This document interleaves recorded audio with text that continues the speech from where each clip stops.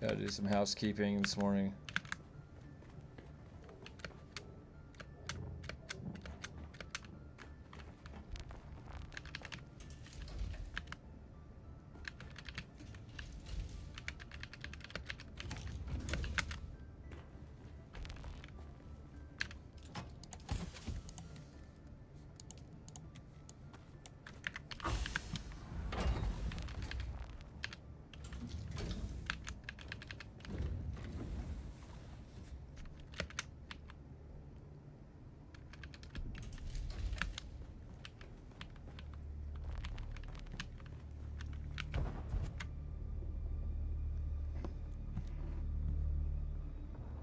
Is that a sandstorm? Seriously? I was gonna go get some flower sand.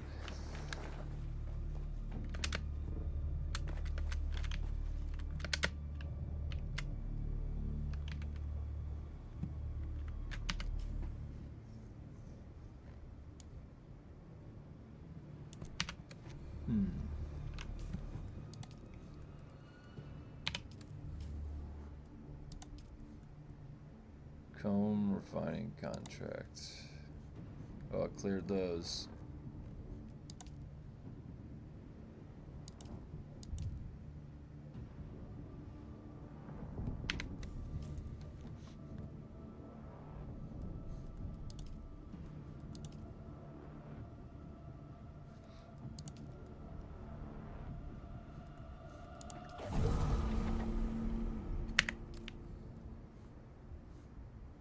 What's that noise?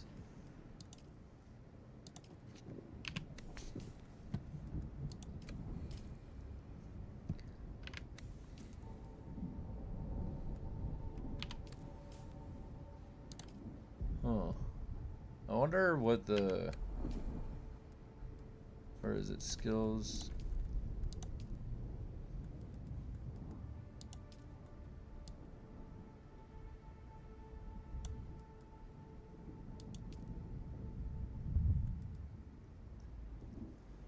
Take about a week to get to that.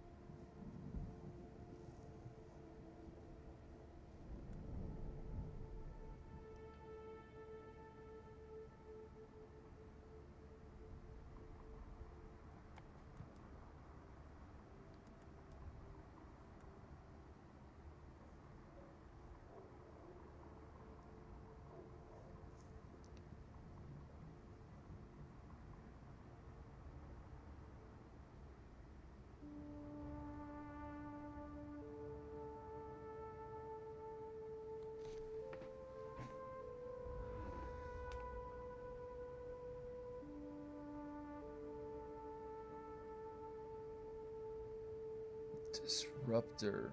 What the hell is volume? I don't understand what volume means. It's green.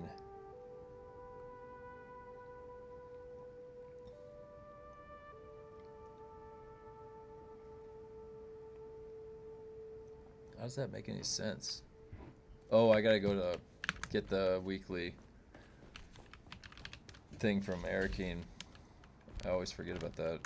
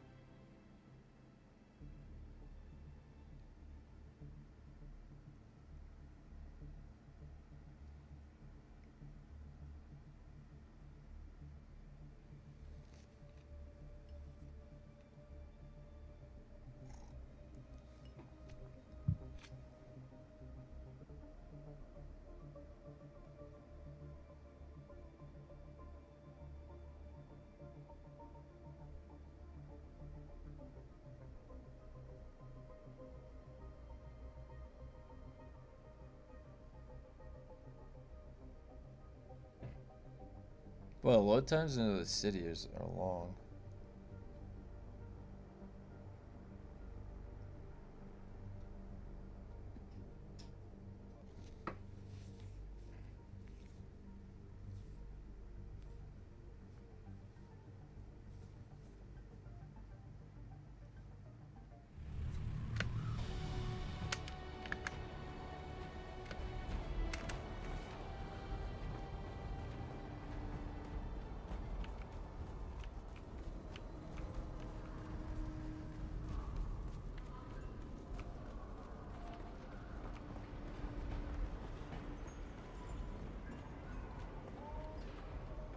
What's up, dude? Ah, yes.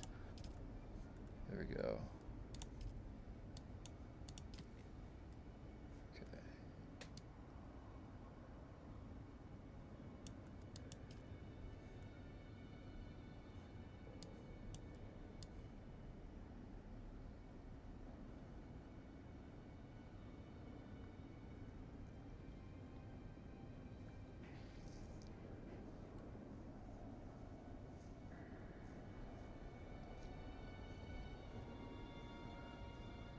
Huh.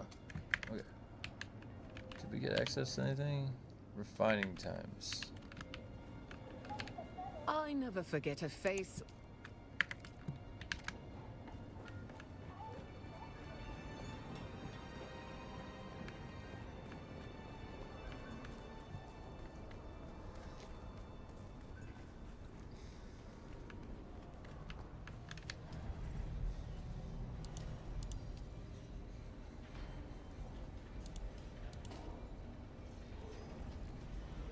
Wow.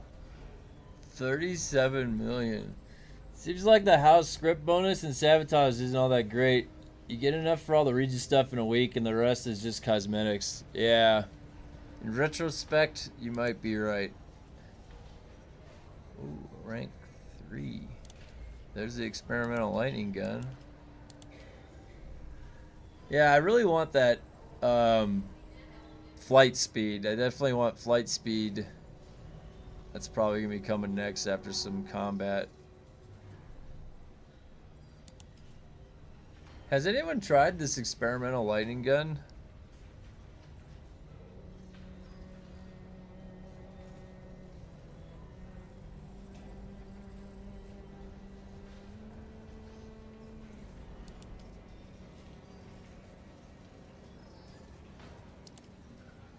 Let's see here.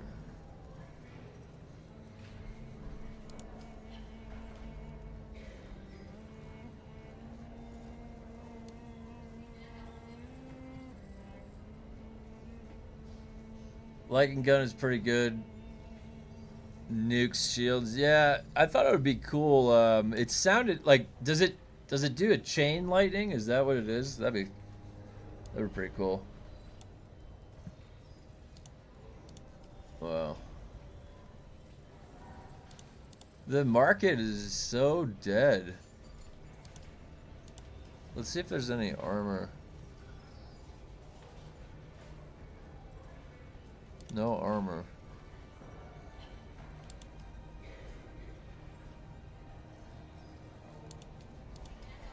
I wonder what is the just burst fire. Oh, that would have been cool. I wonder what the market looks like on Harmony or PAX.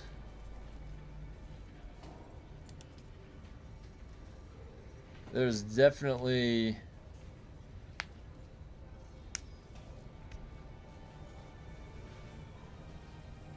not a lot going on here. I think I saw 2 schematics that were above the normal rank. Accelerated power pack.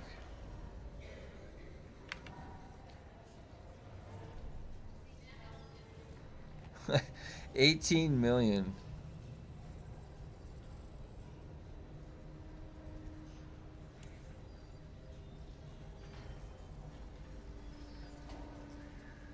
Well, that durability fix can't come soon enough. What was it exactly that they said here?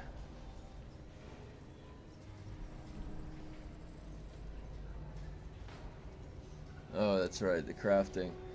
Not worth 18 mil. No, that's a lot of money, 18 million. That's quite a bit. I mean, the blueprints were settling around like a million.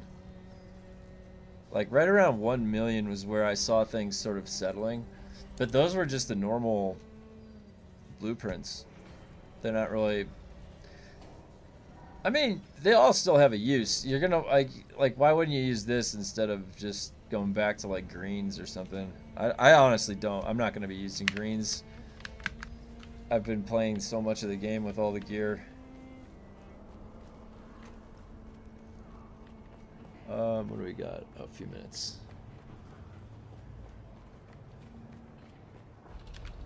Hello again. What rank did... What is this, 12? Oh, 13 I get the swords, but I'm not using a sword. I'm using dual... Why did they add in any dual blade skins? They, like, not even one? Wouldn't that make sense that they add in one dual blade skin or something that you unlock? I feel like that would have been smart. Harkonnen Enforcer light jacket.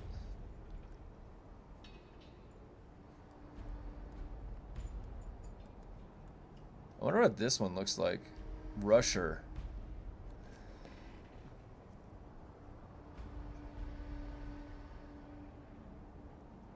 The Harkonnen Rusher. I'm trying to see, like, is that just like a variant of one of the other ones? It kind of looks like it. This is the one that I'm curious about what this looks like. I have to get up to rank 19.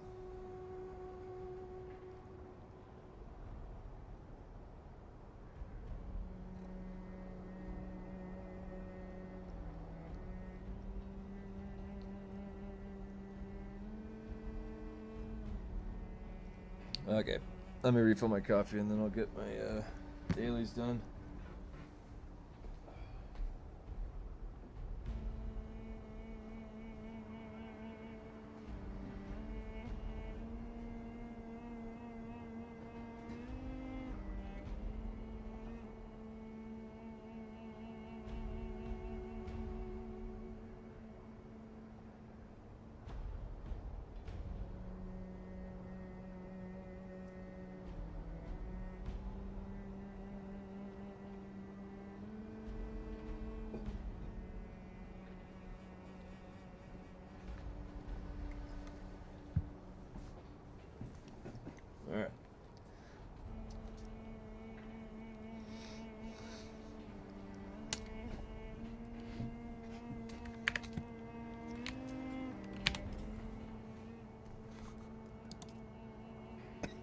time is it? 10?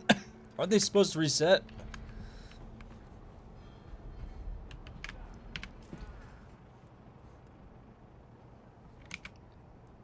It's 10:01.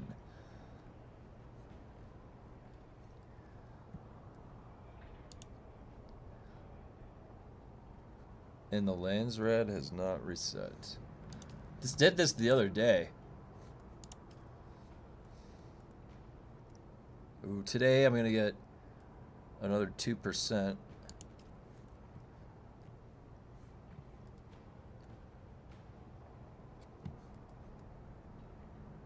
One augmentation limit.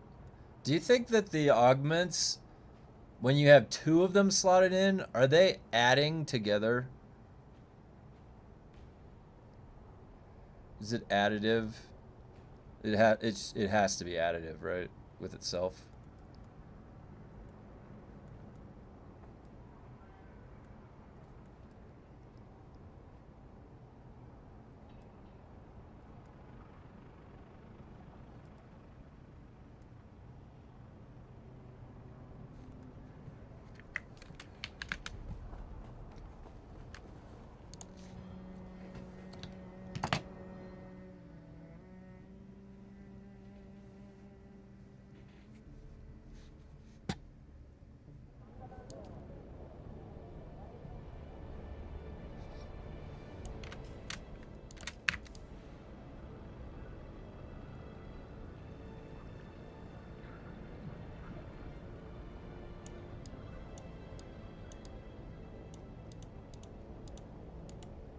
Oh shit.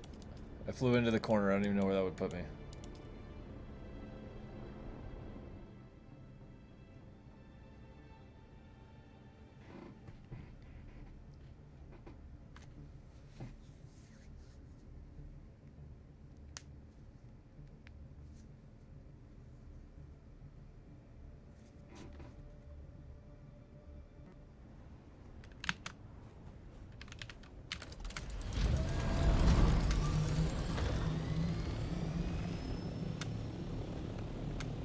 Oh, I like just saw this thing go up right here. Maybe they moved. I like that smuggler's window. Where is the smuggler's skin from? Did I get that already?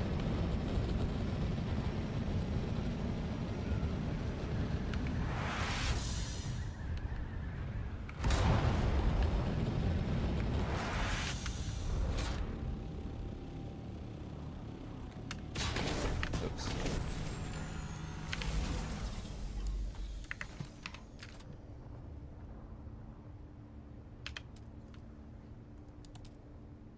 Whoa, oh, I did. I already got it.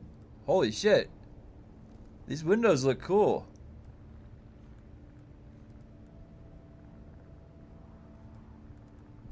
What?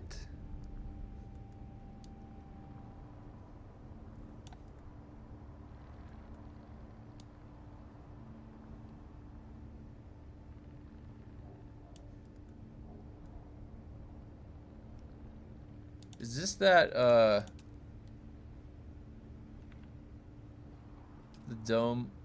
Oh yeah, it is. Alright. That smuggler's, the smuggler's thing looks pretty cool.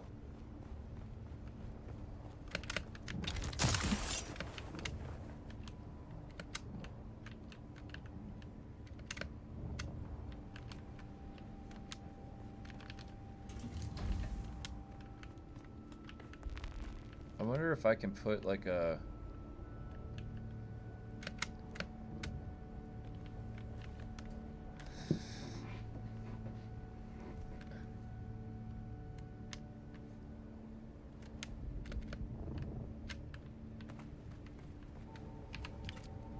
How high up can it go?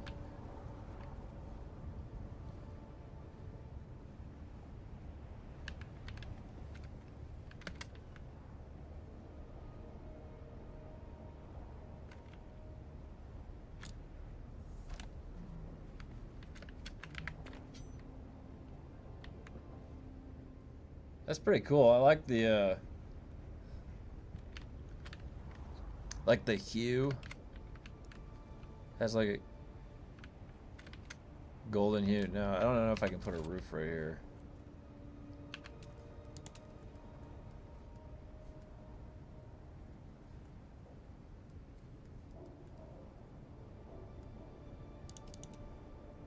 Nope. Could go there.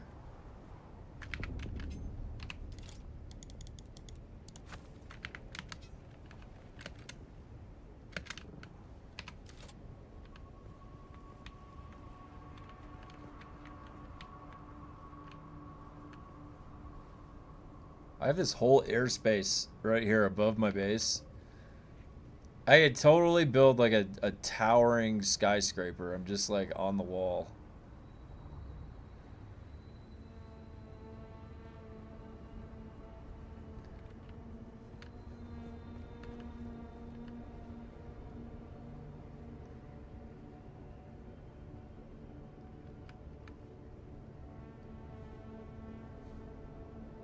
Huh.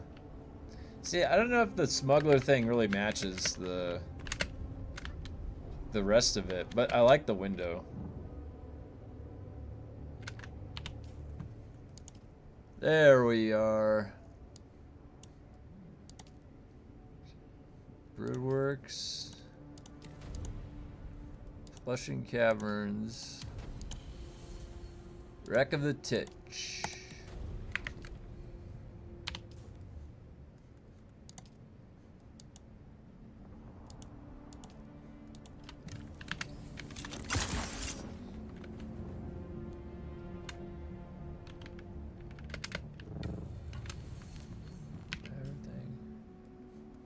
Oh my god.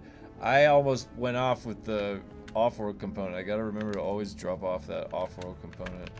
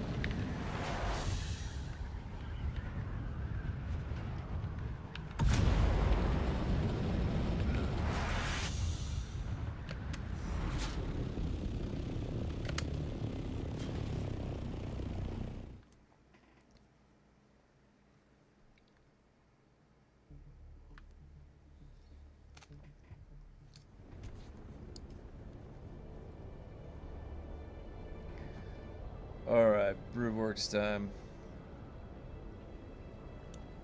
This one is pretty... I don't mind this one at all, because it's like... Isn't it always shaded here? I don't think it's ever in the sun, is it?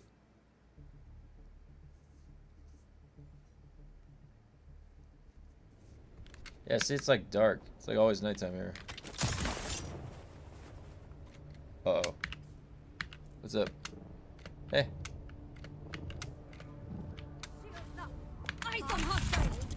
Oh god, I got struck.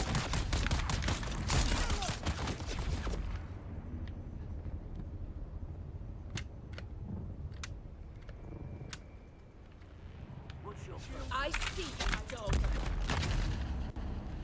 I spy an Imperial dog.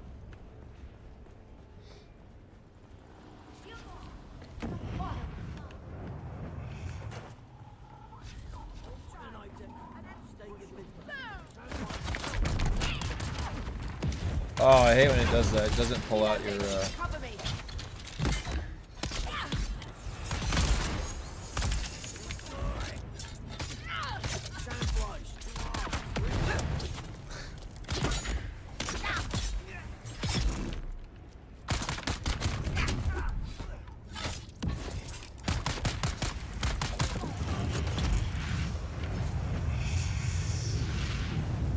I'm out of stamina.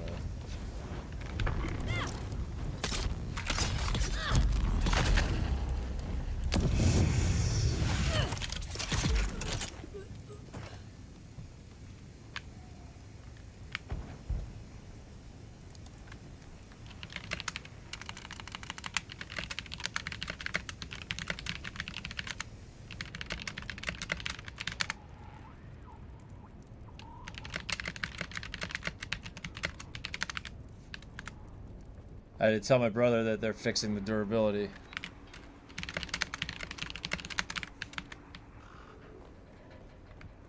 That post from Iggy's good. That's promising. That means that they're listening to us.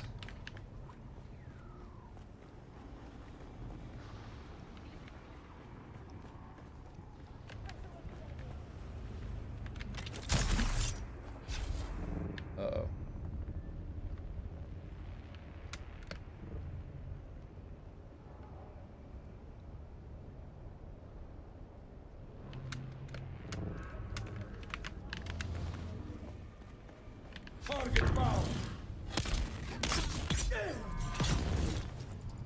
Wait, why did it stop? Oh, he's because he dodged.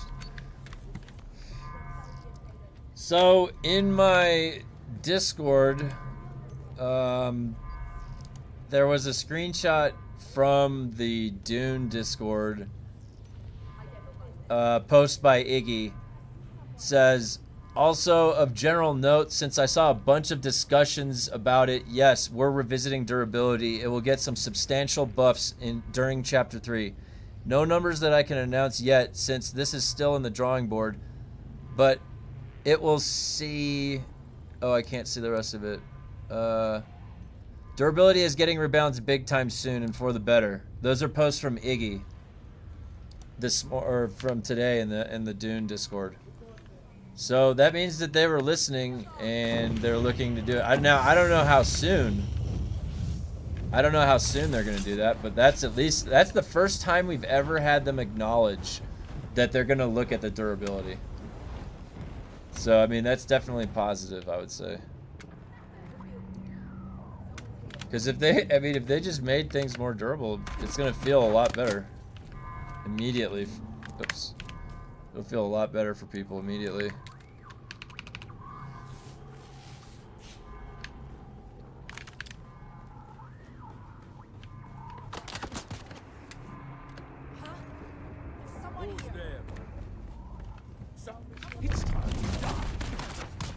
I hate when it does that.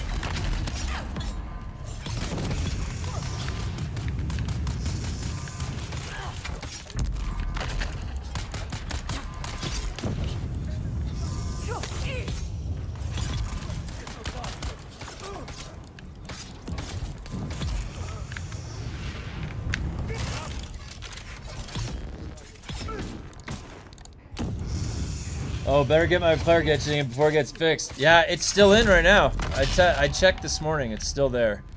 There was a rumor that it was going to be fixed this morning, so everybody was a little bit nervous last night, but no one was sure if it was still going to be there.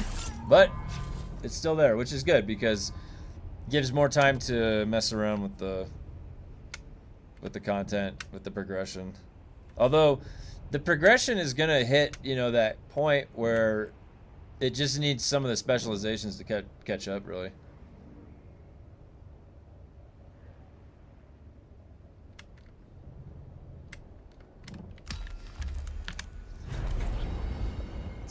Oh my god, my faction rank is almost at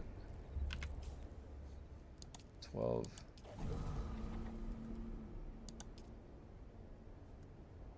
It's almost at level 21.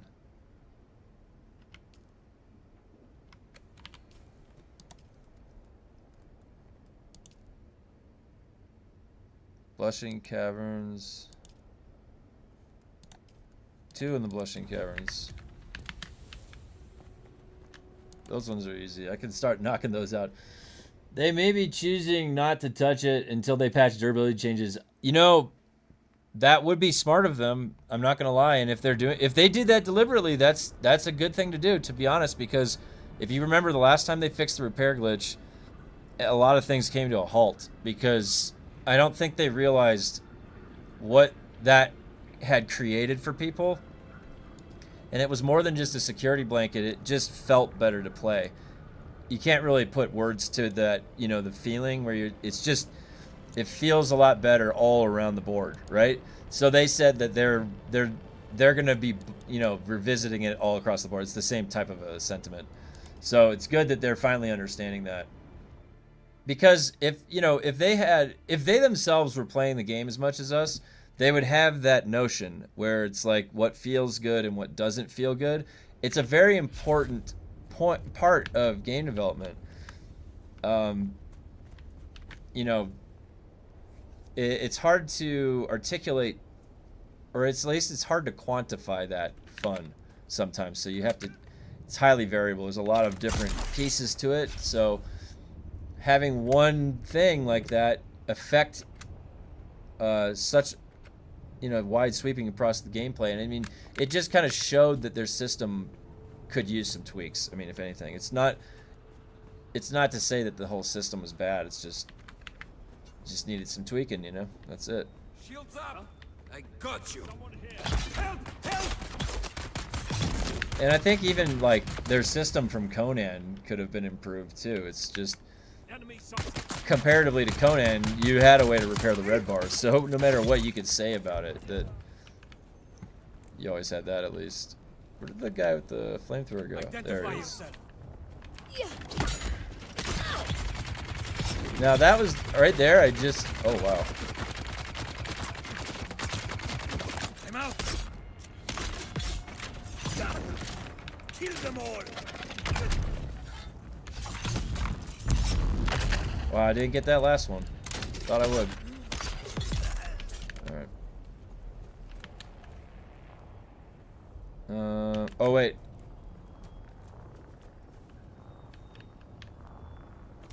There we go.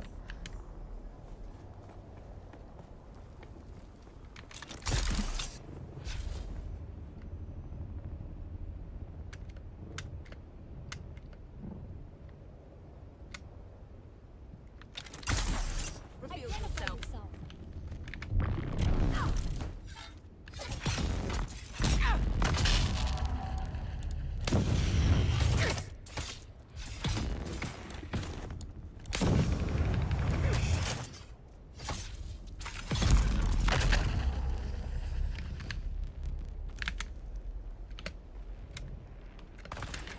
Oh, I was like, don't I have to put it right there? Yeah, I have to eliminate the deserters.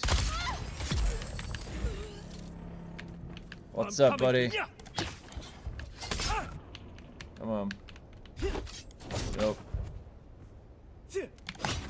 That was a parry. This guy's a Terminator.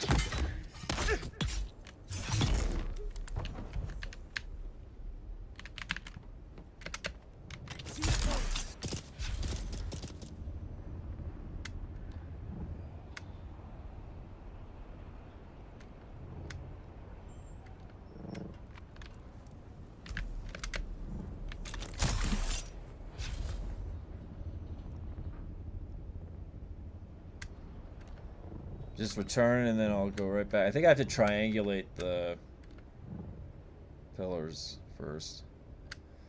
So what has been your path? After my initial push, I'm settling into 3 combat, 2 explorer until explorer is 20, and then I'll probably convert 3 combat, 2 sub.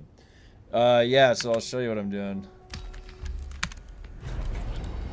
Right now I'm on my combat push. Where's skills? Wait, I need to move my camera. There we go.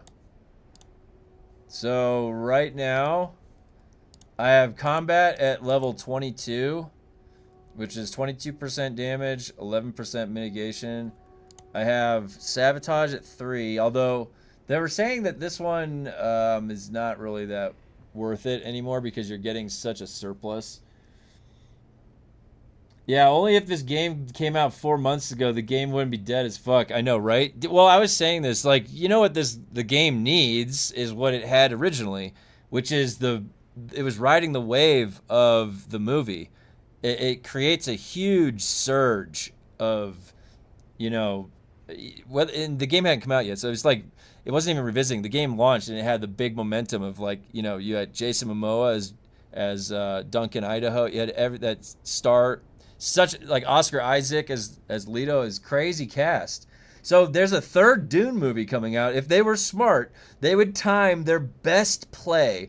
You know, like their the wild card. They got to play it when the movie comes out, the third one.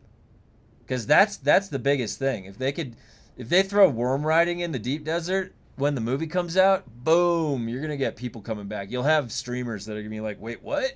Worm riding? And I just saw the movie too. That's badass.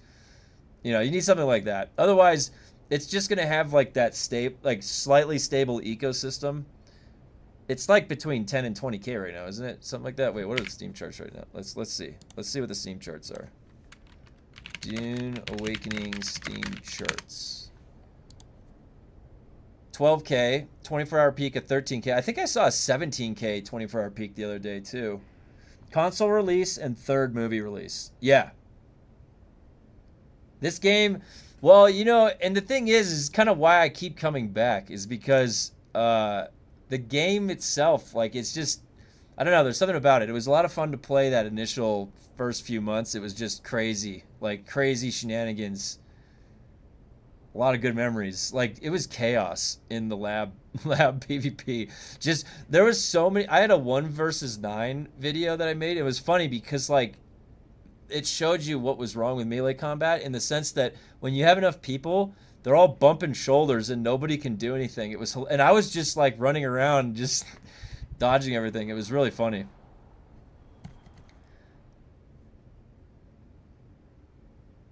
Yeah, the sabotage, well, think about it like this, all right? This is 1% damage. Sabotage is 0.5, so it's half. And combat is also giving damage mitigation. So this is almost like triple the value of what this is as 0.5. But once you're done with combat damage, you have nowhere else where you're getting damage from other than crafting through the augments. So then you would have to look towards sabotage because that's the only other place that this is basically building you a manipulate instability, right? Oh my God, I'm thirsty. That happened again. I was standing in the sun. I got to talking and then, well, you know how it goes.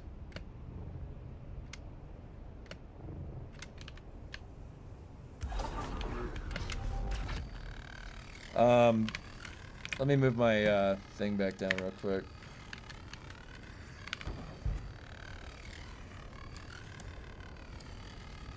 Alright, there we go. But yeah, I mean, I'm going to be maxing all of it. I want to get the vehicle speed, to be honest, because I have a feeling that in a few months, you know, by the summertime, they're probably going to want to have done something to the deep desert.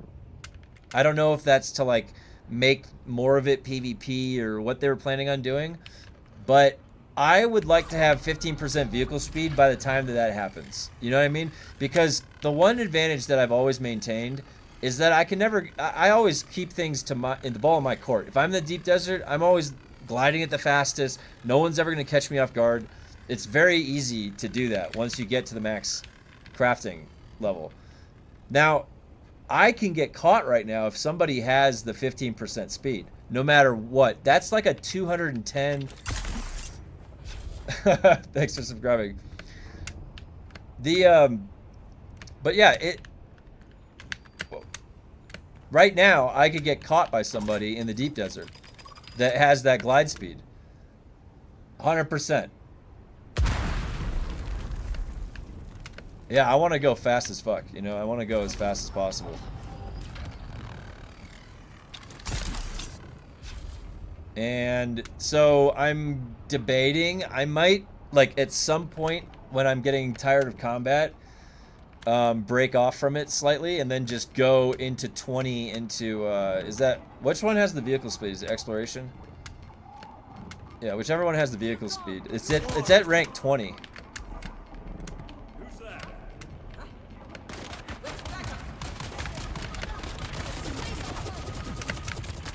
Woo! Alright, wait for him to come up here.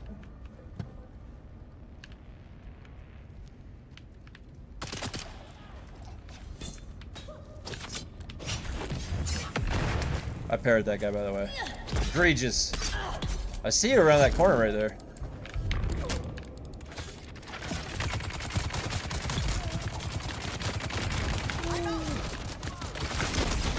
Oh, it bounced off of the wall.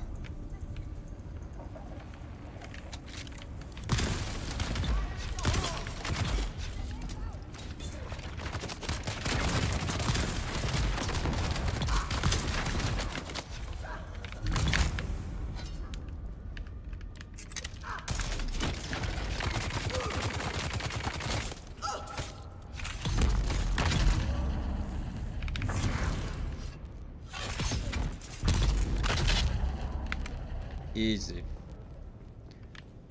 Now I need to escape.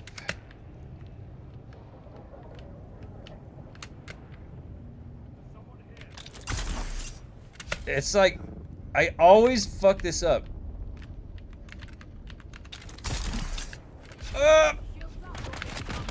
Oh god.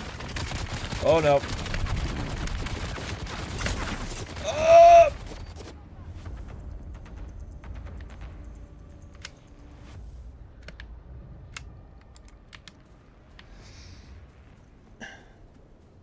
What is my skill points build? Yeah, I'll show you in a second. Alright, let me make sure I'm in the shade. Once I turn this in, I think I get a level up right here for combat.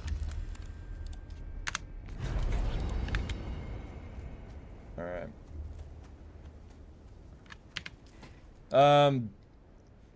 I just posted last night the build video update, so it's in the Discord.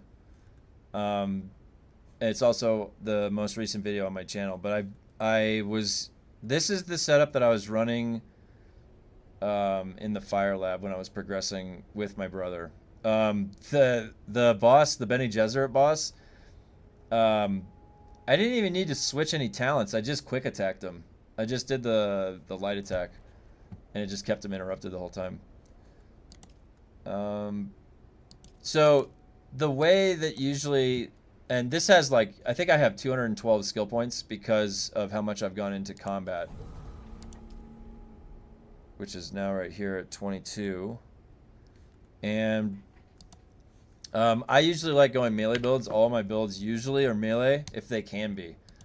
In Dune, the melee, you know, isn't in the greatest spot, but the dual daggers are really fun right now. So I set it up the exact same base as the Drunken Idaho build that I usually go, minus the Suspensor Blast. Suspensor Blast, really, whatever they did to it, I have gotten very little use out of it on the bosses. Like, honestly, the times when you get surrounded by guys, I'm not doing the Suspensor Blast and then picking them off. I've just been jumping in the air and AoEing them down when that even does happen. It's very rare that you get like 5 melees anymore. It just isn't happening like that because you're not doing the Deep Desert Labs. So it's like 1 melee, 1 range, 2 range, a melee, maybe 2 melees at the tops. Attractor Field is, you know, the way that you're locking down the ranged bosses, so it's kind of necessary. I haven't tested Center of Mass again since the last time I tested it, where blade damage was bugged. It was not yielding the full 20%. It was like 6%, 5 or 6% light attack, or sorry, slow blade damage, and then 14% light attack damage. So it wasn't the full amount. But even still, doing this has more of a benefit when you're going a hybrid setup with melee and range, because it does blade damage and body damage and shield damage. Whereas a strictly melee build, and I could argue that a shotgun build, could use manipulate instability. Anytime that you see the boss staggered, you're going to get that next bonus on the shot for 20%. I don't know if it's the first shot. I don't think it registers a stagger on the first shot. But I've never really tested it that thoroughly, so I'm not sure. Hey, and they're gonna be revisiting durability. They just posted, so it's gonna be exciting to see what they have in mind. They have. I don't know what they're gonna do because they have these talents here. They have specializations for durability, so they're either gonna keep the same system and do something, like just maybe inflate the values to make them more tough, or what? You know, I don't know, because then otherwise they'd have to go back in and patch all these different if they're changing it that drastically. So I don't know what they're gonna do. What if they just like they're like there's no more durability?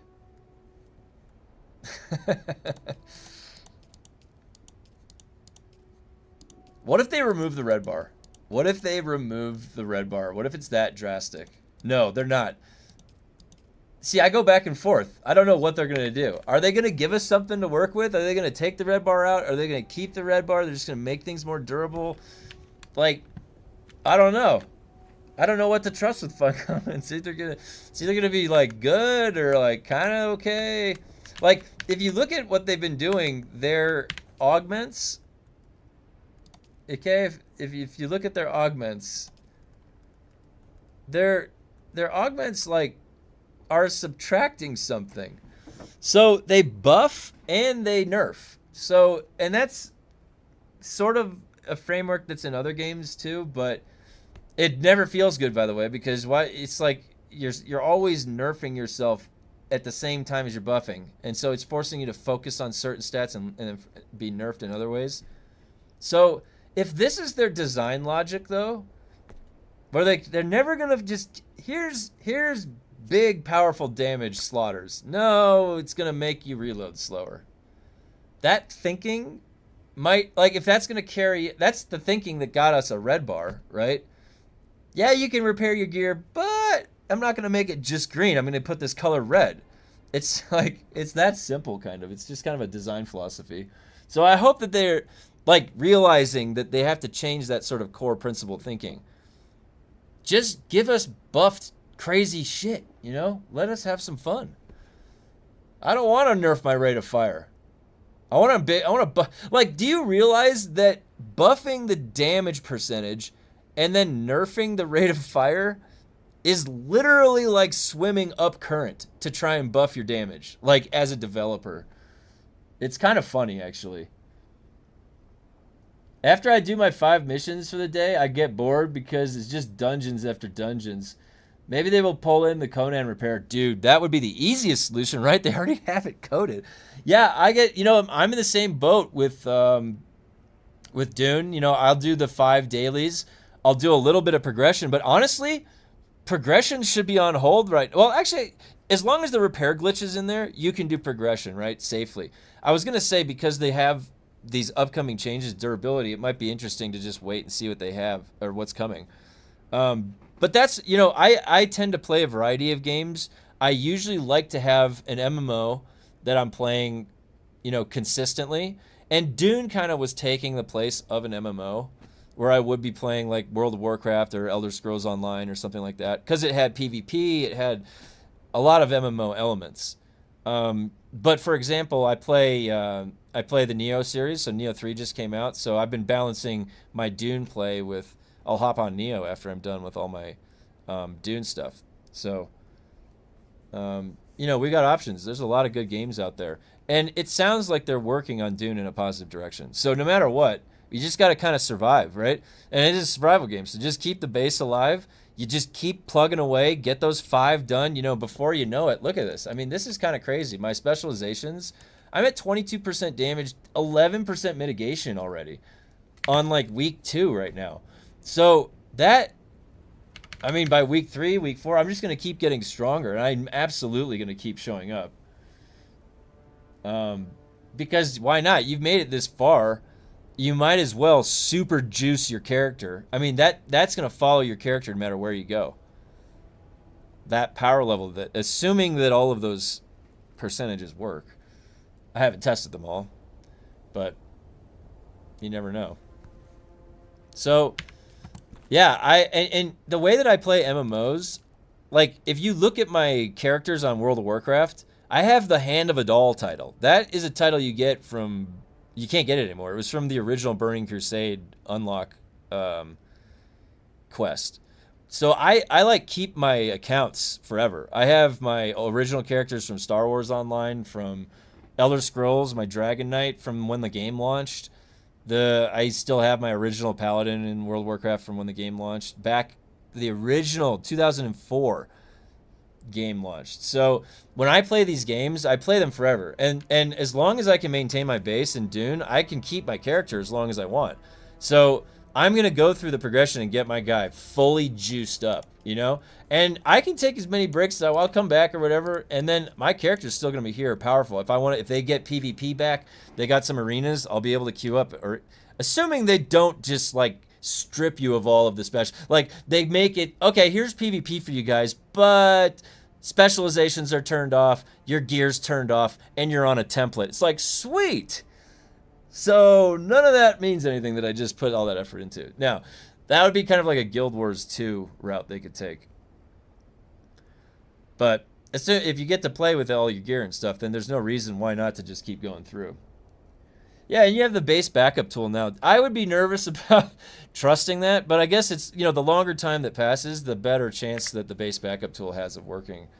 So that's the way I play these games. I'm never going to get rid of my character. Once I put effort in and time in, and this is resembling an MMO in certain regards. It's like a survival MMO.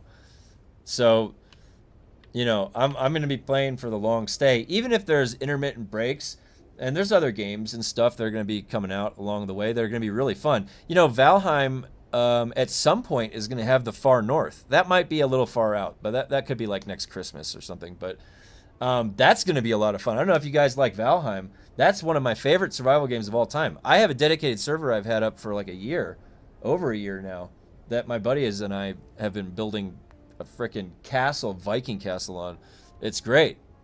You know, and I think that as long as Dune and their developers, you know, it's Funcom, right? If they got to grow to just keep respecting the player base, and then they can just cultivate something nice. Like the thing about Conan is, right now, you have a constant rotation of cosmetics. There's like I was waiting in Conan to see when that the pyramid cosmetic.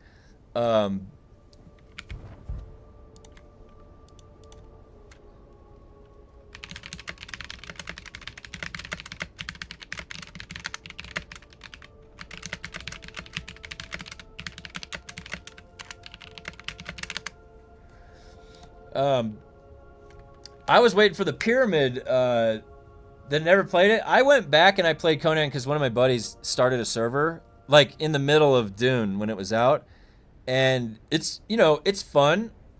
There's different things about it that are fun in its own regard compared to Dune. I like certain things about Dune much better because the setting, you know, and it's just kind of futuristic sci-fi, whereas you're not in barbarian times, right? So it's more, the aesthetic is a little bit different. But there are some quality of life things in Conan that are mechanical, that are in the gameplay, that you could just pluck out and put right in this game, and it would make sense, and it would be a lot more fun to play with. Like the fact that, you know, I didn't even think anything of it when I was playing Conan 2. I just, when you repair, like you make a weapon or your armor, that station in your base, if you repair the weapon there, it just fully repairs it. There's no red bar. If I'm out in the world and I don't go back to base, and I choose to do that, and then my durability is going low, and then I use a field repair kit, it puts a red bar then.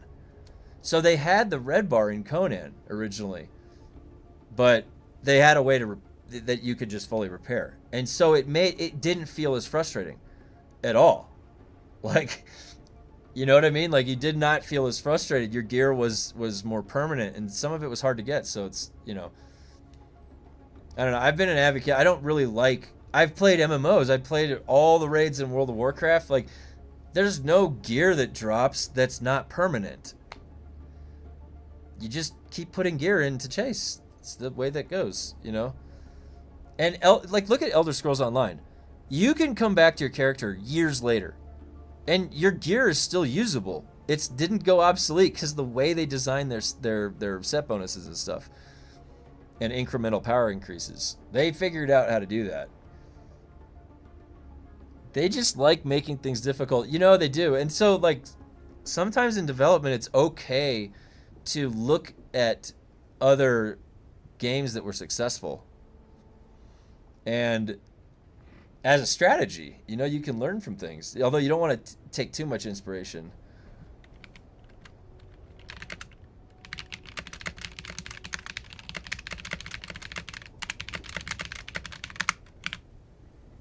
All right, wait, let's see. I have 2 more.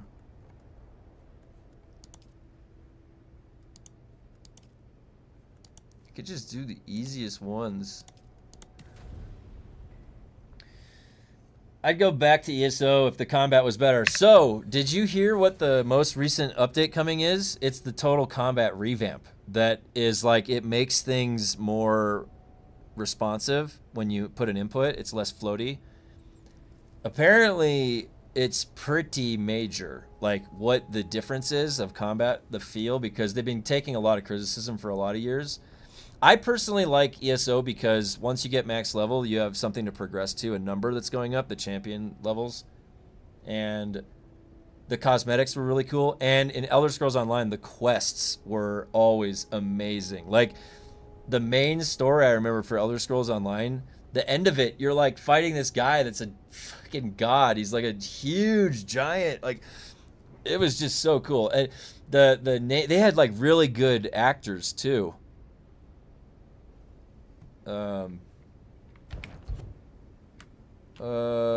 Which one? Wait, I gotta go to Broodworks.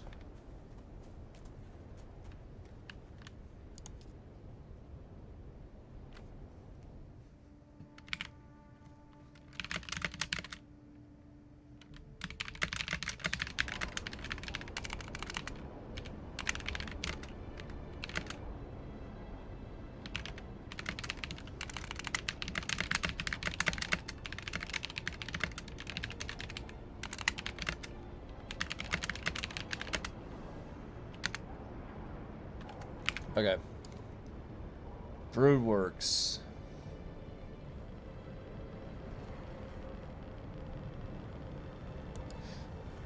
Oh, really? What about Staff Wars? I hated... Yeah. Funcom has implemented gear fear into the game. Yeah, and I was talking about that. It's not a good system if you don't want to use your best gear. That's a terrible system. You should always want to use your best gear. That should be the pursuit, right? In a gear-based game. Oh, I got that big flaming sword. That's what I've been going for. I'm going to put it on my shelf? No. That's not the way that you design a game. I'm sorry. The gear fear is very real, and that they absolutely have to address that. Yeah, the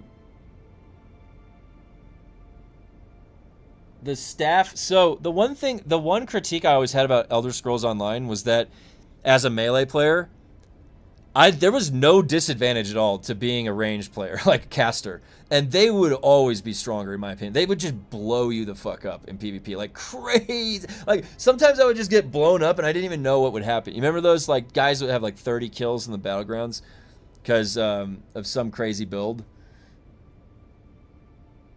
Yeah, well, no, Arc Raiders, I played Arc Raiders. I've played extraction shooters. I played Tarkov. What was the other one? Hunt, Showdown. Those are fun. I can't play them as like a mainstay game though. It's kind of those are fun for me to like. I still to this day play PUBG with my buddies. That's one of our favorite things to do. Is like each week we'll group up and play a few rounds of PUBG. One of my friends, it's like the only game he plays is PUBG, so it's the only way we can play together. But yeah, I actually like to play a whole variety of games. I like to have a mainstay like MMO that I'm playing, but I'm a huge From Software fan. Armored Core 6 is like one of my favorite games. I have pretty much all of the other FromSoft games except Kingsfield. I haven't played that one. I like the Team Ninja games. I grew up playing Counter-Strike, Dust, Ice World, 30 kills no deaths, pump shotgun. That was right in college back in the day. I would play that original Counter-Strike. But you know, I like one of my favorite games, like the old school games, was Final Fantasy VII, the original one, turn-based one. I still have the. Do I have it out here?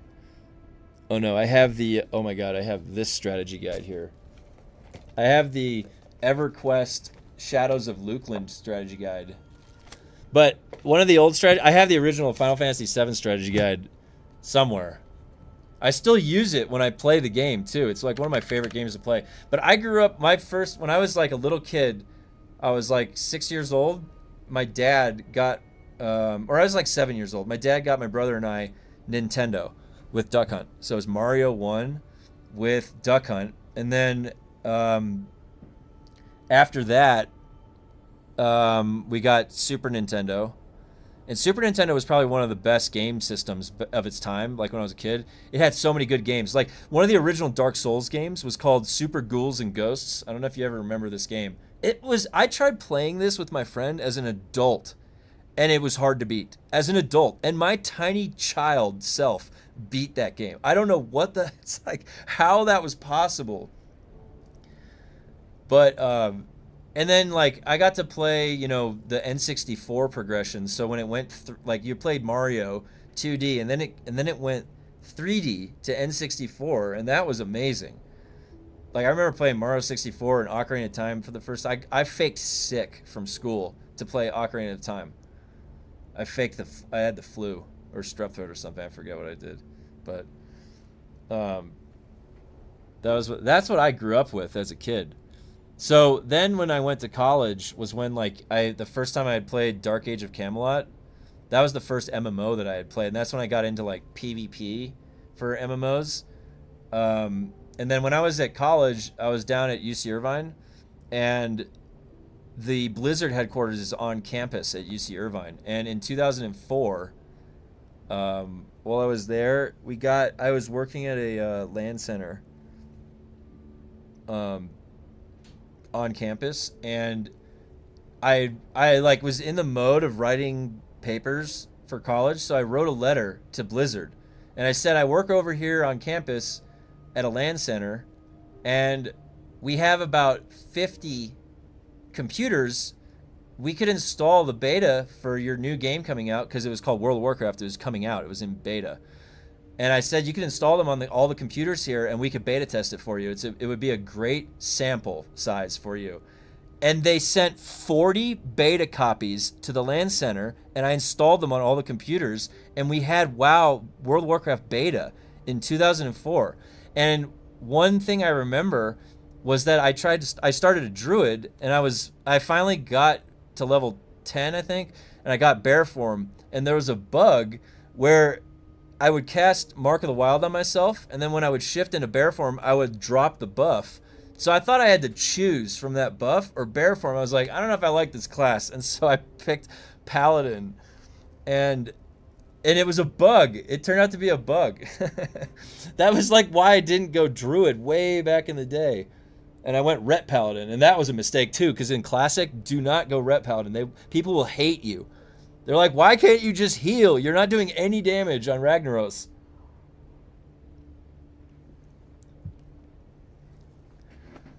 But yeah, I'm a huge, I play a lot of MMOs. I like MMOs.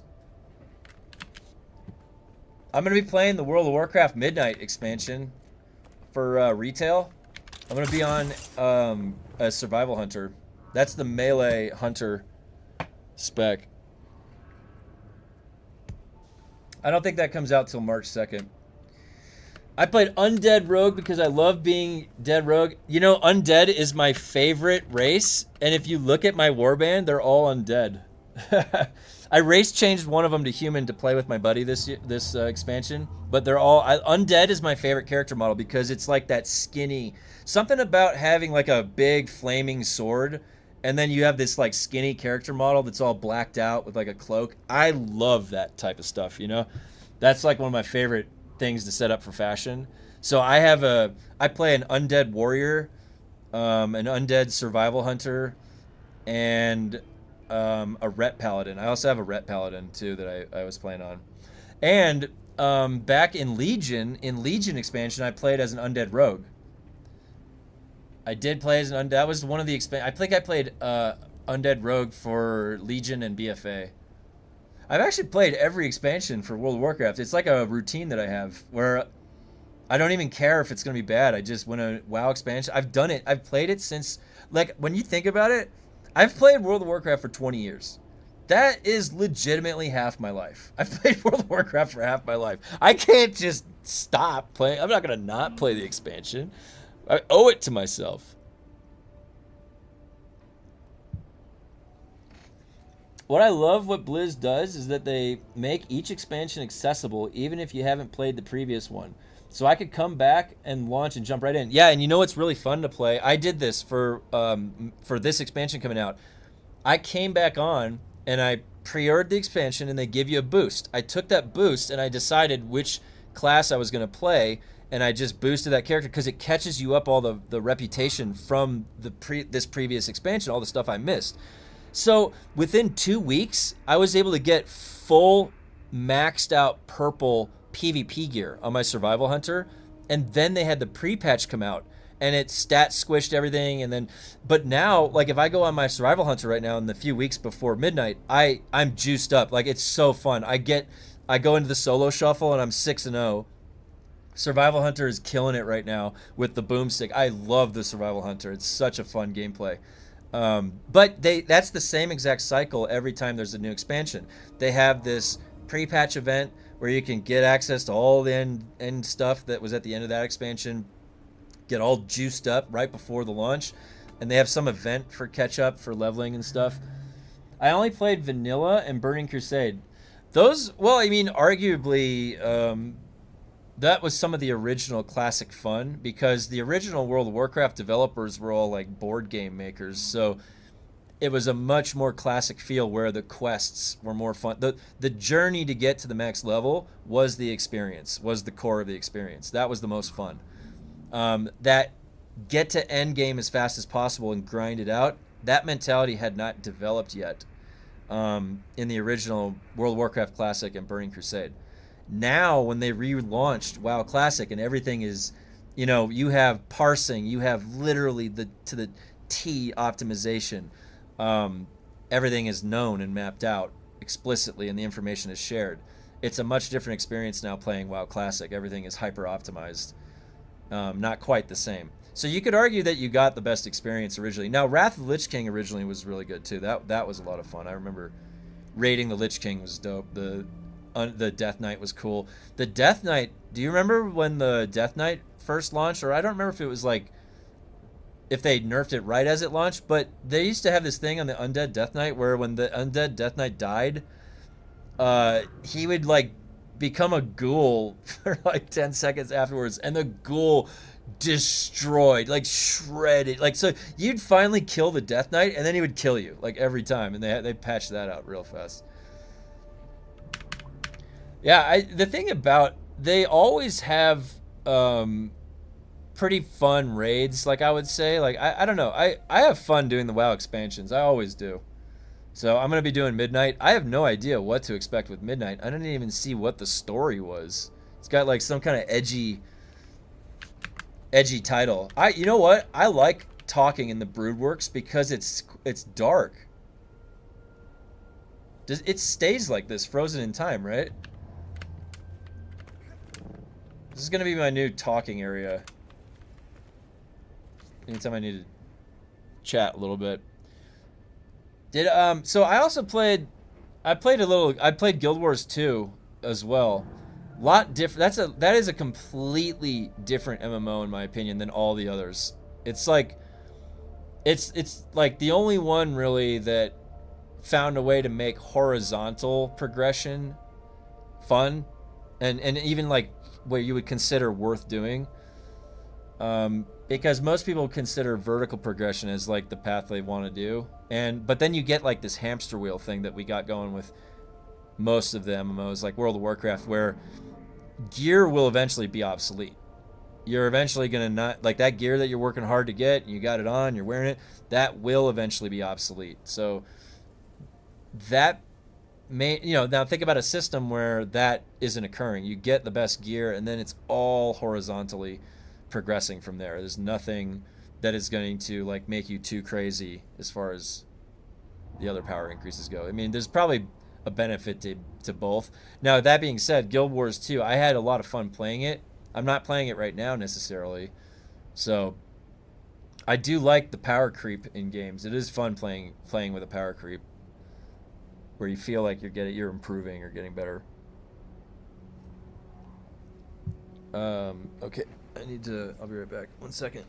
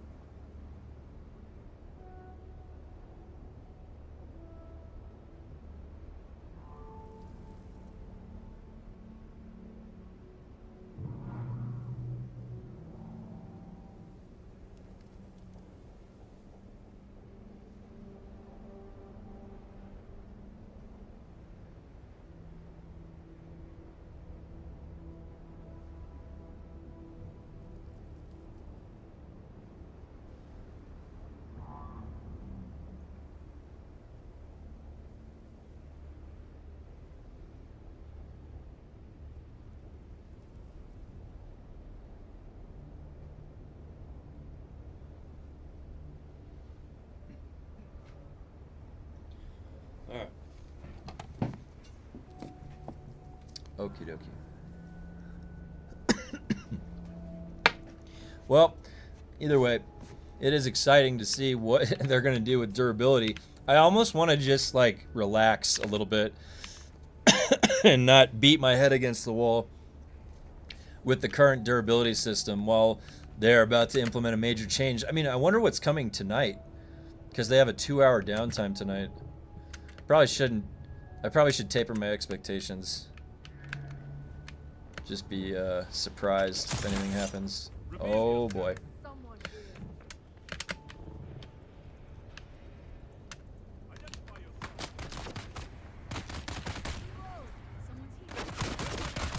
Should probably put my shield on. Ah!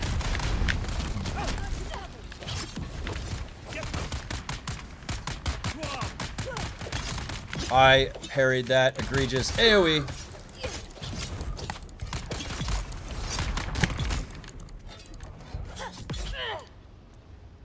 Target found. That was weird. I was holding down the left click and it was not stabbing. Volume in your inventory, yeah.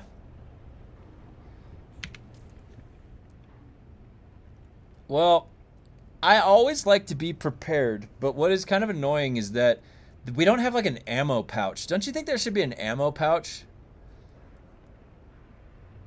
I don't know. I feel like I'm carrying this big backpack full of darts. Is that really how Dune does it in the future?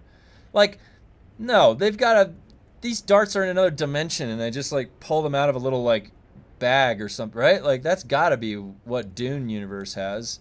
This is archaic. This is like free up my inventory. That's what I gotta say.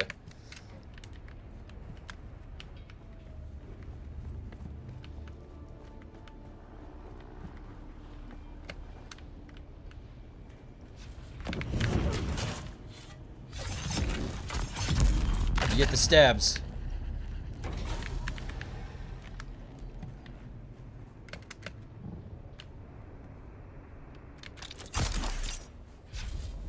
Oh, it's there.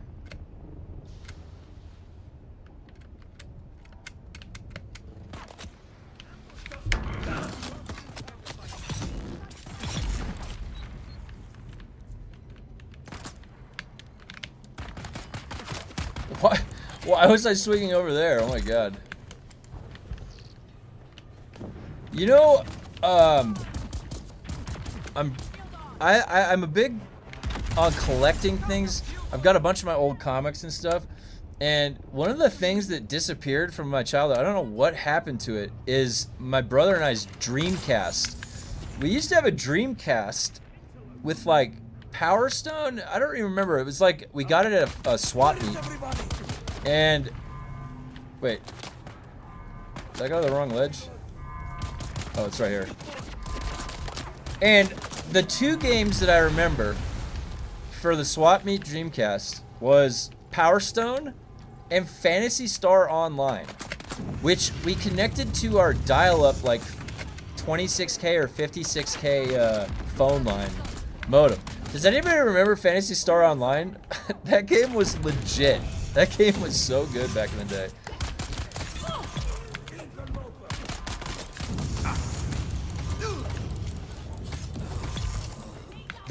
Oh, you think the repair gets fixes tonight? Ugh. It could be. Because they said it was today, but it didn't happen. It still works right now. Yeah, one of the first online console games. Yeah, and you know what was fun about that game? What I remember about it is that I didn't know what I was doing. Like, honestly, I didn't know what the hell I was doing. And I remember coming across this guy online that was the craziest. Like, he had this needle gun that just killed everything on screen, just killed the boss. I was like, what the hell is that guy? Like, he's level 200. It's the craziest shit I've ever seen. And it made me want to keep playing the game. I was like, what does that guy have? And then one of these guys, like, in the game started dropping those red boxes or whatever. Oh my god. That was like the first major, like, those red boxes were pure dopamine when you were a little kid. If you remember what I'm talking about, that the ones that would turn into the items, like the really rare items. I went back and there's a private server for Phantasy Star Online. You can play it on your computer now. Online. There's people that still play. That was your initial one. Yeah, it was those little red. They knew what they were doing. They made, dude, those boxes made like the craziest sound. You would hear them, like, you'd be like, where is it? I heard it. Where it is mine now. It's got to be mine. I heard the drop. And you run over and you find it. And it could be anything. It was like this gamble. It was question mark, question mark. You didn't know. You have to go identify it, and it could be those crazy items that you see these guys with. And I still tried to go melee in that game, and I screwed myself over because you're so weak compared to those guys that just blow everything up like from a million miles away. Back when I was a kid, I was still trying to have a glowing sword and hit things with it. It's hilarious. Like, I follow the same trend through my whole life. What was I looking for? Skills, okay. Okay, it's at 23. 23% damage, 11.5% damage reduction. Alright, what's the next one? One more.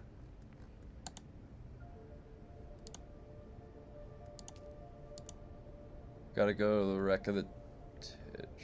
Is this being tracked?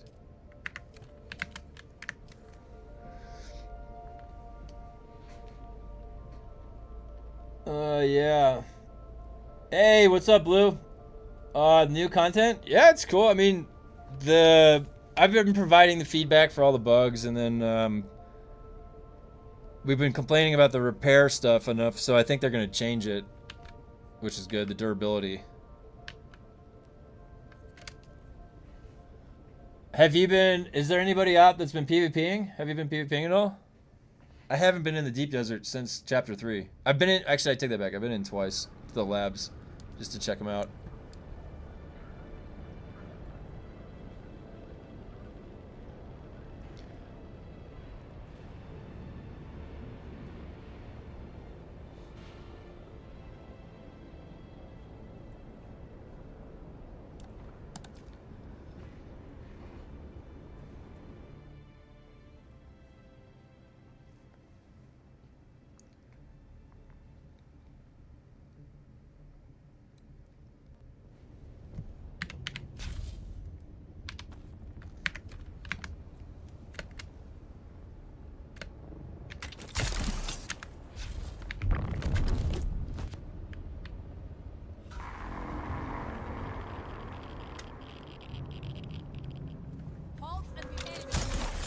Oh. Try to go just straight in the little hole. Alright, you can speed run this thing pretty fast. Nope.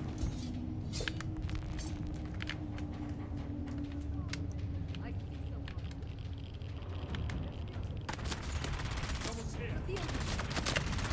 gotta get this guy down.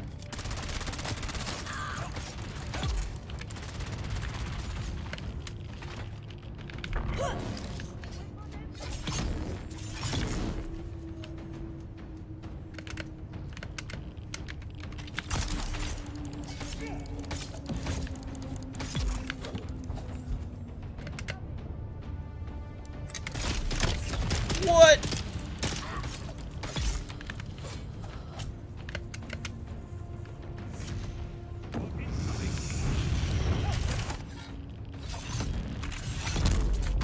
Access granted. Shields up.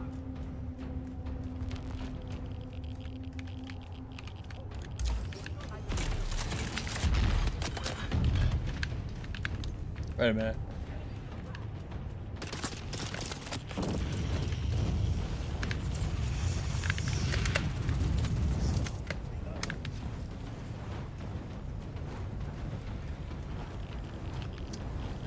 Maybe one a week. The 1 week we kept flipping control points, and that was like 3 days, evening PvP. But other than that, it is non-existent at the moment. Yeah, that's what I figured.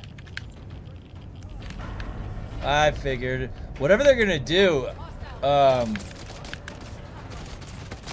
like I think they're gonna do something, right? They're probably gonna revert the zoning for the deep desert back, and then I don't know. They should come out with like new deep desert testing stations and some terrain or something to fight in, like a cave system that goes under. Wait, where's this? I don't know. I could think of some things, but they just need to get. They just need to put the development time into it. You know, they need to get creative. They're the creative ones. They made this game. They can get creative with it. Figure out how to bring some PvP back and make it fun. Wait. Oh, I gotta exit it. I was like, why is it 3?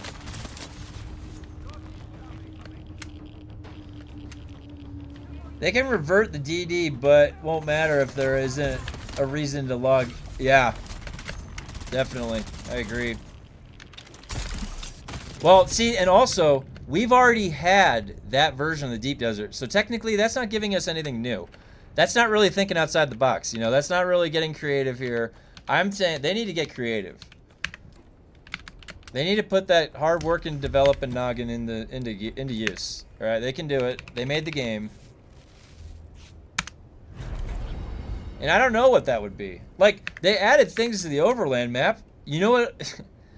You know what they could do? Add a thing to the Overland map that's red Conley or whatever and make it, well, no, then you'd probably have to wait in line to get in that. Shit. I take that back. I guess the Deep Desert is really all we have.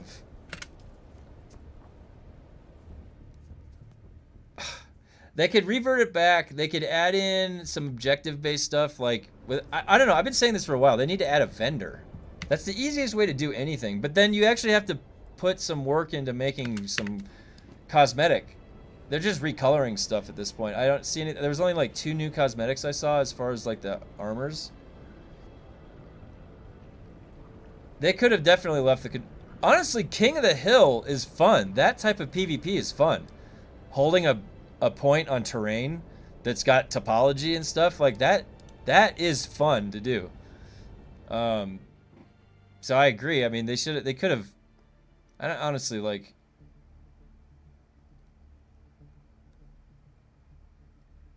I mean, you know what they could really do? They could make like the control point like an oil rig is kind of extracting oil. It's like a rig for extracting spice or something. And if you had a control point that when you controlled it, under conditions, you'd need like a certain amount of people there to run it or some, I don't know. Then you could generate and extract spice, you know, within, it could have like a spawning thing underneath it or something for the spice ring.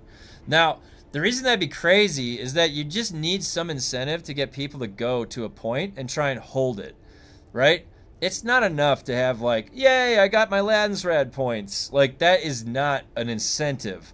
You need to be going and holding a point, because when I'm holding it, I'm gaining spice or a currency that I'm going to use to buy cosmetics for a vendor that's there in the deep desert. Like, and that's the only way to get that.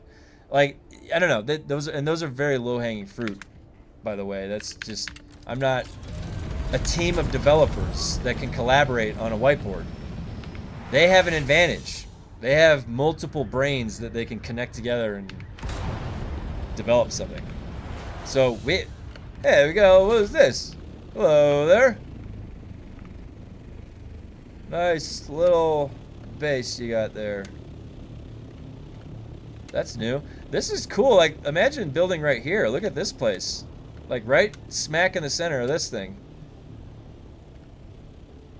You'd have some good fortification. You got a little ramp right there you could probably build. I don't know. I feel like that would be pretty cool. Cool spot. They could have left the control points way more fun than grinding dailies. Yeah. All right, let me get to the next comment. Alrighty.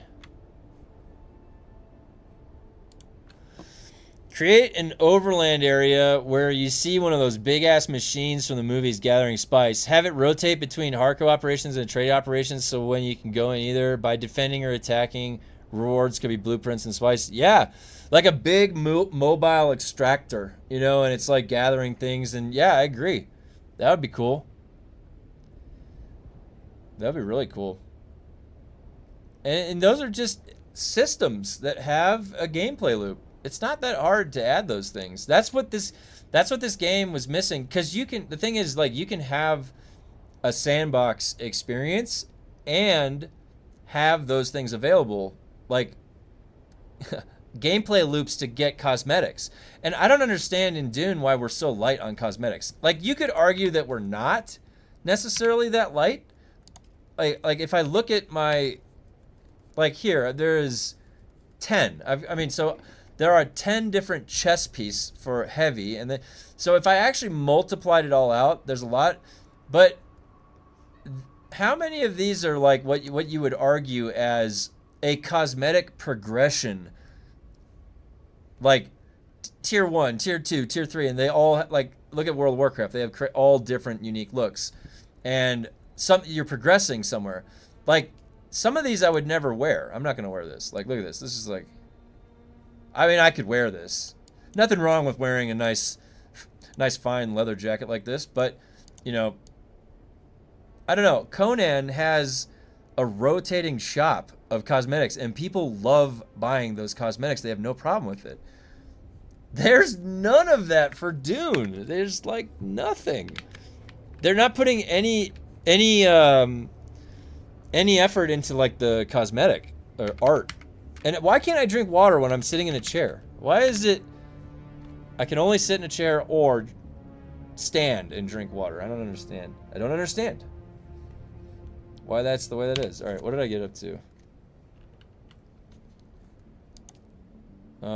Those are good. Skills. 23%. 11%, 11.5%. May have something to do with IP and regulations. Could be right. I mean, they have their process with this game. However they've partitioned it. You know, they've got a development cycle with whatever they left with the team that's there. I don't know how small the team is working on Dune live development. I'm not sure. I'm not sure how big the company itself is. We only see a couple of them when they're on the dev stream ever. All right, well,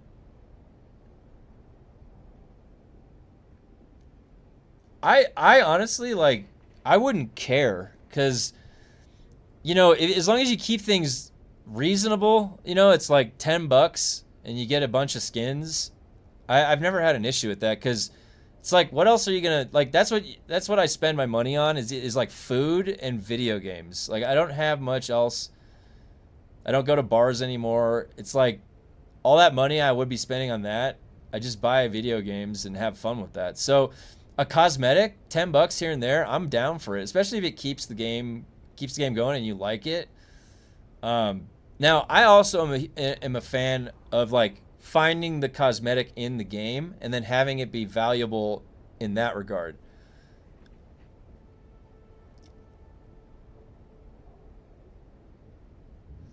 Yeah, that's the thing, is that if you could not have any advantage. You couldn't be like because as soon as you start going down that road, like $9.99 for 1 million Solari, and then 100% experience boost, $4.99, like then it just kind of becomes a little bit perverted where everything costs money.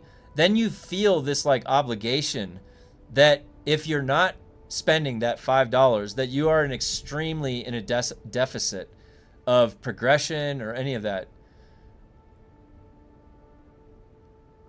No, they can't. Honestly, and the $20 for a skin, that's sneaking in there. Did you notice that Arc Raiders 2 had a little bit pricier of skins? Like I was saying, it should be the standard. Like if you look at Darktide does it great. It's like really cheap to buy the skins in Darktide. That's the way it should be. Like $4.99, you get the full skin. Why? Like, what are we doing here? You're gonna sell them like hotcakes, all right? And if you put more development time into the art, and then you get a bunch of different skins, you get something like Warframe, and everybody looks different. Have you ever played Warframe and then you bump into somebody that looks exactly like you? No way, dude. Like that never happens. How is that possible though? How can that game get like that? And it's because of how they diversified the cosmetics. Warframe is an anomaly. I should like that's not a good case to look at because there's not many games that do things quite as good as Warframe. They have a cycle, a system of creating a demand for cosmetics for when they're available, when they're not, and they're just on a yearly cycle and it's permanent. Doesn't change. They don't waver from it. Yeah, I used to be that way. Because originally cosmetics, you couldn't ever buy them. There wasn't games that had purchasable cosmetics if you go back far enough. So, and originally when they started putting like Diablo 4 is notorious for this.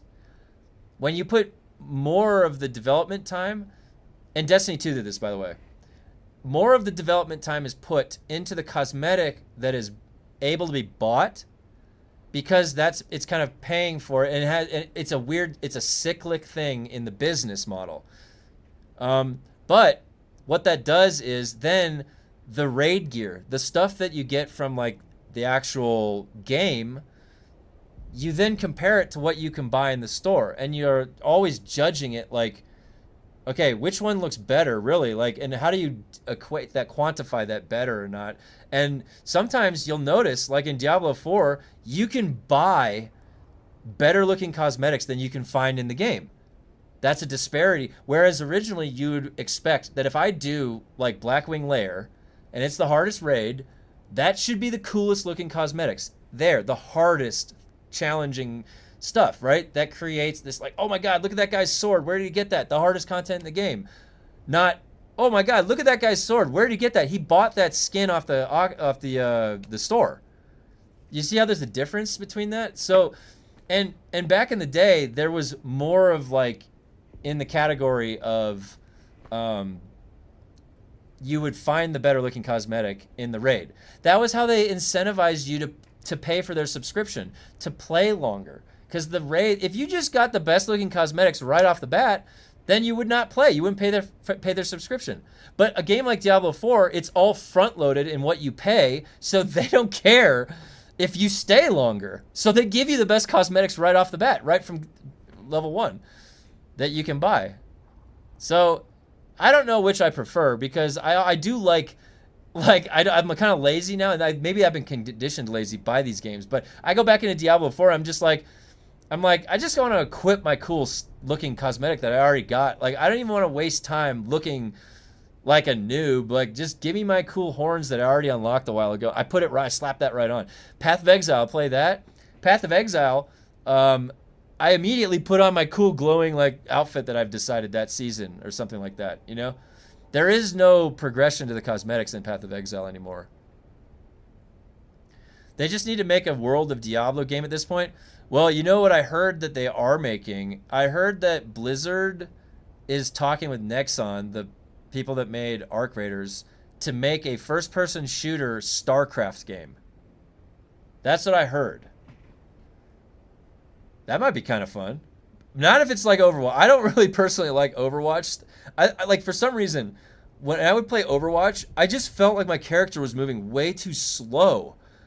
Like, it drove me crazy. Like, every round I'm like moving so slow. Like, every I just couldn't play it. I didn't like it.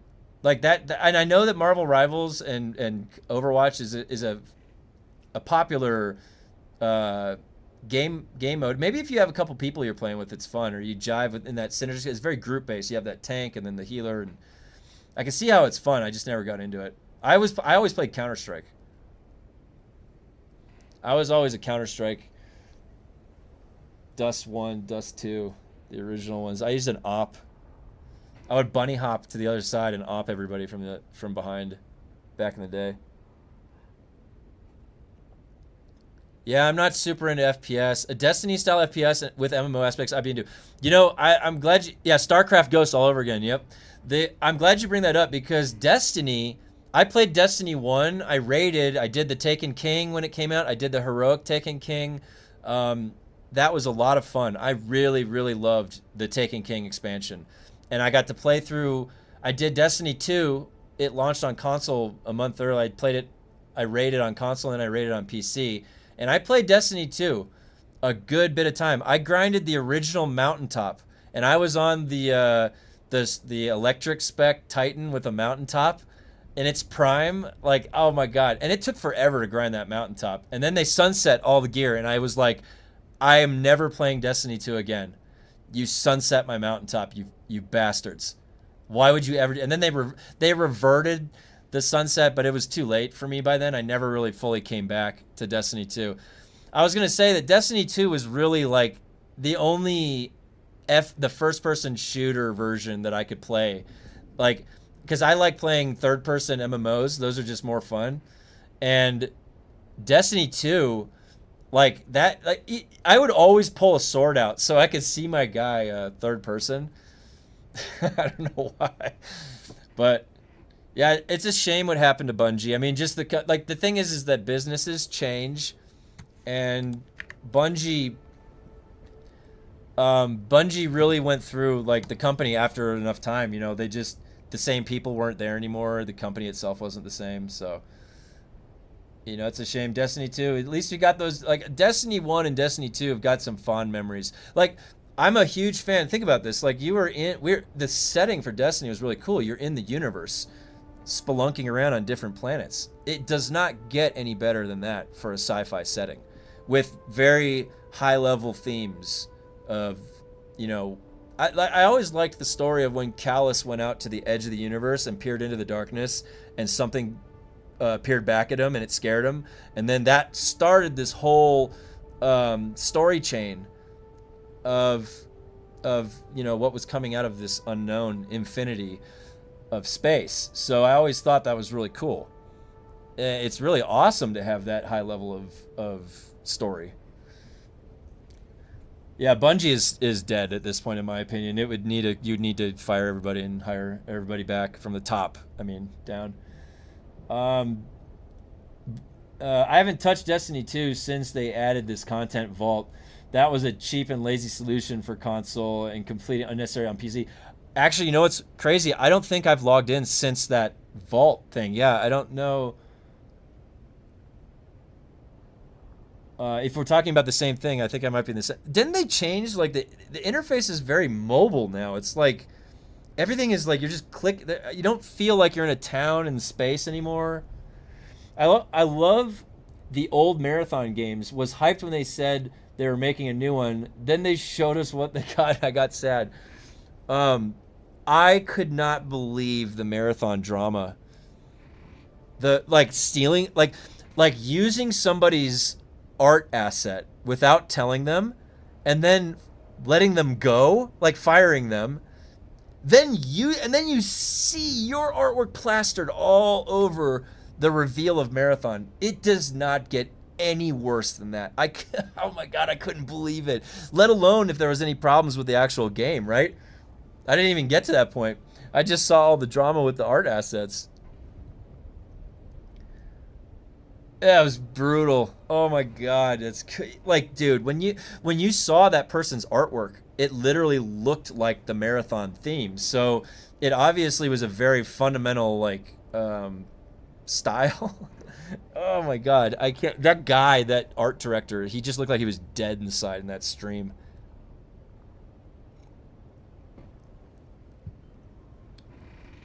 So I'm curious, what types of other games do you guys play yourself when you're not playing Dune, or are you primarily just a Dune player? When I was playing Dune originally, I was playing very much only Dune because it took that much to farm. And now that I've farmed like such an amount of spice that I can just chill. It's pretty nice. And it's just another arena shooter. Yeah, they didn't do anything to make it stand out. What they have to do that, they add in really robust RPG elements. You have a skill tree. You have a home base that you can walk around in. You know, you got to create that feel that you have a character that you want to like have a trophy case for. You know, that's how you structure that's Arc Raiders has a skill tree. Arc Raiders did a lot of that, and that's why Arc Raiders was so fun when you played it. Only Dune now? Yeah, that's good. I honestly I tend to diversify my games, but I'm only ever really playing like, I think 2 games or 3 games at a time. Civ 5 and Civ 6. Yeah, my buddy, what was the game that my buddy was just playing? Let me look real quick.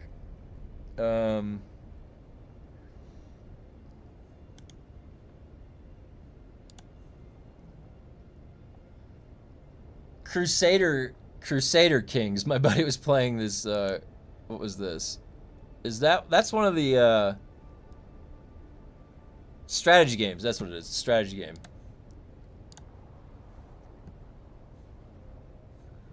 I have been playing a lot more Dune recently, but what we have, I've been really excited for Reanimal. I'm gonna play that with my wife on Valentine's Day. I don't know if you guys know, but there was Little Nightmares 1 and Little Nightmares 2. And those were really fun, cute little horror games. Pretty cool. Like megalophobia style of horror. Tim Burton, you know, and when playing through my wife, a lot of fun.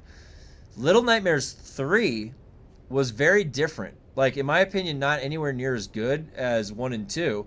And that's because like the guys that made 1 and 2 left.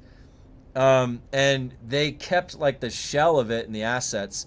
And the people that made Little Nightmares 1 and 2, they went and made this game called Reanimal, which looks like a better version of Little Nightmares, and it's co-op. So I'm gonna be playing that with my wife. We've been looking forward to it for months. That's gonna be a lot of fun. Civ 7 is really bad, unfortunately. Oh, that's a shame.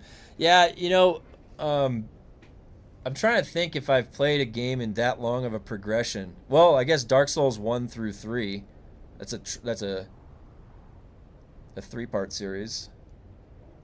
I don't know what else I've played though that's like that. Maybe Battlefield. I played a couple of the Battlefields that were in there. The Content Vault was their euphemistic name for removing a lot of the expansion content, including a whole expansion that I only bought a year before. Yeah, I don't understand at all doing that. Like, I remember when Destiny 2 first launched, playing through the whole front of the game. Remember that? And now, granted, they hadn't added all that other stuff in. There's 10 years down the road, but the new player experience kind of sucks. Like, if you go in from the front, it's so confusing what's happening. There's all this stuff on your UI, and then the front player experience is not what it used to be.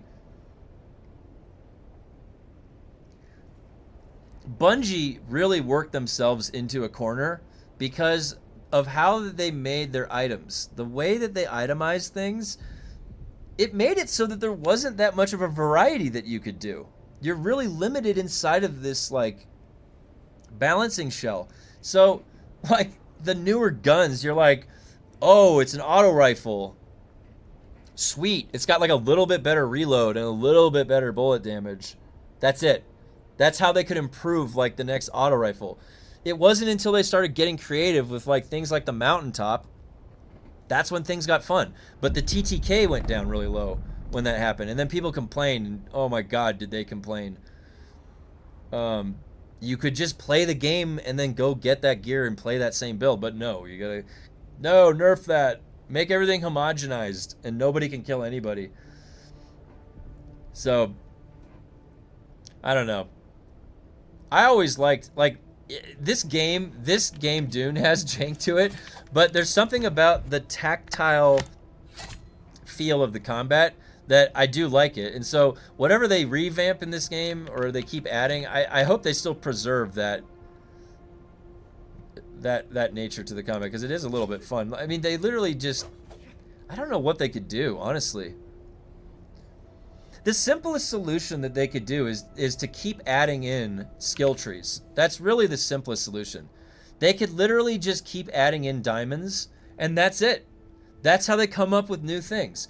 They're giving us a shitload of skill points. Trust me, you have plenty of skill points. You can add in 5 more diamonds here, and you would still be able to have builds.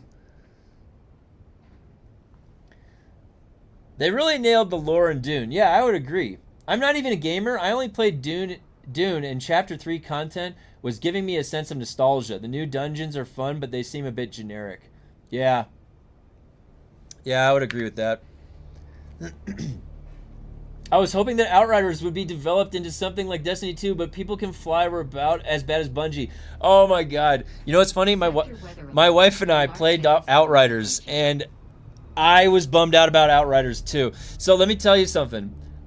Outriders had this instancing bug where when you zoned into a friend's game, you loaded in naked for a half of a second, 0.2 seconds, and you could see it. Your character model would be there naked, and then your gear would load on. If you crashed while that was happening, while you were naked, the server would snapshot a save of you naked with no gear. And then it wouldn't know where to find you, and so you couldn't log into your character. You would just see him naked, and then you couldn't log in. Well, that happened to me and our buddy Kemp when we were loading into my wife's game. And so what happened was I had just gotten to endgame. I was at the endgame progression farm for Outriders. I was having fun. I liked the game, and then I load into her world, and it crashed. And I could not log into the game for the next month, okay? I couldn't access my endgame character. I couldn't even start a new character. And my guy had no gear. I could see that he had no gear. So I got to endgame in Outriders, and then I couldn't log in for a month. And I was spamming them with bug reports, and I was like, let me in to my character. I just want to play your game. And so after a month, they fixed this problem, which actually was a lot more widespread than they like to admit. It was probably about 40% of the entire population. I'm not kidding you. It was that widespread. And the game was sort of failing at this point. They gave me my character back with all the gear, then the max best in slot rolls on each of the gear pieces. So that was kind of cool, but then I didn't have anything to farm anymore. I had the best gear in the game. Instantly.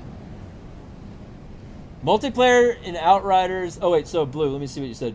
I only play Dune at the moment, but my few games that are close to my heart are Ark Survival, the Dino game, Rainbow Six Siege. Honorable mentions are Fortnite, Apex, and Sea of Thieves. Oh, yeah, those are all fun. Absolutely. Absolutely. Multiplayer in Outriders had tons of issues, but that sounds like one of the worst. I know, I got the worst one. And I knew, dude, I knew it had issues too. I was like, I'm not seeing any of these people's issues. Like, what are the problems with the game that they have? And then that bug happened, and I was like, I'm eating my words right now. Valheim, Conan, Exiles, Dune, and Enshrouded are my regulars. And for action, Battlefield 6. Yeah, Battlefield 6 is a really good choice. Absolutely. And Valheim is great choice. Great choice. I have a dedicated server on Valheim. My friends and I have been building stuff in there. We always, if we get bored, we pop on there and just start building whatever. I've had it going for a year now. I think Valheim is probably the best, when you look at just survival game. I think Valheim's the best. It has the best feel to it. Valheim has like the best survival feel. Like, that game is hard. Getting to Ashlands is hard, man. When you get to Ashlands, it's hard when you're there to stay alive. Like, we had to pull some tricks and do all the like ground raising. That's the only way that I could find to stay alive in Valheim. So I've been working. Oh, I didn't see. Did you guys find a way into the loot room? No, not yet. Have not found a way in. Have and forever would. Yes, the best of the best. Yeah. Valheim, you know, I think it can only have 10 people on the server. Yeah, I do. I actually own Enshrouded. I played it when it first came out, and I played it for yeah, Ashlands is brutal. It's brutal. I love it. The best part about a survival game is when it's hard to survive, right? So every part of Valheim, I feel like it's not the same as Dune. When you get the Ornithopter, you really become safe unless you disconnect, right? In Valheim, like, dude, you're always at risk. You're always at risk. If you go venture and you get a 2-star Seeker in the Mistlands, they're gonna rock your world. Like, trying to fight the Queen again. I was trying to fight the Queen again. She's still hard. Like, she is legitimately still hard. The Queen fight. Even when I've got all the crazy gear and all that stuff. You have your own Enshrouded server, and I crank up the difficulty. So the one thing that I liked about what I saw recently about Enshrouded was the itemization. The gear looks pretty cool, right? There looks like they added some like cool items, like legendary stuff. I like that type of stuff in survival games.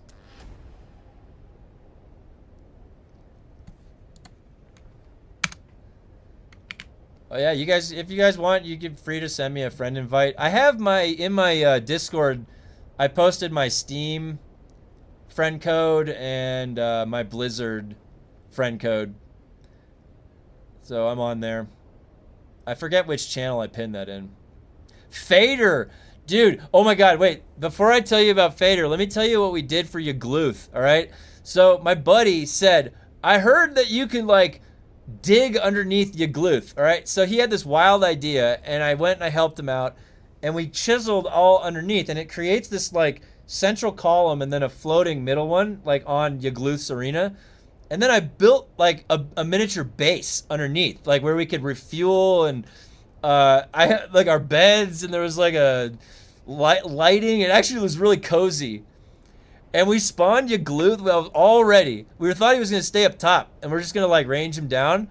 We spawned Yagluth. He spawns down in the pit with us, so we're trapped in the pit with him.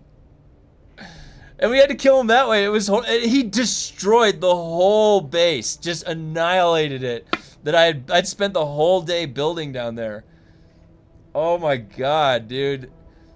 I think I have that. So I have some videos on my channel that I don't really post public, but they're unlisted. So you can still find them on the channel. I'm pretty sure I have a Valheim video of that Yagluth kill. Let me see.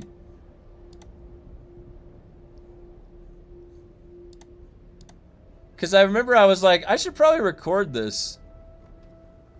Where's my Valheim playlist? There it is. Yeah, Yagluth. I did record it. Yeah, they did a lot, especially all the items got a complete rework, especially regarding damage types. The new gems that can be slotted are great as well. Yeah. I don't know what it is. Like, something about Valheim, I love... Here, let me link this. Where is it?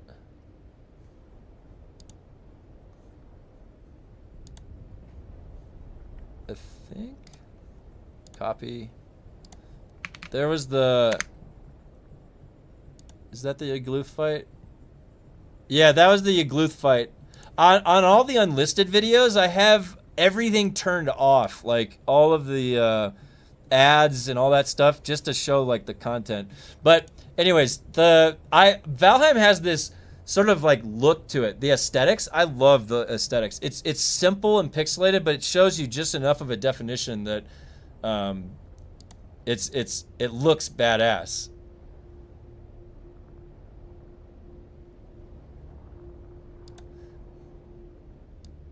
Yeah, Valheim, I honestly like playing Valheim with a bunch of people. Hey, what's up? Playing Valheim with a bunch of people is pretty sick. I stopped with Valheim during Mistlands. I found Traversal and all the Misty pretty annoying there. Yeah, so you have to get the Feather Cape. It makes the Mistlands just like way... And it's right when you're getting to the Mistlands that you get the ability to make the Feather Cape. So it definitely helps. But I agree. Mistlands and Ashlands are the two like content releases, and the difficulty ramps up a lot for those two in particular. You could argue that like everything before that was reasonably balanced, still challenging, but you know, not quite as difficult as the Mistlands. And Ashlands is just crazy. Like, the boat ride over to Ashlands is scary. Like, you're in that boat, you've got the serpent coming at you, the bone serpent the whole time, and you're like, there's these spike pillars that you're just like barely navigating through the whole time. We almost crashed. Like, I thought our boat was gonna break apart when we were going into Ashlands. That's what I'm pretty sure I have the boat ride in that playlist too. Our first boat ride into Ashlands. I think that video is on there too. Yeah, because when you go into Ashlands, the water is boiling. So you have to have the boat that you make from the queen. You get this component from killing the queen. And then you make that boat. You only have one boat. So if that boat breaks, you gotta go kill the queen again. I don't think we got enough components for 2 boats. I forget, from 1 queen kill.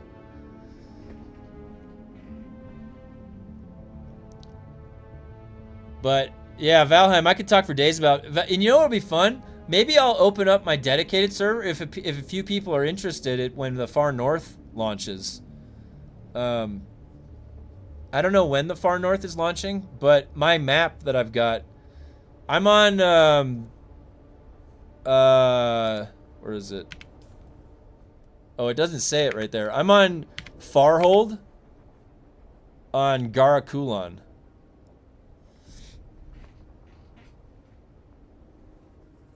I'm on the Farhold server. There's a couple people actually. How many people are back? This is my brother. My brother's back. Yeah, I didn't really bring back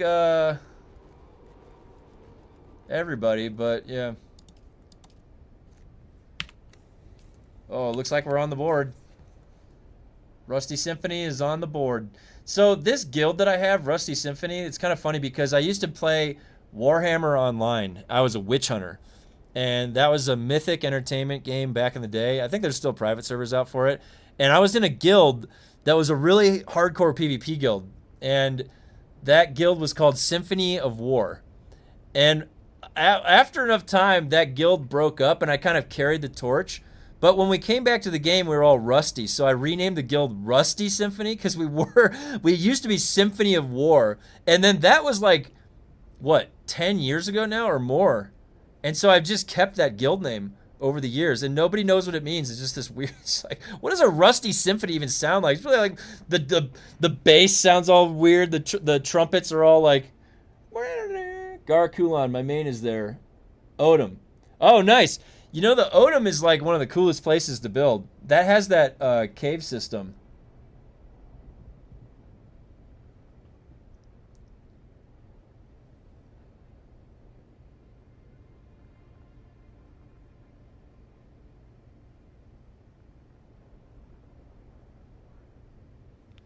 Yeah, the Odom has a really cool cave system.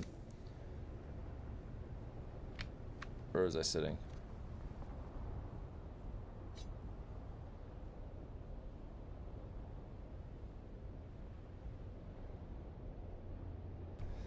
Yeah, so pretty much, what are you guys into in the game? You guys do the building? I've been pretty much what drives me in this game has been the combat buffs to my character. Really, that's kind of what I like pursuing is this stuff. Get my character buffed up. We're gonna get to that crafting. I'm anticipating it, but not yet. Yeah, I mean, you can kind of like. There's really no rush when you think about it. Have you played V Rising? Some of the fights are pretty challenging. You like building bases? Yeah. Yeah, so V Rising, I own that game. I played it when it first... Actually, it was in, like, early access, I think. Is it still in early access? I don't know. I think I played it for 1 or 2 days, and then I don't know why I stopped playing it, but it was really cool, because that was the vampire isometric survival game, right? I thought that was a really cool concept, because I like vampire stuff. Like, I'd be down... my wife, one of her favorite games, Vampire the Masquerade Bloodlines, I think that's what it's called, the old RPG. You have to mod it to play it right now on Steam, but that's an old fun one. The Landsrod rewards need help with Chapter 3. Maybe replace 14k reward with Spice Melange 25, 50 for PvE people to get a little. The swatch is out. The swatch is out. Yeah. You're right. They definitely. So that Landsrad board, these rewards need to be reworked. 100%. I agree with you.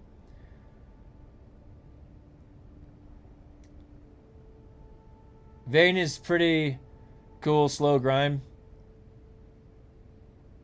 Cool. Yeah, I'll have to check it out. I have to go revisit it. I will have to revisit it. I was gonna check. What was my fuel at? I think my fuel's okay.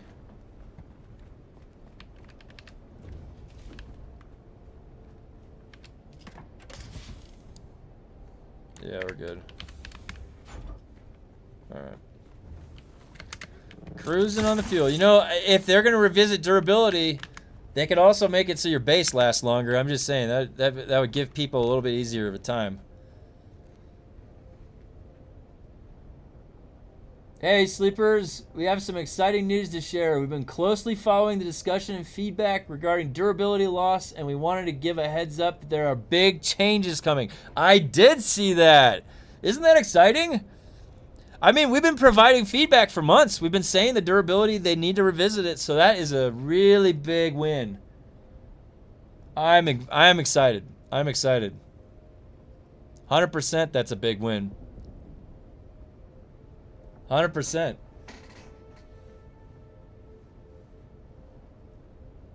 I wonder what they're planning on doing.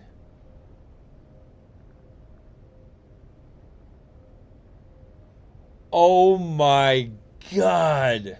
You lost a carrion harvester for not paying your light bill, so you lost power? Oh my god. You know, when it was when the game first launched, I lost power too for 2 hours because we had a lightning storm. I'm up in the mountains, so sometimes I'll lose internet.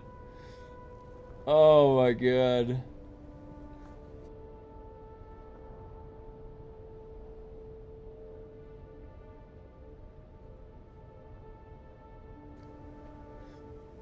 V Rising fully released, and they added multiple new areas. Fighting Adam and Dracula is infuriatingly hard.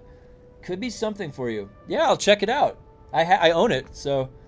Fighting Adam, that sounds cool. And Dracula. Ooh, that sounds awesome. Yeah, I'd be down. I'll check it out. In fact... where is... Let me... How big is... It's not even that big of a game, right? V Rising... V Rising, I own it right here. 17 gigabytes.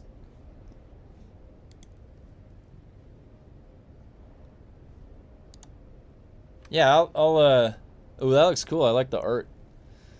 Nice. Cool, I'll have to check it out.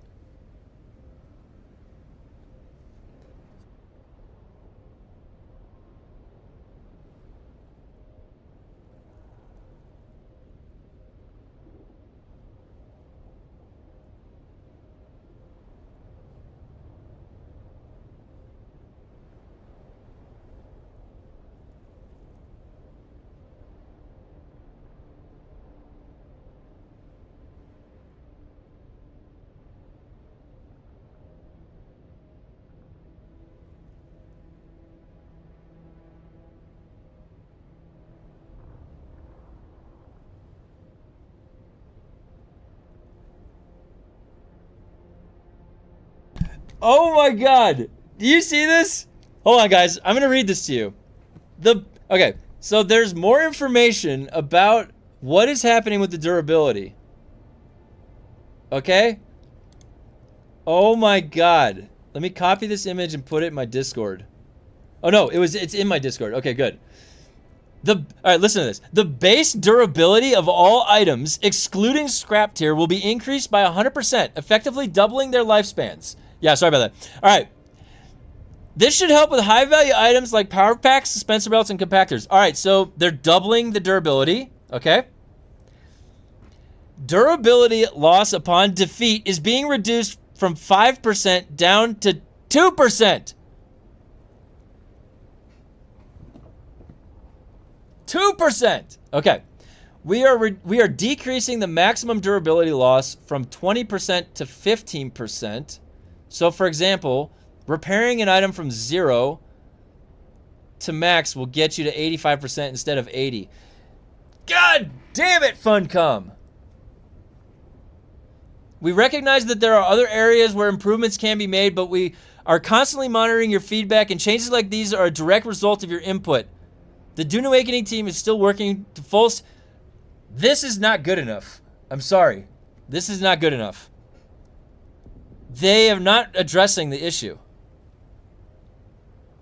They are just... It's just going to take slightly longer to arrive at the same issue. And when you're sitting there dying in a 6-hour time frame, it's going to take you 8 hours instead. Oh my god, Funcom. Dude, look at this. Oh my god. I was saying this yesterday. I was literally saying this yesterday that when you install an augment, it used to be 5%. And they made it 2%. And it still felt bad, and it should be no percent. It should not give you a red bar when you install an augment. They did the same thing for the on death. And I was yesterday saying it's the same as an on death, and they brought it to 2%. They're literally copying what I said. It is better than before. So okay, so I'll take it, right? Because it's better than what it is right now. But they're not getting the issue. They're not understanding what the problem is from like the core, like the base. They're like addressing the symptom. They're not addressing the actual disease. You know, that's how they beat diabetes, the disease-based model. They stopped treating the symptoms and they looked for the core cause. The pancreas was broken.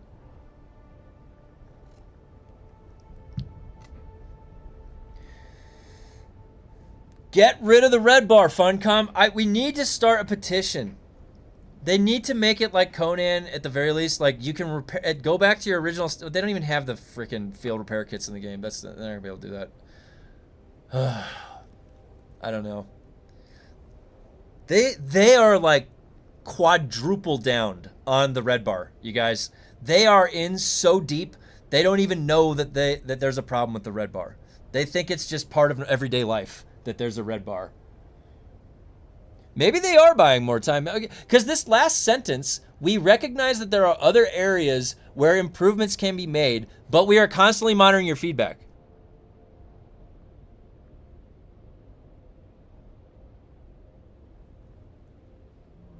That sounds like they're gonna maybe do more, right? If there's enough pushback. Because you could argue that this just is the exact same thing. Well, okay, so half. So 5% to 2. And is that like a 2.5 and it's not showing? So it's like you're dividing by a weird number to get it from 5% to 2. Double durability. So we got double durability. The decay rate is the same. So the durability doubles. So relatively speaking, it will go down twice as less because that number is going to show 100, right? Because that's 100%.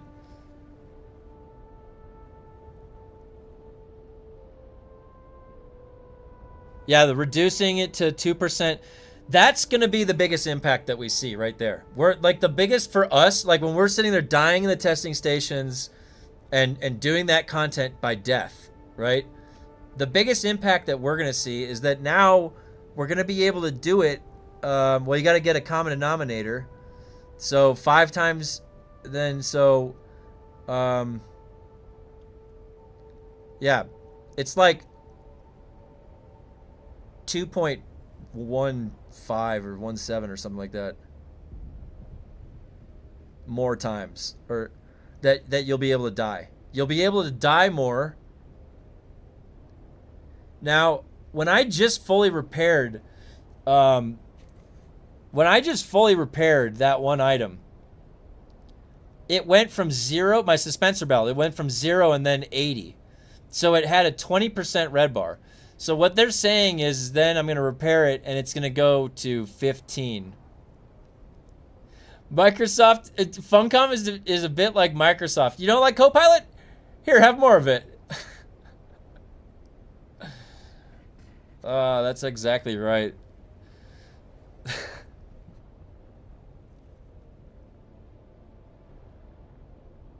That's funny. This also means the durability fix is definitely coming in this week. Oh, God. You know what? You could be right. This could be what's coming tonight. But, guys, what is going to happen? So, the repair fix, it's like the same repair fix as the original one, just in a different box, right? Same 30-second logout.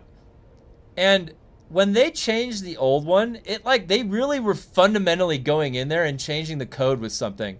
And there was a lot of room for other errors to come up out of that. So I'm really wondering why it reverted back to such a similar repair fix this far down the build cycle of the game. And then 2, how are they fixing that? What's going to change? Like, is some functionality going to change with the storage box or something? I don't know. So we'll see. I always like logging in after Funcom changes things because you never know like what to expect. You could end up in Narnia, like for all you know. We went in Tron World yesterday. I've never been into that Tron World area. That was fun. And we weren't up to no good, all right? Just looking, just window watching. Can't do anything from in there, all right? Let's not jump to conclusions, Funcom. It's your game. I'm just playing it.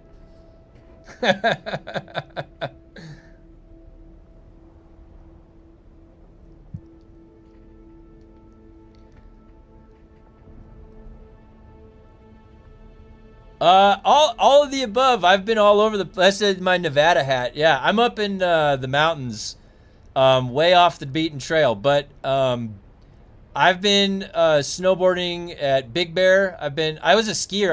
I grew up skiing and then I switched to snowboarding when that became a little bit more mainstream. And snowboarding is a little bit easier, to handle around, in my opinion. But yeah. My personal favorite, I don't know if you've ever heard of North Star. North Star is a little bit of ways away, but it has some good jumps and stuff, some half pipes and whatnot. Big Bear's a good one. Big Bear was actually a little bit closer to where we were originally, where my wife and I lived. So, not the full W, but it is a Band-Aid. And it is, I agree. You know what? We got to take the wins when we can. And we've been asking for something, right? And having nothing changed has felt miserable dealing with the durability. We know they're going to fix the repair glitch, and then it's going to feel like exponentially as bad. So at least we're getting something. And I think that relatively speaking, Oh, nice. Yeah, that's cool.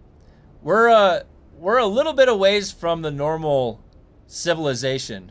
We're up at elevation 7,000, so we're up in the mountains, up in a cabin.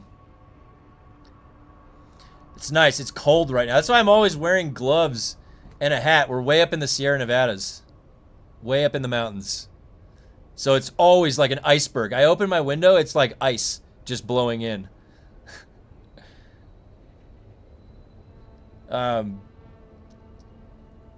Yeah, no, it's like it's taken my whole life, you know, to settle into the mountains. I used to live near Los Angeles, and then I lived down in Southern California for a while. I was a surfer. I was a body surfer for like 20 years. And then I had basal cell on my face from too much sun damage. Had to get that treated. And I almost broke my back down at Wedge. So that actually ended my surfing career. So I watched your Tron video this morning, and that reminded me of how different game companies are. Yeah. If I question if any of the devs even play the game outside of QA dev stuff. Yeah, I mean, it's a good question.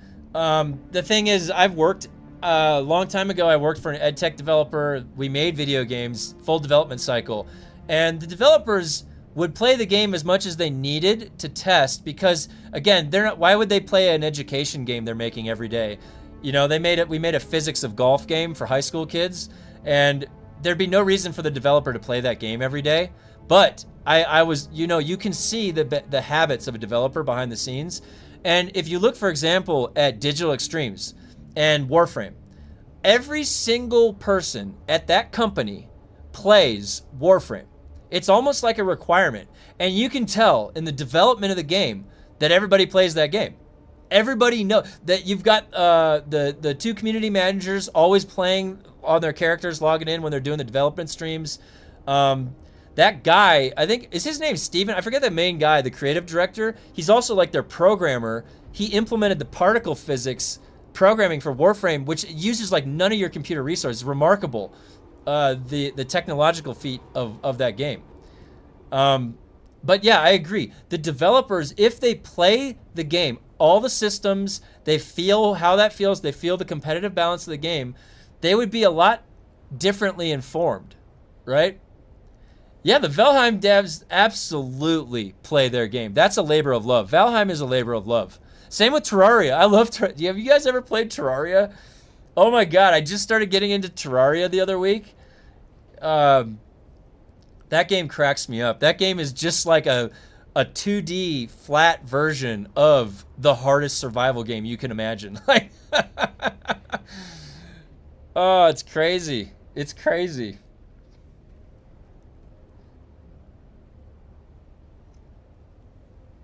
Yeah, you stopped skiing after you broke your femur. Oh, wait, let me get back up. I missed a few. No liquid cooling. Yeah, because it's nice and cool. Yeah, when it gets cold, you can open the window. Stop skiing after I broke my femur. That's the toughest bone in your body. That probably hurt, man. Holy cow. The worst I had was I twisted both my knees on a black diamond on my snowboard. And then I had to like sit on my butt the rest of the way down because my knees were all jacked. Yeah. Yeah, I've been a little bit calm. Honestly, when I was younger, like in my 20s, I was a lot more reckless with what I would do. I used to always go with my dad down the black diamonds, down the runs. My dad was a really good skier. I grew up skiing with him.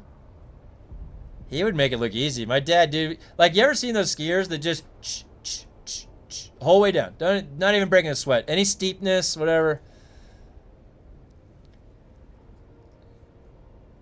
Yeah, I'm still, so I don't know if you guys play Warframe. I'm still logging in like I just log in. I'm trying to get my day 400 login for Prime Sure-Footed. Once I found out that was even a thing, I was at like day 300. I was like, oh, I could totally make that. I could totally get that. 100% resistance to knockdown. That is totally worth it in the standards of Warframe. My favorite Warframe character is Ashe. I have a really crazy melee Ashe build. that I can pretty much do the entire steel path with. Yeah, so I don't know. So what are you guys thinking about Chapter 3? There's really not too much to do after you get your 5 done. And assuming you've gotten all the farming, you know, like me.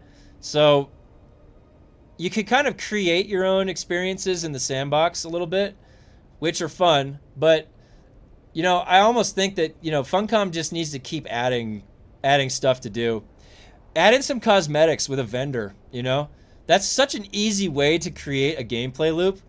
It's like, here's a vendor, put it in the DD, you PvP, you get a token or something, and you PvE the labs, you get a token.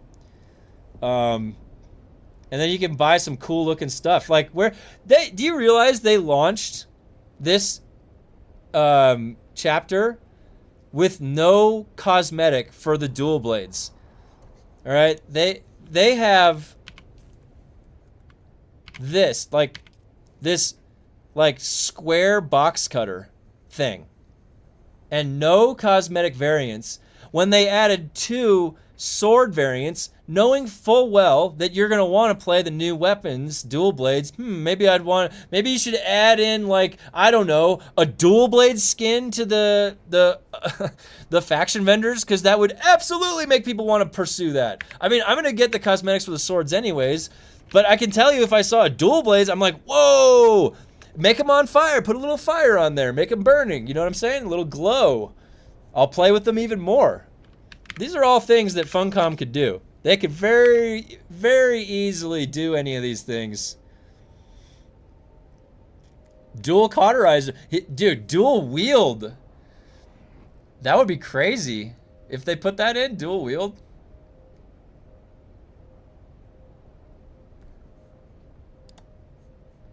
That would be really fun. I mean, I'm going to show you guys are going to see. I don't know if you've seen Nioh before, but in a little bit here, I was going to play a little bit of Nioh. And Nioh does, like, so the Japanese game developers, they really know how to respect the player. They really do. From Software, they respect the player. They know that when you buy the game, you're buying the whole game, not early access. You get the whole game. You can play the whole game offline if you want to. You can also play the whole thing online if you want to. They can do both, all right? And they're not frantically patching the game to add in the missing content. No, it's all there. And it's a huge game. There's a ton of stuff to do. Just like Monster Hunter World when that came out. Same thing. It's like they don't make games like that. Really. Like, there's not every game developer is doing that meticulous of development. I have built a refining base and 3 storage bases along with my main base because I need more room from all the farming. Oh yeah, that's awesome. Yeah, I've got a vault storage box that I built. That sounds like the 2 new classes in Warhammer Darktide. They also released without cosmetic. Oh my god, listen, I play Darktide. I have all of the Havoc cosmetics. My veteran is all blacked out in that Havoc cosmetic. You know, you need the Havoc 25. I've got all the crazy cosmetics in Darktide that I can get right now. And I agree with you. I'm like, every time that the shop refreshes, the Arbites and the Hive Scum have no cosmetics. The Arbites still have no cosmetics. Like, it makes no sense. It's the Judge Dredd class. They keep adding all these and maybe that's because these other cosmetics are just coming in on rotation. You know, those could be ones that are coming in on rotation. So they're not even really developing any new skins necessarily. Yeah, let's see. So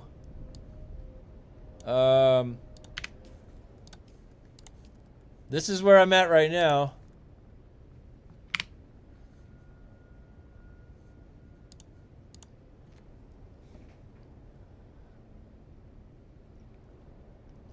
So I got combat. I'm just plowing through combat right now. It gives you a bunch of skill points, and you know, really it's the fact that it's doing damage and damage mitigation both. It's kind of like a double dip of weight. Whereas when you've got sabotage, in sabotage this is just damage and it's 0.5. So this right here is triple the weight of this, at the very least. Now I will say that I am, as soon as I decide to, I don't know when, I'm gonna get vehicle speed right here. Vehicle speed is at rank 20. This is gonna be yeah. So for crafting, I just unlocked like one to socket one in each, and after I get to a comfortable place with crafting, or sorry, with combat, yeah, I'm gonna go, because in crafting, this is where we figured out where the exponential scaling comes from, is in these augments. So we're gonna need to slot these augments. The augment damage increases are gonna be very, very important. Yeah, the vehicle speed doesn't matter right now, but here's the thing. The moment that I do step back in the deep desert, I do not want to wait. I don't ever want to be caught.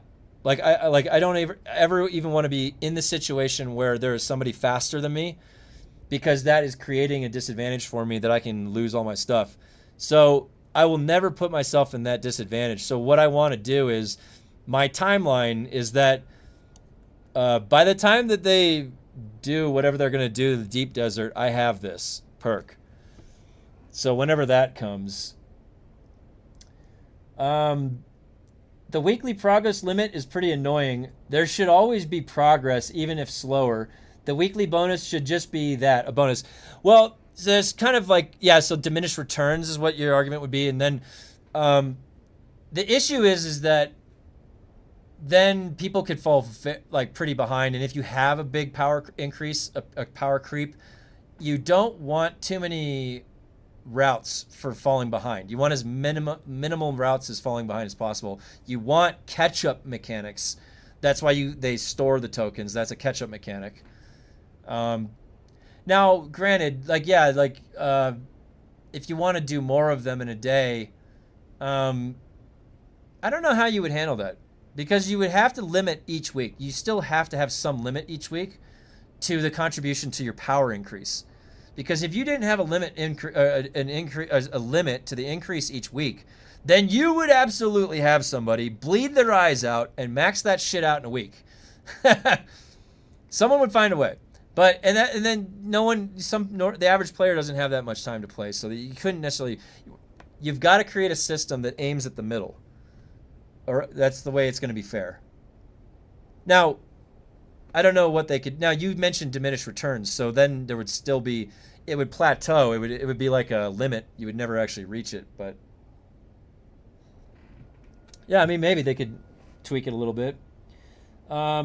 Vehicle speed doesn't matter if you aren't in the DD. Yeah, it will matter when you are gathering spice in the DD. Yeah, it will eventually. But right now, the weekly limit is preventing catch-up. If someone is only 2 weeks behind, they would never be able to... Oh, well, yeah, I sorry. So let me rephrase what I said. They have only within 7 days. You can only really, if you're in that 7 days, catch up. So you could play every day and knock the 5 out each day, or you do 35 in a day, right? At the end of the week. And then it resets and it caps out.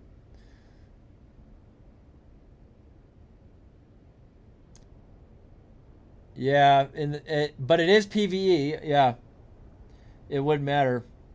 Yeah, I mean, I agree. What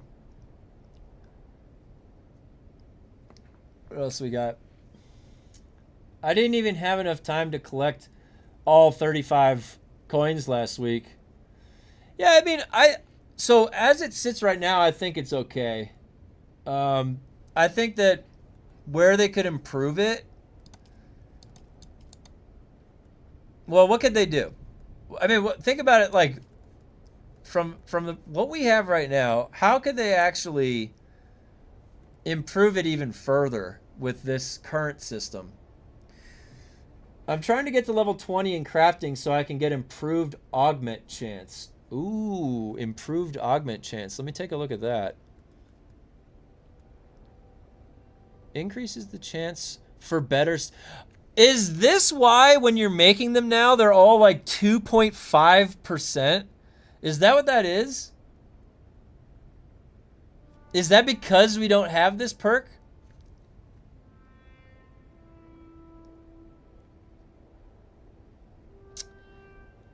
So that's pretty good. That perk is pretty important. You know what's crazy? Look at this. So, and what's the 21 right here? Dude. All these are good. Look at the 20. The 20 of all of these are really good. What's the 20 of sabotage? Alright, so these 3 20s right here are money. Wow. So I wonder if, like, you know, you could pop over for a week and get one of these to 20, you know? Man, these are really strong. These 3 right here. This one increases chance for better stats, adds a chance to gain additional resources, and then increase maximum travel speed. These 3 are very good. That makes me want them. Do you recommend ranking my weapon gear to rank 1 or just saving my components to at least 2? So, crafting the weapon. Craft the weapon. I've been crafting them immediately. Like, see, that's rank 1. Because that... So, base damage is always going to be the biggest contribution to where it can multiply out, other than the multiplier itself. So, increasing this base damage, as opposed to putting in a percentage increase that's additive or something, is how I'm going to initially be scaling myself, right? So, the most important thing in the labs right now is getting all the weapons higher. So getting a higher grade weapon, and then you have to make the decision, yeah, is it even worth it to socket something?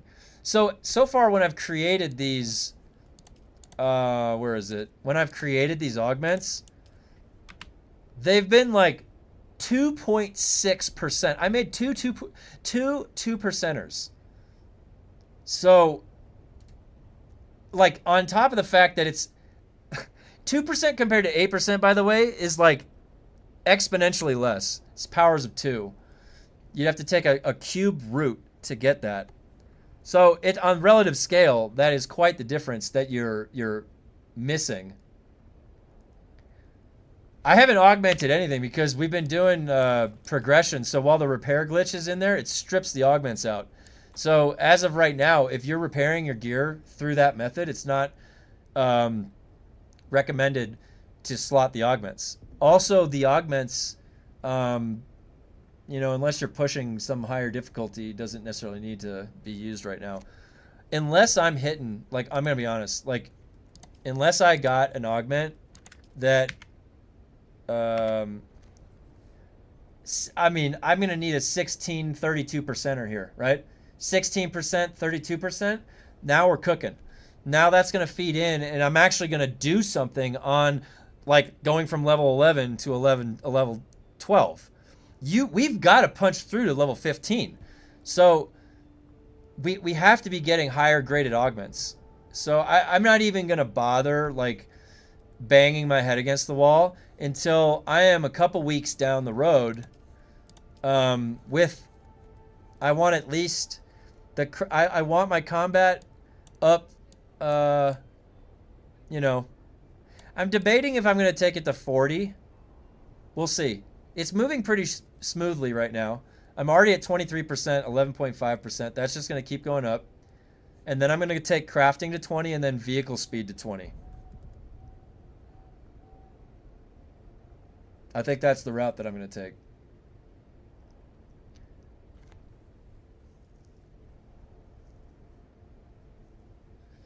And then once you get that up to 20, you can start crafting the augments and then make the push for... Gotta get 10 crafting to augment the armor. Yeah, I can't augment armor right now. Yep. We'll see. I'm gonna do, you know, a couple more days straight of combat, so I really want to get combat out of the way, because already this is more beneficial to me than center of mass. It's already a fourth technique slot. I agree completely with you. Augments absolutely should be able to be overridden. There's no reason to have this system the way it is. Literally, any MMO that has socketing of a gem allows you to override. It's really simple to have that in there. I don't know why they did that the way they did. Might be worth it to go back and forth between Sabo as the EXP has diminished returns. Yeah, that's yes. Now, when we looked at it, though, it was still slightly a linear scale, though, wasn't it? There is diminished returns, but it's not that bad. It's only 70 days per full line.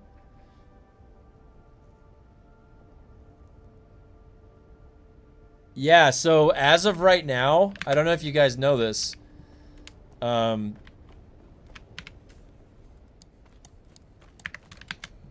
When you augment something, I'll show you. If you augment something, all right, let's say I put an augment in here. I cannot put a higher level grade augment over it. It locks the ability for the weapon to have an augment put in. So once you augment it, that's it. So you want to save the highest grade augments for your highest grade weapon, right? Again, they have created a system where you can't even use your best gear yet.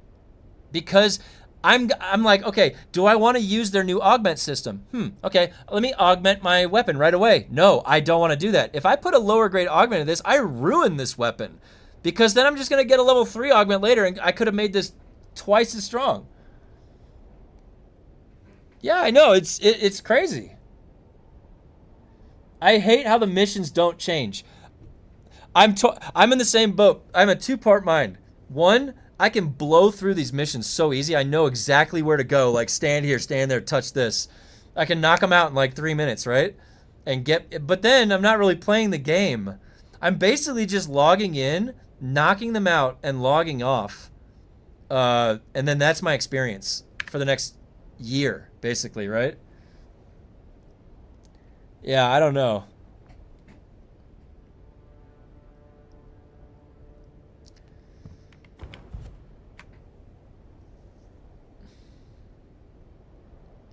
Would you put a rank 3 augment? Yeah, I mean, I think I would start augmenting.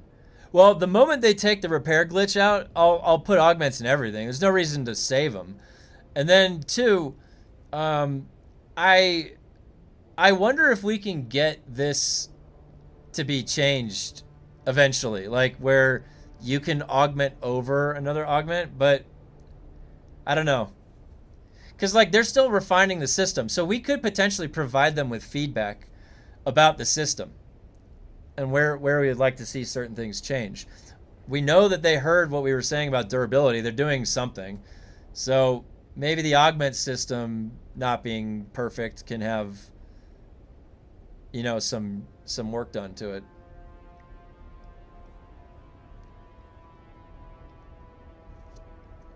I'm really curious to see what the patch tonight's going to be. I don't know. Are they going to fix durability? I don't know. Yeah, the game's got a lot of work still that it needs. I mean, I like playing with the dual blades. I think dual blades is probably my favorite part about Chapter 3. So I suggest if you haven't gotten them yet, I actually got a rank 0 blueprint from a random deep desert testing station on the first day when I went in there. Now, granted, when I got it, I couldn't learn the blueprint because I got stuck on the quest, but yeah.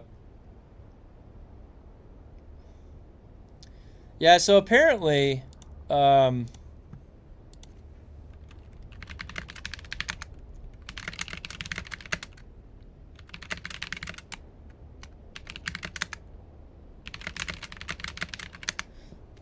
wonder how they're going to approach the mesh wall issue. I think all they have to do is go patch that. They just add collision, and whatever environment piece didn't get added a collision. I think that's all they do.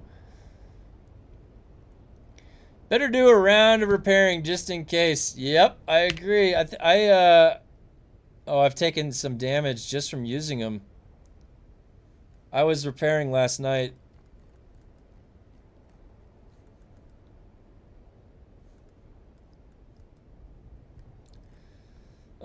Okay, so yeah, let me set my guy down in the garage real quick. I gotta go refill my coffee, and then we'll figure out what we're gonna do. I do always like to keep the Dune discussion going because I do think that we can provide enough feedback to them that we can make positive changes. It is fun. I would like to keep surviving. I'm not gonna lie, I am gonna go the next year or so to get this done, to get the Landsrad and to get all the special. I'm gonna have my guy capped out at some point, so that you can be sure of. I've gone this far. Now, what does that look like each day? I don't know. Like if they put enough stuff in there to keep you around each day, then there's stuff to you can do your farming, you do your dailies, and then you can go do the fun stuff. I can queue up for a battleground or something.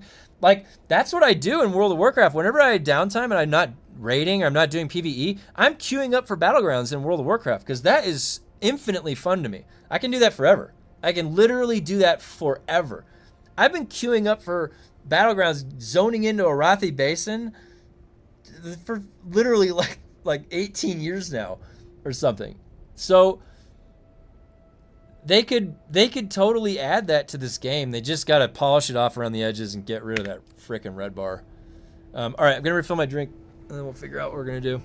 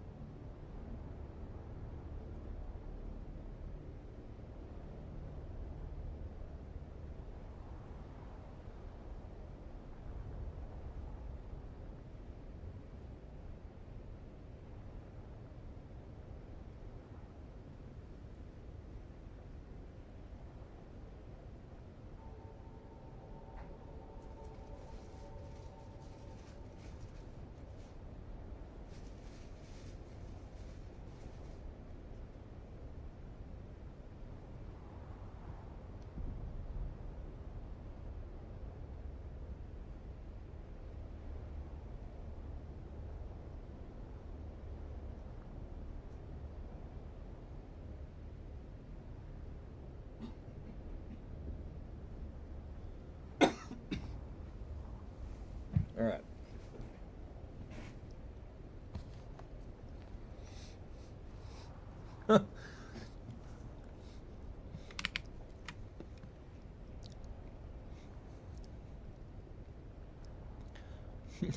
You have a lot of faith in Funcom.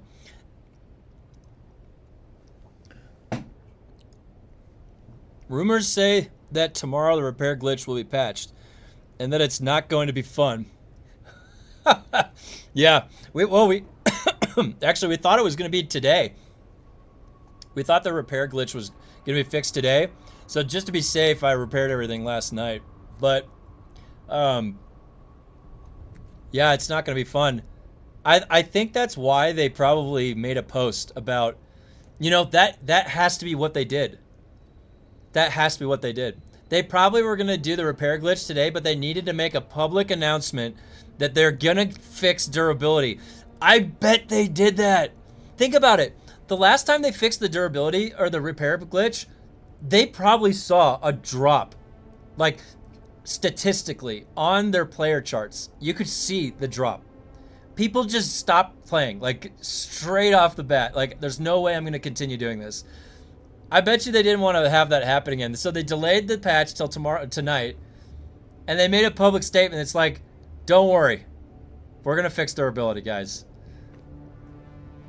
You probably are right. It's probably tomorrow. That's probably what it is. Yeah, so then next, is it going to be like next Tuesday then? Is going to be this durability patch? Well, I mean, it's something. Like, on death, it is at 2%. That's better than 5%. It is better than 5%, and it's going to double it, so... I still am not happy about the red bar. You know what they gave us? They gave us like 5% less red bar. That's what they actually gave us. So their repair fix, it's going to fully repair a broken gear. Instead of taking it to 80, it'll take it to 85. I wonder what that repair breakpoint is. Like, do you get one extra repair then? Does that even do anything? I don't know, but I'm going to be doing lower tier if they patch it until the release durability update. Yeah, I'm not, honestly, guys, I'm not even sweating the labs right now. Like, there is no point. There's no point. Like, the most you're going to be able to inch out of there is the rank 3 stuff. And then you're just going to have to get the augments to drop and then get your crafting up higher. You have to combine all those together, and I'm still not convinced that we can contend to get to 20. Don't even, not even 30, like 20, like 18 times damage, 1800% damage increase on the mobs. One tick of fire and you're dead. So that's why I'm holding off on, I'm just getting what I know is going to be a consistent passive increase combat. It's going to stay with me. It's going to always work. It'll be like 2 times, it'll be like 2 extra technique slots, essentially, is what that is. So the red bar has to go. I agree. We need to, honestly, there needs to be a red bar movement in Dune, because it, like, I don't think they realize if they got rid of it, your gear still breaks. You still have to farm plastanium for the repairs. You still have repairing happening. It's like they think that there's no red bar. It's like, whoa, everything's infinite then. Everything, infinite blueprints, infinite resources, right? No. What the hell, dude? It's like you have the exact same system. It's just nowhere near as frustrating and annoying. Yeah, the repair glitch is back for right now. It's gonna, the rumor is that it's gonna be changing tomorrow. The rumor is the repair glitch is gone tonight's patch. So we'll see.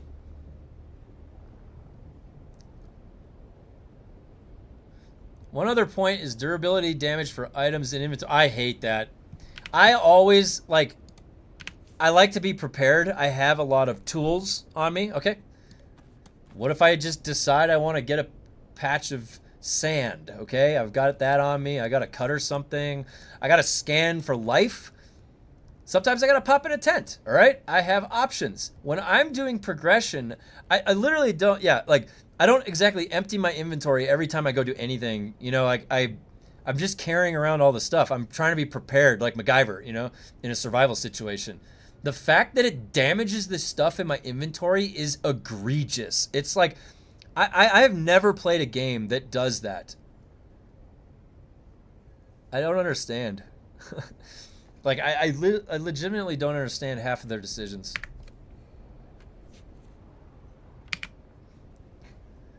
Because if they just had, like, it's slightly different, and you could have pulled from other examples that work, other games.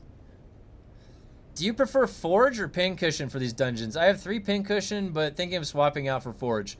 Well, so, all right, so here's what I've just come to the conclusion. All right. I am using Forge armor. Let me do some explanation. So, I used to only wear light armor because I liked the cosmetic look of it the best. I was always reluctant to put power harness on. I complained about the cape being bugged on the Harkonnen Trader chest piece for so long, since June, that I basically am obligated to wear that cosmetic. I can't have complained about it since last June and then not wear it. So I have to wear it.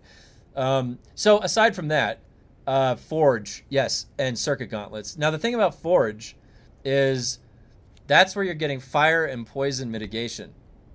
Now let me tell you another place that you might be getting fire mitigation, because it might be either a bug or their decision. We don't know. So originally, the elemental dots were supposed to ignore armor. They're just because they were small numbers anyways. Like, what's 9 damage and you're going to mitigate that by armor? It doesn't make sense. So those dots were supposed to not be mitigated by armor factor. Under testing, I'm pretty sure that the cauterizer dot is affected by armor factor. So the fire dot, it's either one or the other. It's either poison or fire. I'm pretty sure it's fire, is affected by armor factor. So if you're doing the fire lab and you're trying to scale into the 20 difficulty level, is Forge armor going to be mitigating that fire dot as well as armor factor? Armor value is a limit that is approaching 100% mitigation. It'll never fully reach it. So armor mitigation is health damage. So if the cauterizer is being mitigated by fire damage, and that's not a bug, because fire is like your gears mitigating it, but poison is internal, so that's not mitigated by armor. I can see that logic. If that's deliberate, then fire is better mitigated by armor mitigation than it is by whatever this is. Because we don't even know if are they adding that in? But that's still added into a limit that approaches 100%. So it's hard to tell. It's hard to tell. At the very least, I'm going to use Forge because I don't have anything that can push my armor factor to make any sense. Like, if I could get this to 93% or 94% armor mitigation, now we're cooking.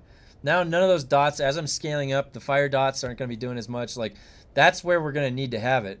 You need some scaling mitigation. And in the higher tiers, Forge armor does not scale. They don't give you more fire mitigation. They could. They could scale that. They don't. They're only giving you more armor value. And not even that much, too, I might add. All right, so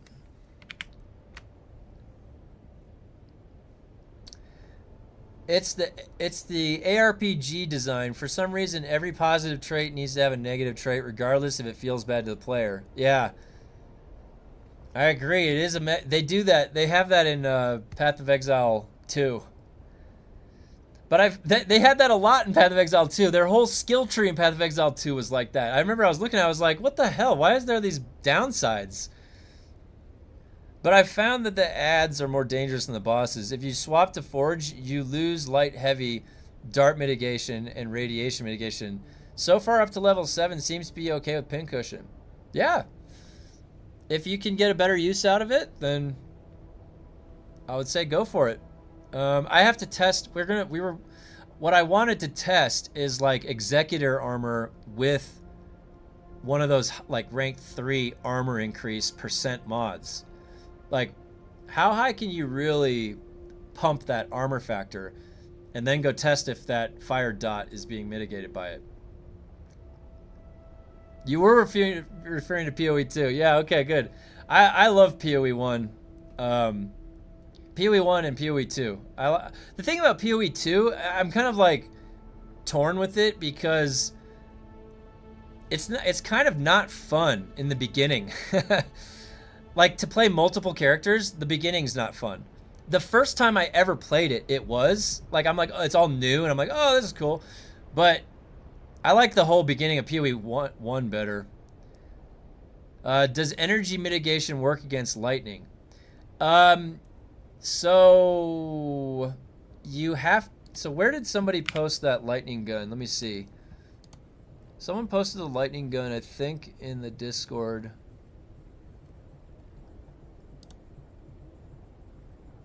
Where is it? Here it is. Okay, so the damage type of the experimental lightning gun is energy.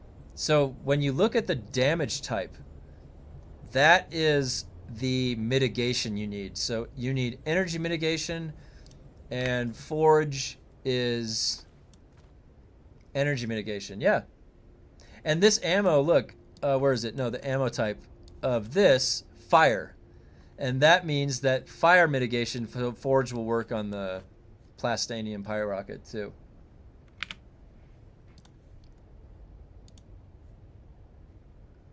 Make a petition and get people to sign it. Yeah, I know. Oh, here. Sorry, I missed it. So after level 9, it doesn't matter. You're squishy with basic gear. Yeah, after level 9, I mean, at like 8. By the time you're getting to 8, it's already at like 400 and...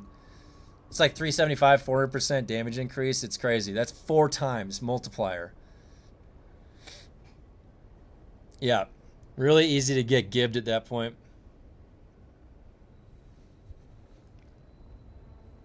I don't know. I mean, we're assuming that they tested having a max level character with max augments, max slotting.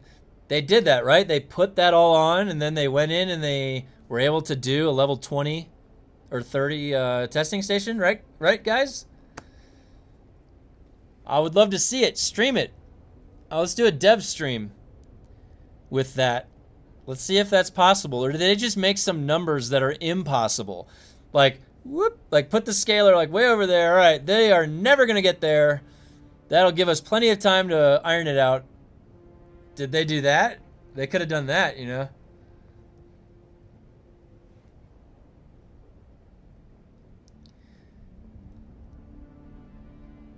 Maybe they will see people don't want it. Yep.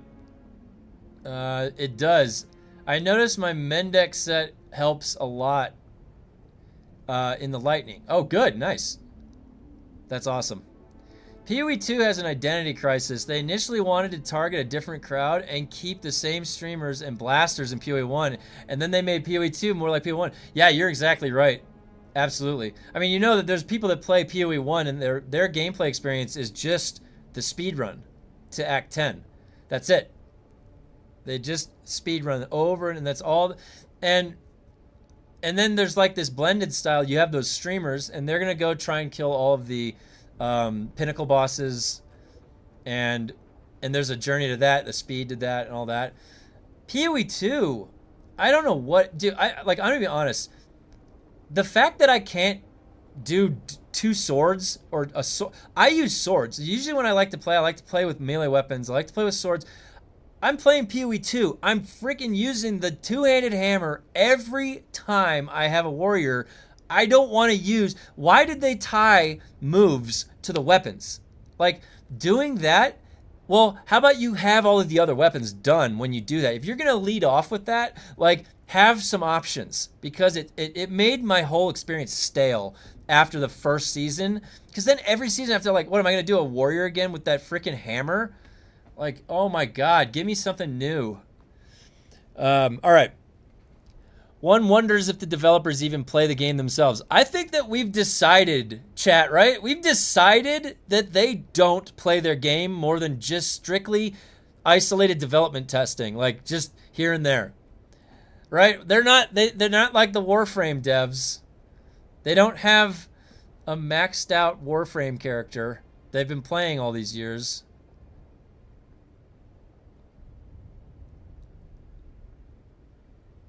Syndicate is a solid set. Yeah, it is. It is. I used to have that one as well.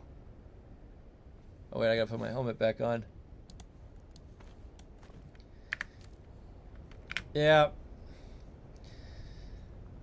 Honestly, like the PoE 1 leagues are more fun to play than the PoE 2 leagues recently. That's what I've been seeing.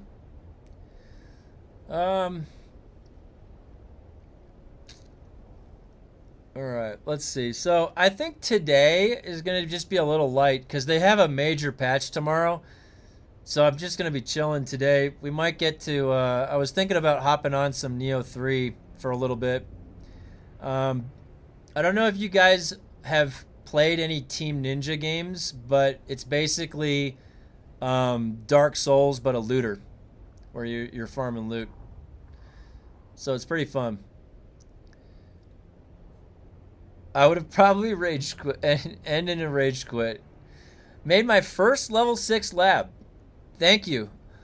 Oh, think if you are a level 100 fight specialization and have full grade 5 armor and weapons with grade 5 augments, you can go far. Don't know how far. Yeah, that's what we were talking about yesterday. We were trying to figure out where the exponential scaling is going to come from, because the mobs are scaling up exponentially. It's very clear. And so then the question is like, where is our increase of damage and defense against that supposed to be coming from?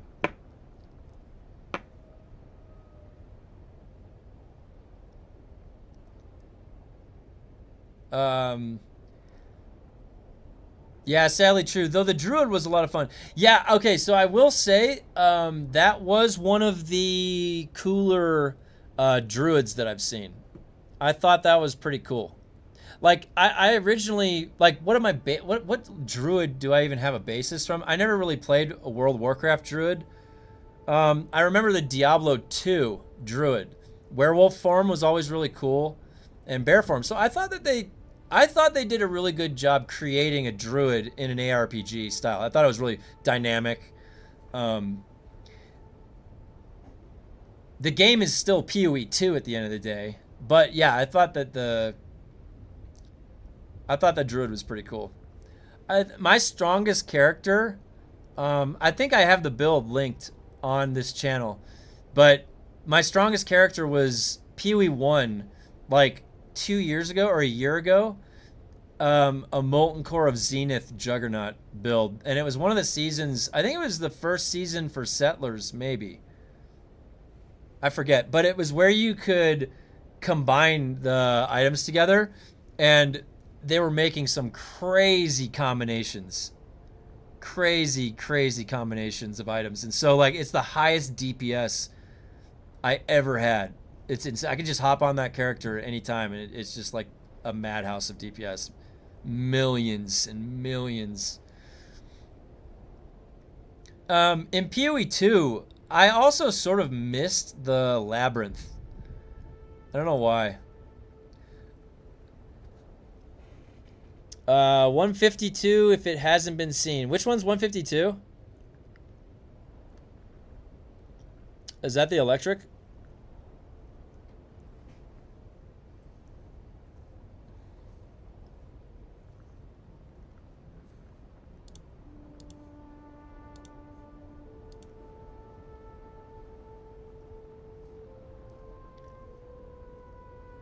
Oh, yeah, the lightning one.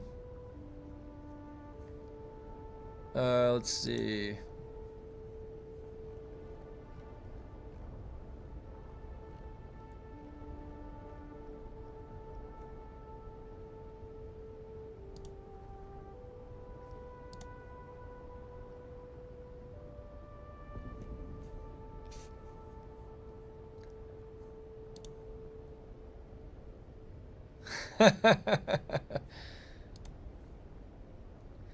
The Druid in PoE 2 is amazing because the transitions between the forms is so seamless and smooth, and there are shapeshifting nodes that support the frequent changes. Yeah, I definitely liked what they did with the animations. I thought it was great. Oh, did you guys see? I think someone posted it in the Discord. There is a new ARPG coming out that was the creators. Where is it? Darkhaven. Have you guys seen this? Where is it? Playtester. This. Take her first look.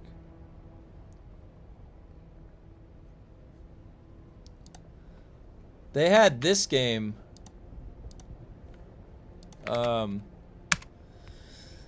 This was from the creators of Diablo 2 and one other game. I forget which RPG.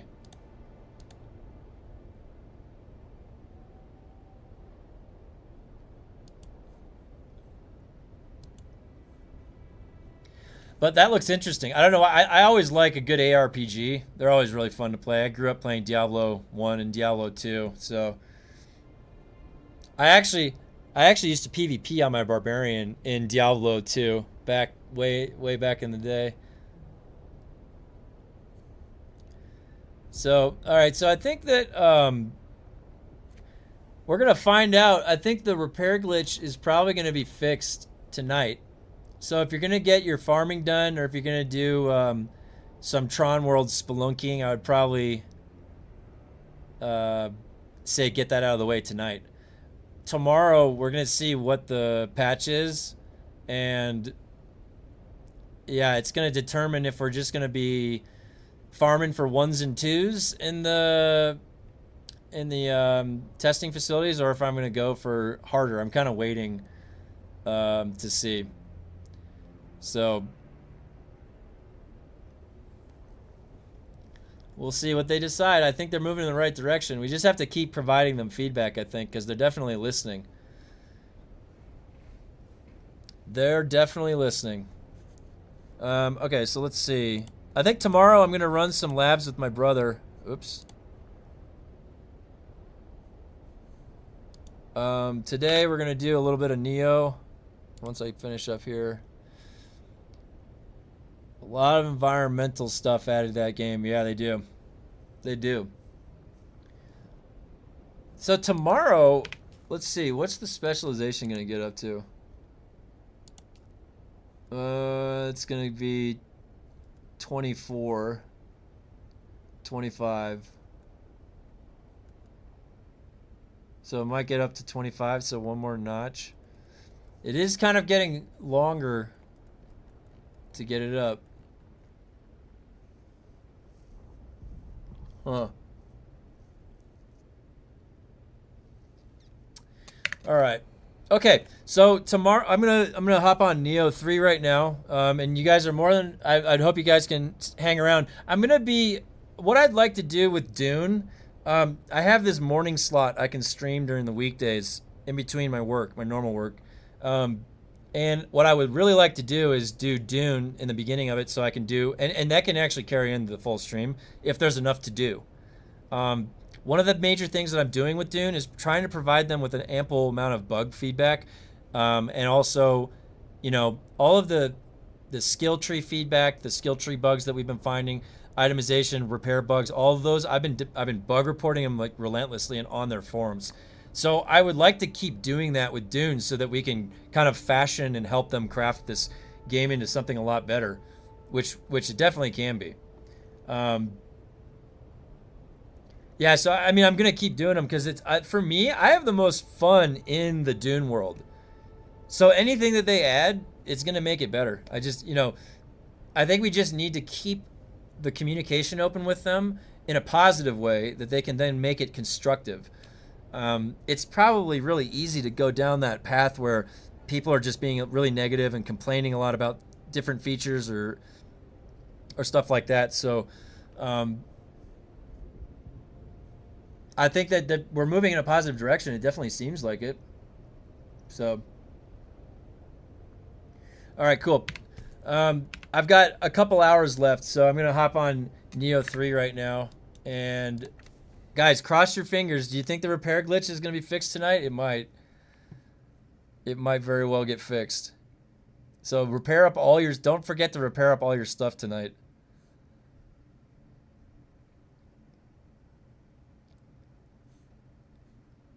Now, the one fun thing about the games that I like to play is they can all have builds that you can make. And that is some of the most fun. Where is it? At least for me. Like, playing with a build, farming the gear for it, and then taking it out for a spin and doing challenging content. Love doing that stuff. It's one of the reasons why, like, some of the original skill trees for World of Warcraft were really fun. It's because they had such care done to the... where is it? There it is. They had so much care put in to the board game nature of a skill tree, and the old World of Warcraft was made rock, paper, scissors. So you had a counter. Everything always had a counter.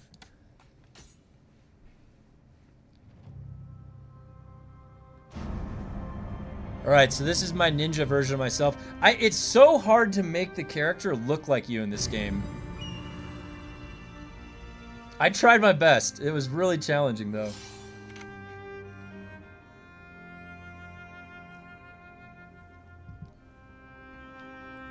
Now, if you guys have any questions about Nioh or the build that I run or anything like that, just let me know.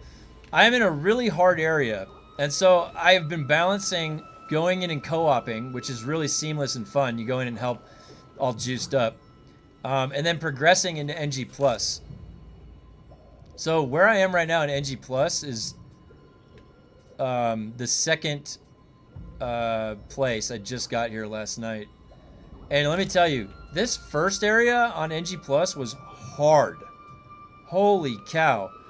Like, I thought my build had come online already, but it's not really there yet. It's just like, I feel like I'm just getting started. I like to run the ninjutsu build, but I've been actually, like... I've been doing more of the samurai stuff because of how...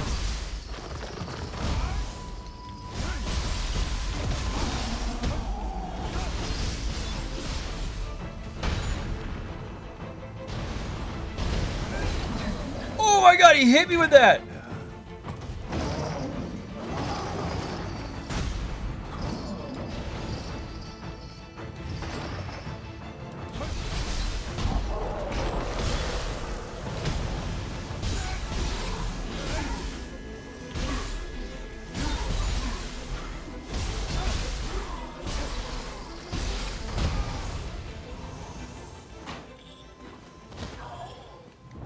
This NG+ area is so difficult.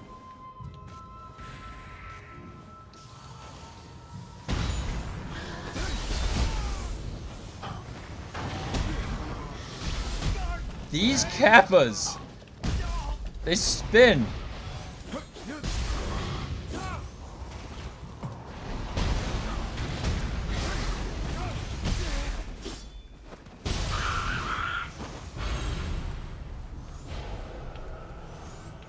All right.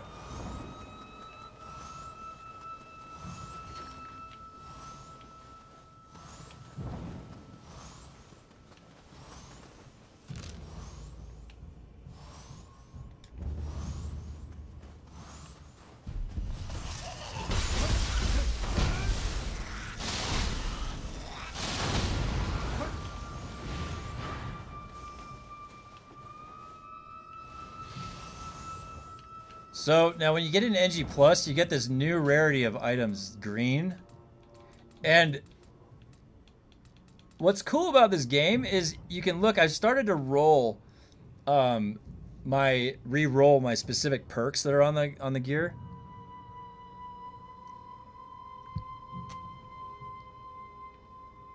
I wonder if I should show, you know what I'm gonna do right before I head into here?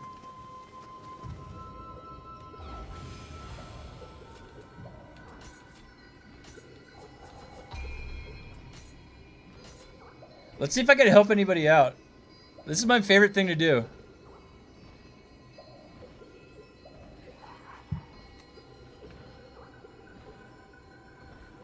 If anybody needs help on a boss, you just zone in. Oh, I lost connection with the host. There we go. I'm coming in. Let's see what boss he's on.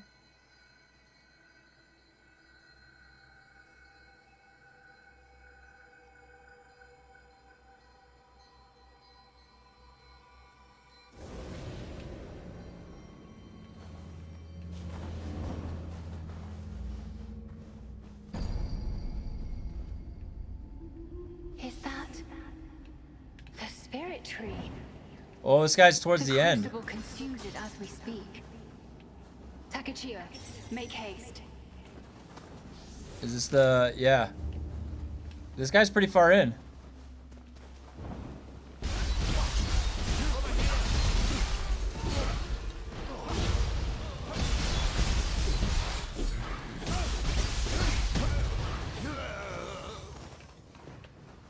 This guy's using the dual swords.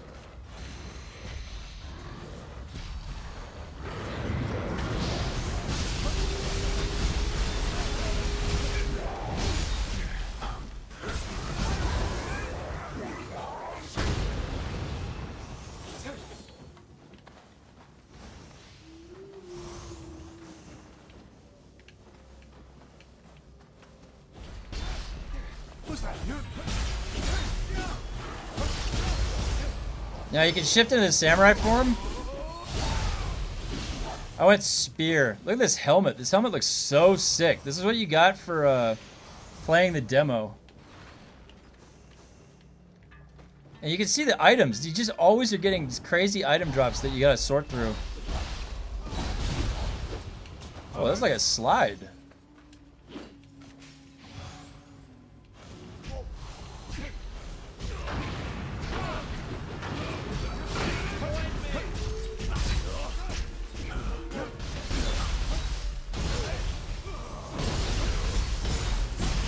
There we go. Stance switching interrupts that big red attack. Ooh. Now, when you group in co-op, it always, no matter where you go in the game, it drops the highest level for that difficulty. I think I'm getting 150 in NG. And if I was in NG+, it would go up to like 160 or something, whatever my item level is.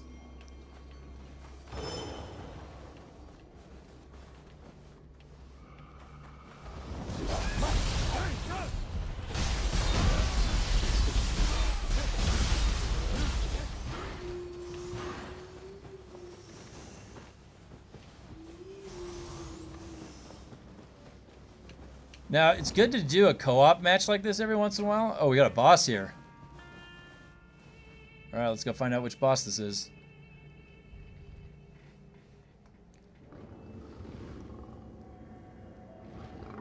Oh, this one's tough. It truly is a curse.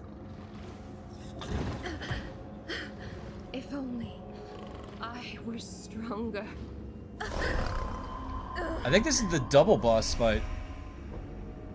I need more of this dark radiance.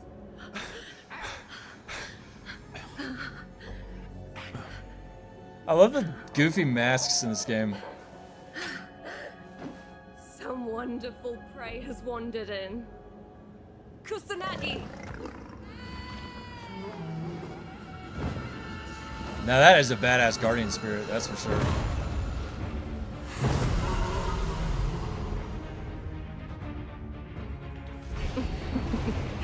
Let us begin, Kusanagi.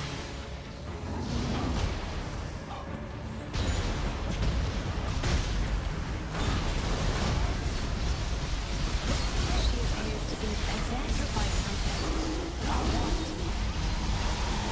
From this much aggression, restraint Hemlock, I want the dark radiance. Ignorant fools. Be purged by the light of the sun. Stab him! Stab him!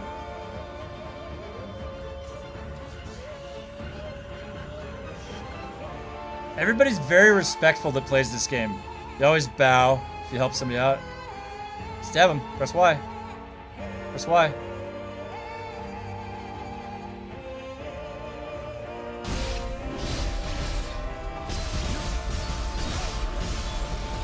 There you go.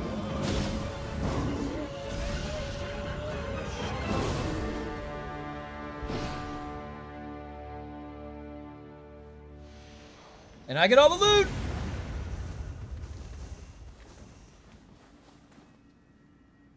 That's why this game is awesome. You can help people co-op and you get a shitload of loot.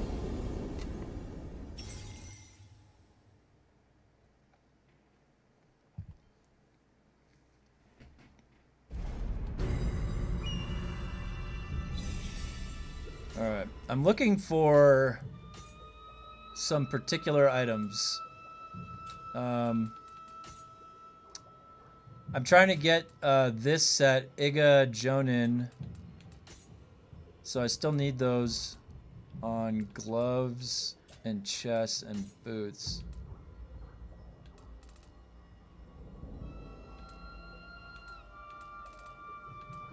Huh. Yeah, see, I keep getting the yellow versions of these. I need the green. This is Nioh 3. So I am a huge From Software and Team Ninja fan. I play all the Dark Souls games, Elden Ring, Night Rain, all of that. And then there is another game, a Souls-like. It was called Nioh. And they're both companies from Japan, so the game developers from Japan.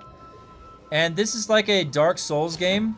It has a very complex combat system with stances and different weapons that have very elaborate skill trees. You know, all of the weapons have skill trees that you spec into. And each of the martial arts has move sets, and each of the weapons has move sets. So you have all these layers on top of that. And in addition to that, it is a looter game where you have a loot pursuit with all of these bonuses that you target. And so it's fairly fun, where it's like playing Elden Ring, where you have loot exploding out of bosses that then can roll better than other loot. It's not curated loot. This just came out, so there's a lot of people playing right now. So if I wanted to just co-op, I can just pop right in. And actually, the way they set the game up, if I go co-op right now, I'm going to port into somebody's game world, and I don't necessarily know where they are. They could be lower level than me. So it'll scale me down, but the drops that I get when I'm in there, I can get full drops when I'm a co-op partner in there, and they will be rolling to the highest possible level that they can. So that is something that this game does that others can take note of, because it makes it so that there's always a reason to go co-op. You can always go farm for an upgrade when you're co-oping with people, even if you're helping out a low level person. Yeah, and usually, like, the way this game goes is that people will come up with a build that just completely breaks the game. You'll just delete a boss somehow, and everybody's just like, how did you do that?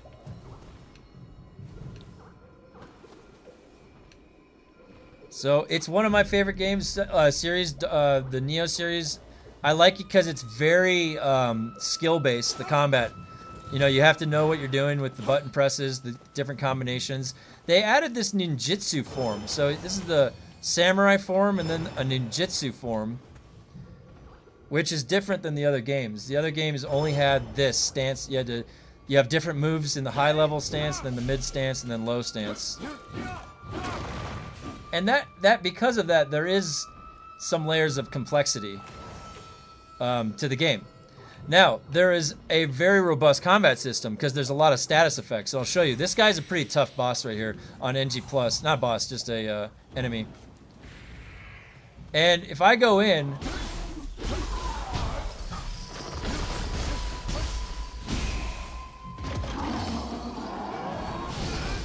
Now, I've got these status effects generating there.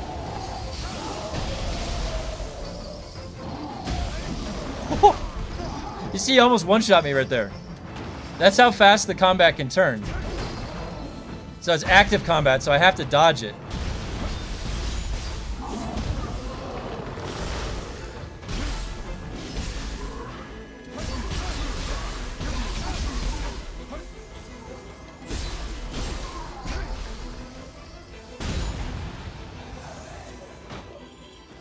I actually can level up.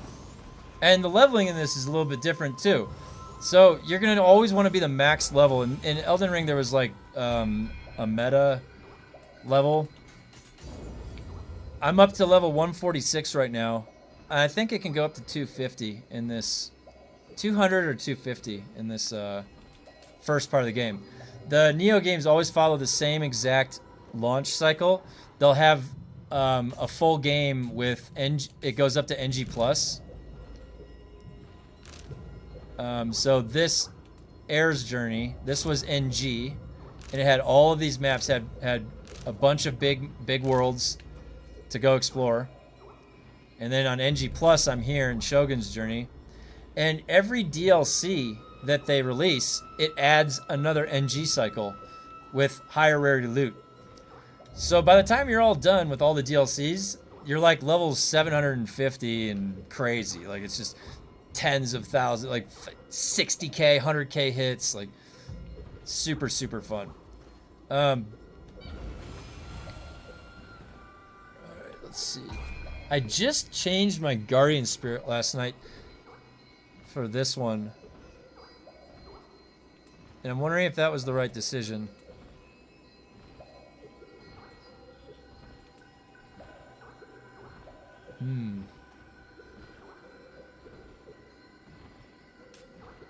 I think what I'm going to do I have any battle scrolls left?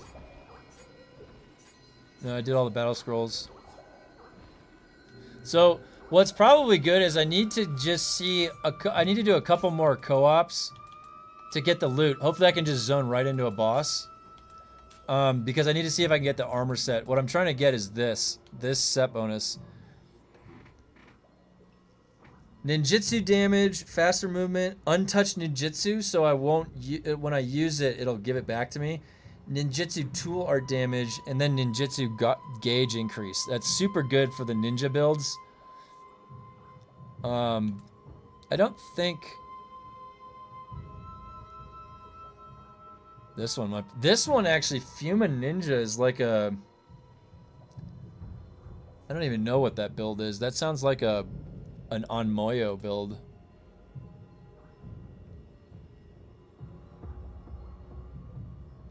Yeah, this is the set that I'm going with, or I'm gonna go for initially, I think.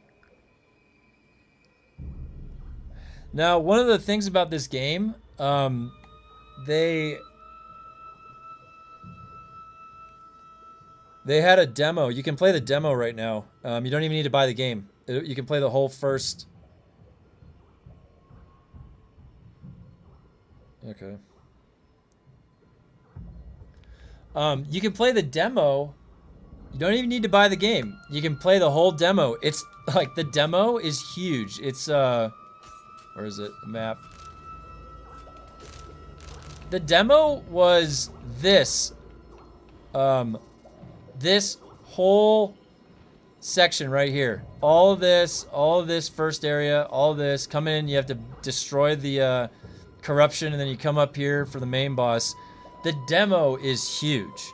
And then the save file carries over into this game if you decide to buy it. So then I just, when this game released, I just picked right up off where I left off the demo and then played through. I wish more games did that, honestly.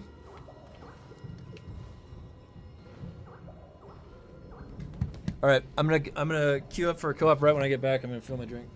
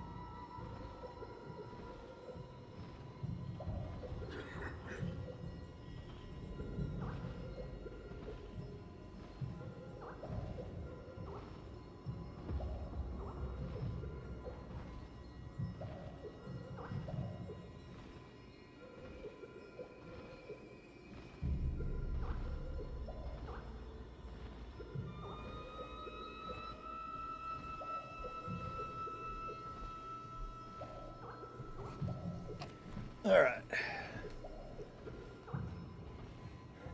Did I miss the Dune part? Yeah. I will be back to Dune tomorrow. Yeah, so the Dune part, essentially where we're at right now with Dune is that they have a major patch coming tonight.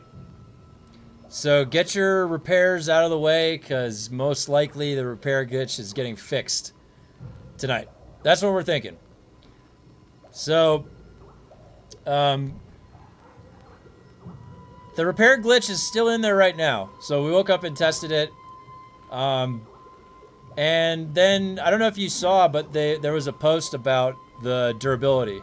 So they're going to be revisiting the durability soon. I'm assuming that's next week. So we're probably going to have 1 week where we don't have any way to repair the durability. That's if I had to guess.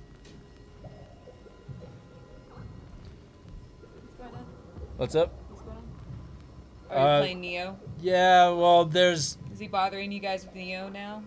there just wasn't much to do in Dune right now before the patch. There's a patch tonight, a 2-hour downtime patch. So there's going to be more to check out tomorrow in Dune, more so to test as far as that goes. So today I'm sneaking in some Neo 3, my guilty pleasure. Did you tell them you've already beaten it? Yeah, I'm on NG. Well, it's in the title that I'm on NG+, but yeah. Well, yeah, I love these games. This game just came out and he just beat it. It's not done. You don't beat it until you get to the end of like NG+, and then 100 hours later, then maybe you're done. You guys want to play a fun drinking game? No, we don't.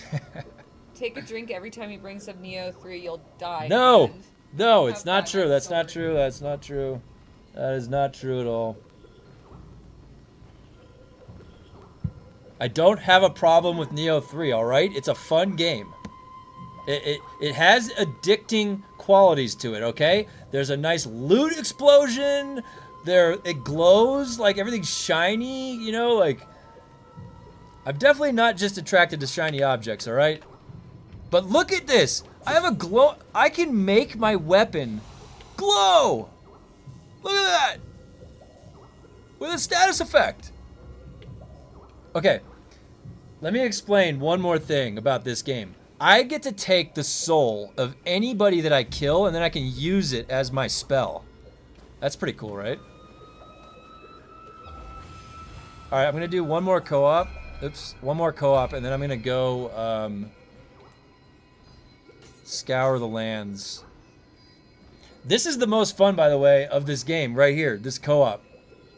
This is the best. You're all juiced up, and then you can only zone in to a boss that you've already killed. You can't zone into a boss that you haven't killed yet. So it's only people that have progressed past. So,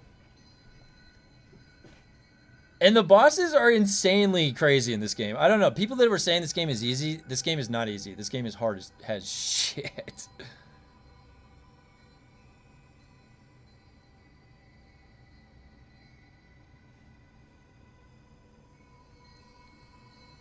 All right, here we go. Ooh, we got 2 people. We got a full group. Which boss are we on? Oh yeah, we're inside of a crucible.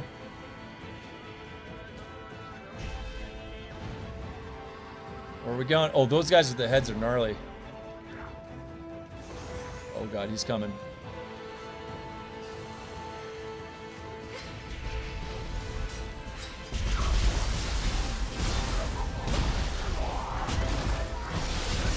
Oh, he sat on that guy. That's the move that he does. So I chose to go more of a ninjutsu build, and what that is that I generate my my screen might be covering it, but on the right hand side I have these abilities that I picked, and they're ninjutsu moves that regenerate during combat. So it creates a flow where I'm going to be hitting with my katana and generating those attacks, and then throwing the tools.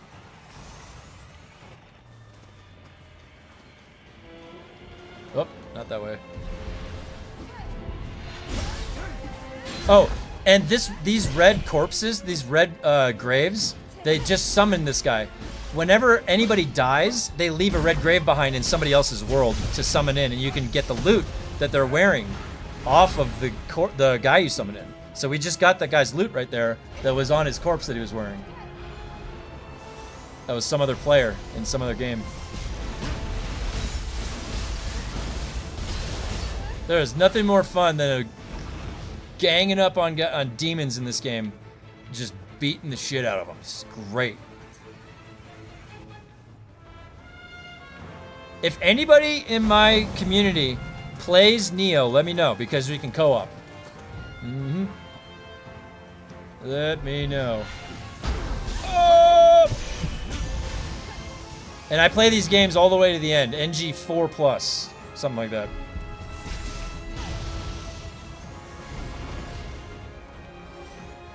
Oh, we're definitely going up to a boss here. Oh, these guys are tough.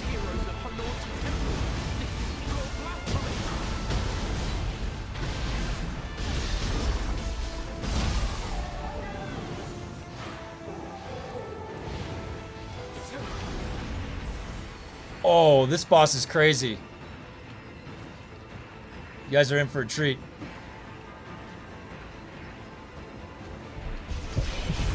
Oh! God.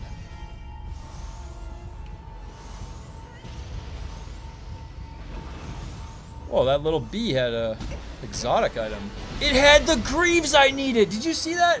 That little bee. I needed the Igajura greaves. I wasn't even gonna kill that thing. Oh my god, I got the boots that I needed. Alright, here we go. Well, let's see, I forget which boss this is. Oh, I can see him through there. Here we go. What do we got here? What do we got here? Oh no, this guy is so hard. This boss is crazy. This guy took me so many tries.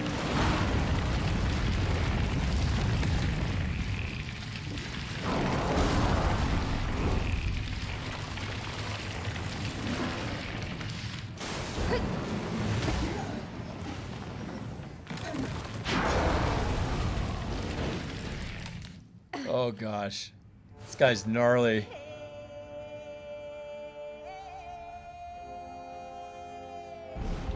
Slow. Okay, sloth them.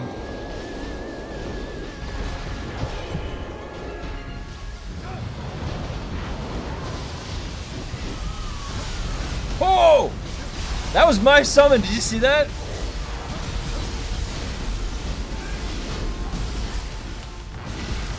Wow, we fucked that guy up. Whoa.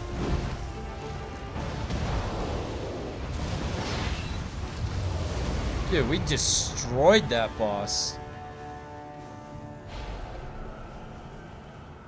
Holy cow. That wasn't even fair.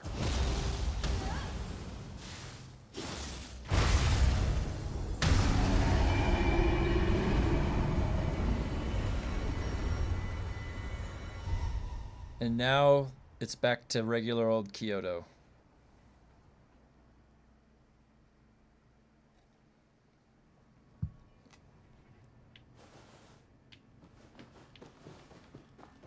Sweet. That was fun. I like queuing up co-op like that because you get to, it's like a world tour for some of the bosses. You get to see what the game is like. I'll do one more and then I'll go into, I'm gonna go to my NG Plus game.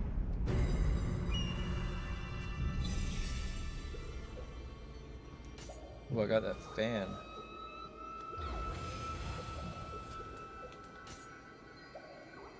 Not a lot of experience though.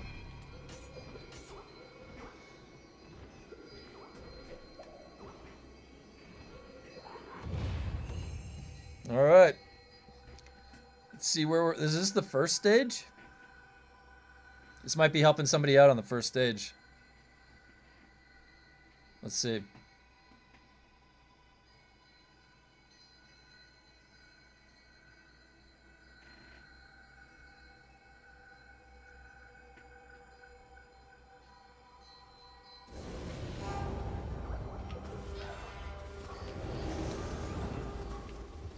They open the door? Oh, they're right here. This guy is a tough boss. This is this is in the first level. No, I can't go up there. He's going in. Nice.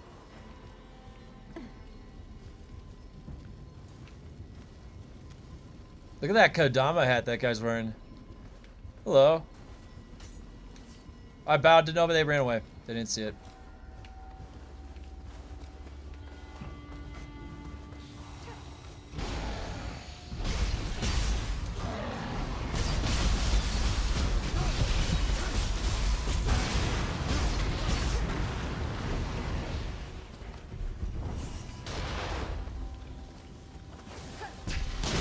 Boom! Right to the head. I love the sound of the flintlock. It's got the gunpowder.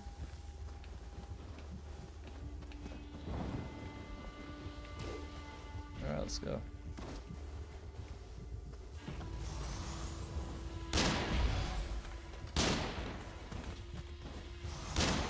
Thread the needle. Come on. There we go. There's gonna be lots of balls.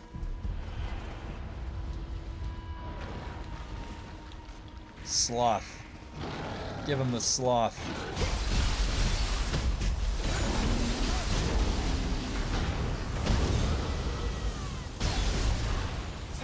Easy. 160 plus 2. I don't even know if the items can go over 160 yet. Level 160.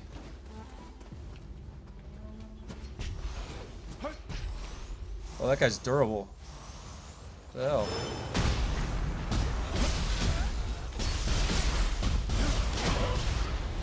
Whoa.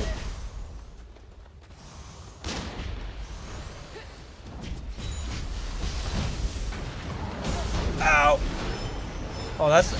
If you stance change, when they do that red attack, you can interrupt them.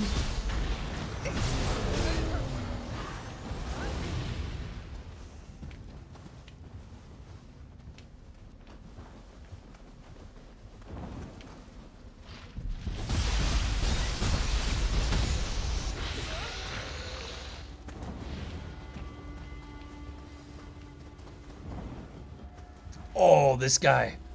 This guy's crazy. Wait, where'd they go? You ready for the crazy guy?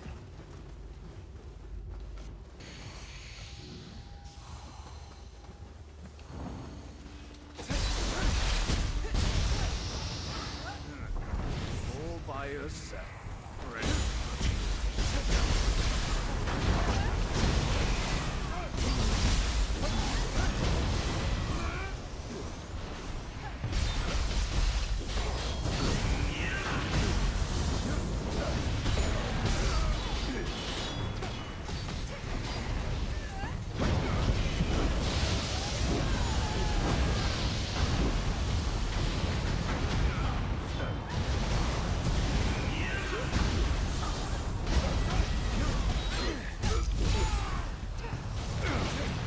Such strength. Sweet. Someone like this That was with cool. wings all along. Guy got lit up. Tricks.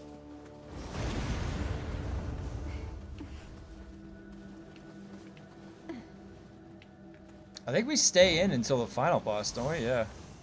That's nice. Ooh! Prayer beads 160 plus 2. Ooh.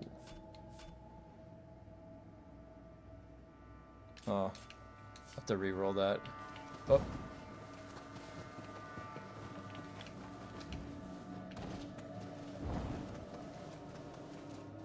Oh yeah.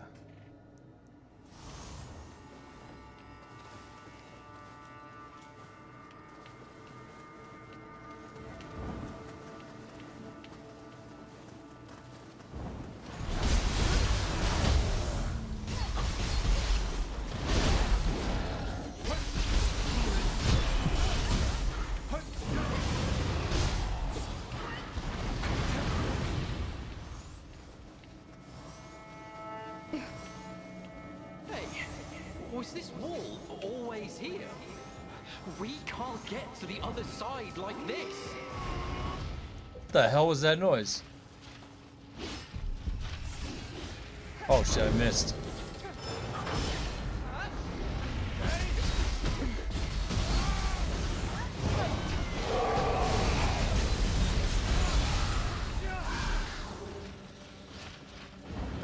that other guy?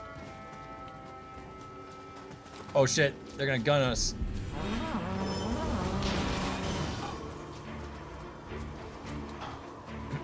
There we go.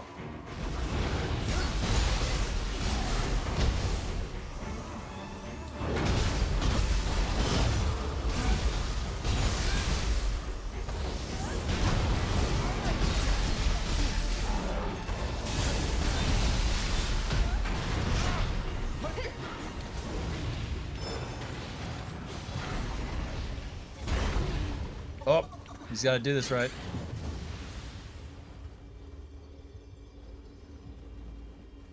There you go. You did it right. Get the items. Get the loot. Get the loot.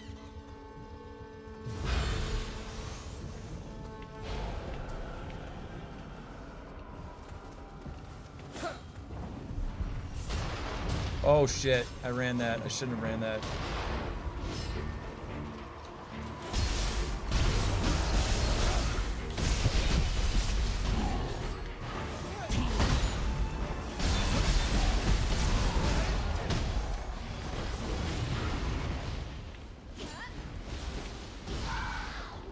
You get that guy? Oh, he's fighting that guy still.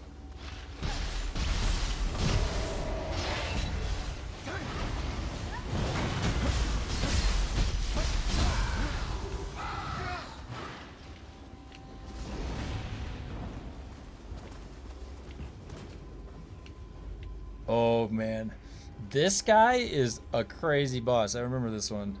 I think this is the end of the first chapter. Let's do it.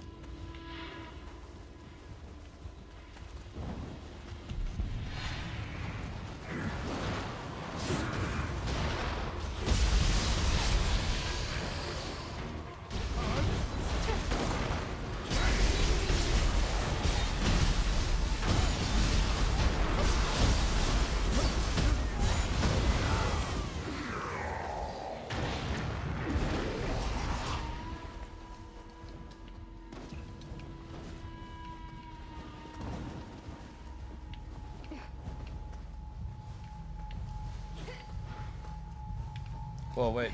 Open this guy.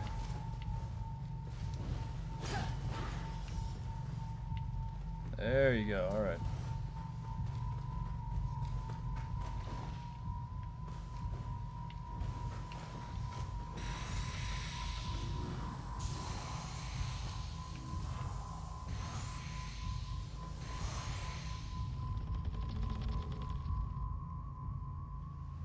None shall hinder my lord's will.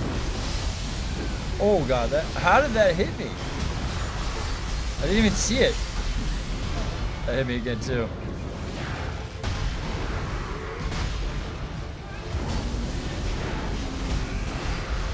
Such Bolster on him. could you be the one cultivating Masakage? I will not die. Not until my lord's control is secured. To no one. My lord, forgive me.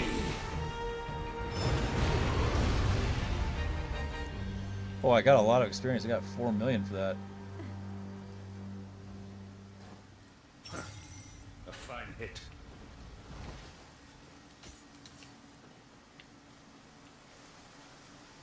No!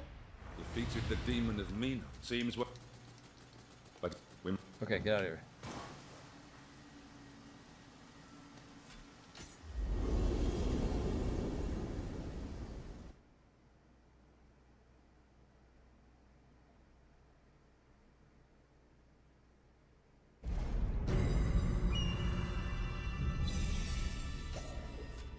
I got the boots I needed. Yep. Yes.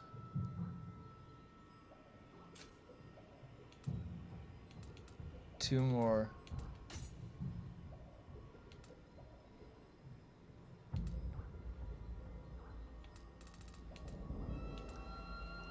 Oh, does it have to come from the weapon?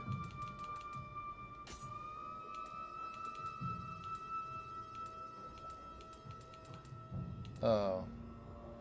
Shit.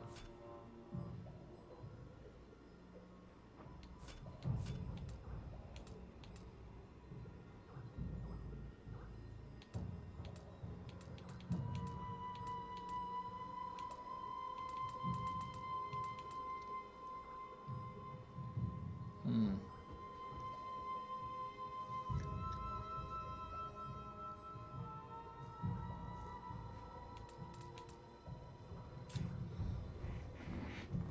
Maybe the gun.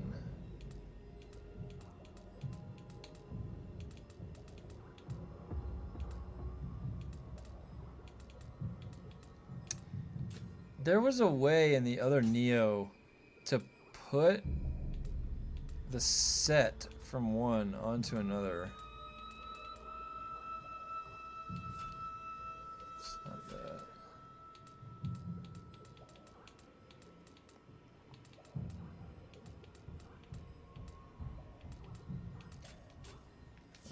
We'll figure that out later.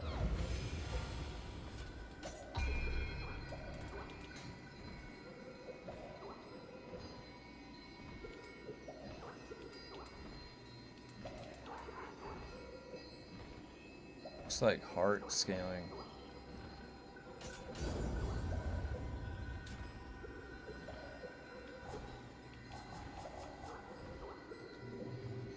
Let's see if I got anything else.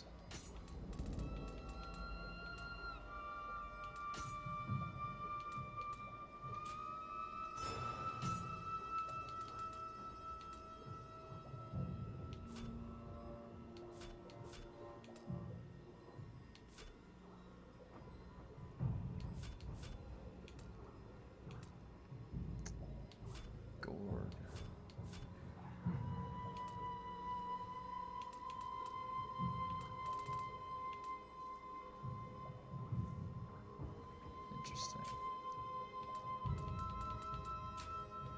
Okay, let me look at the map.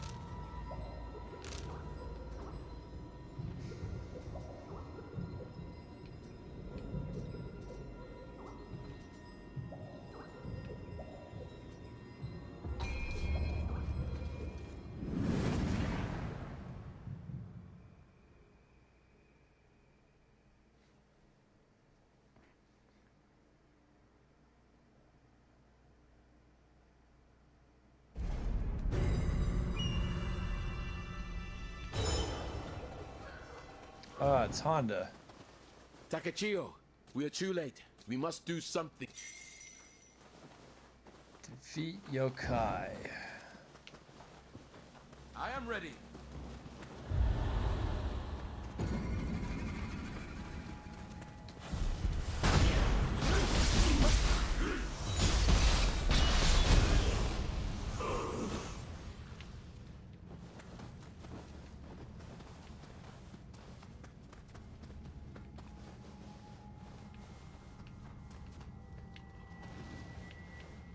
Oh my god, look how big that one is.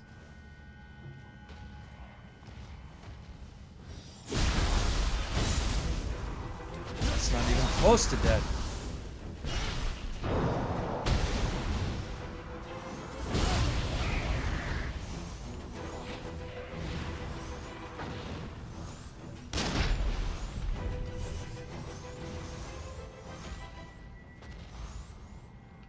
Oh fuck.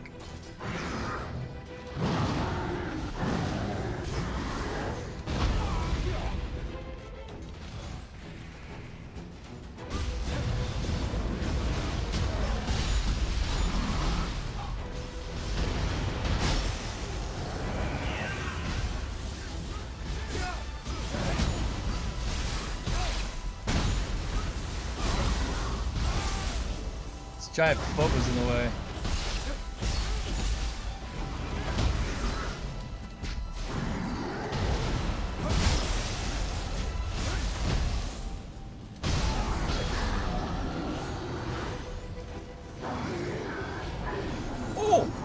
That's a spear.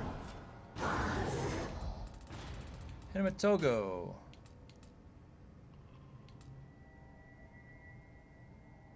Right there.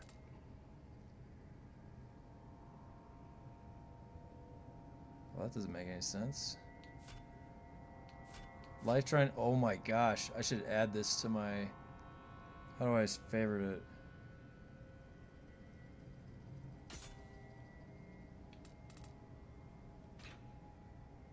I have to re-roll that, but that's a good one.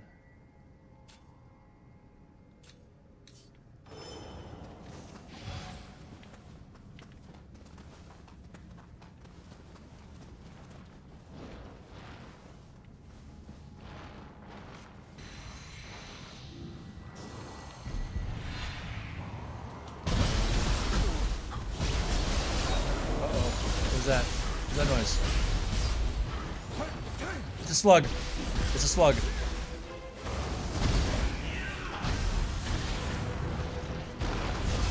Ow! I hate these slugs.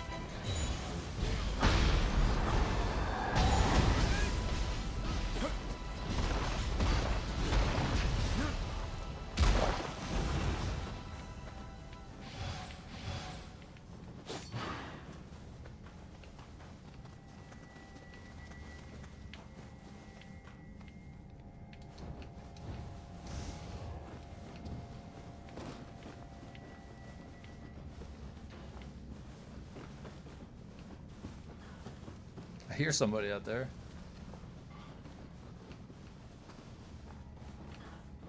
Wait, is there no way out? What the hell?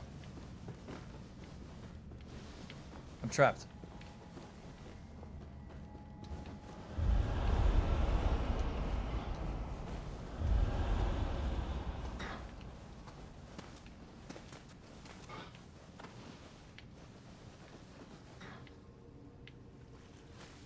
Just relax in the hot spring for a sec.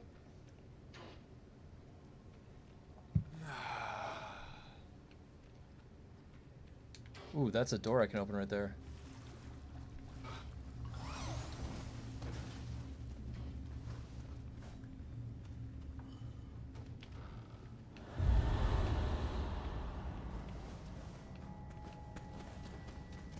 Four.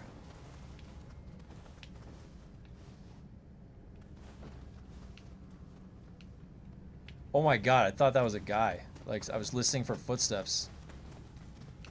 It was Honda the whole time. It is perhaps girls bring everyone back, Lindsay. Is this in the... Oh, this is in the zone too.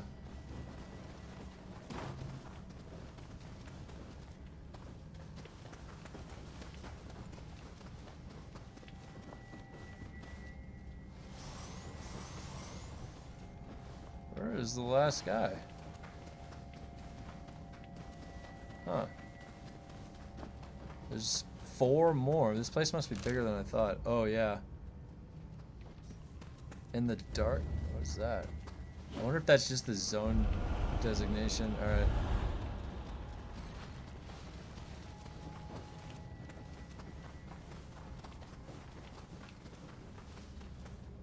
Wait. Oh, I don't even know if I've been in there. Oh, there's a Kappa. What are you doing over here, Kappa? Get him, Honda. Get him.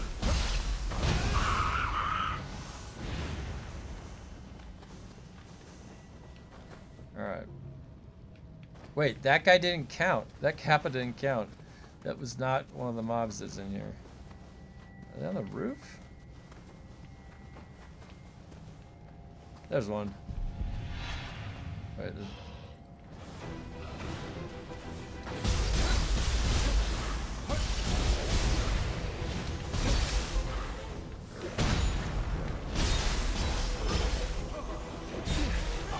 What?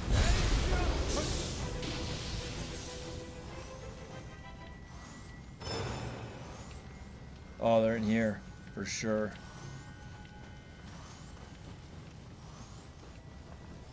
Wait, I need one more.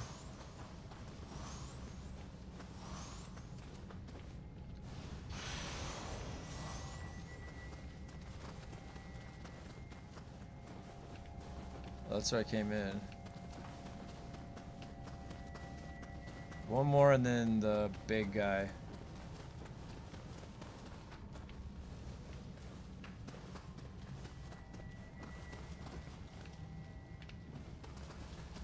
Maybe that big guy is too, guys. Let's see if I run through it.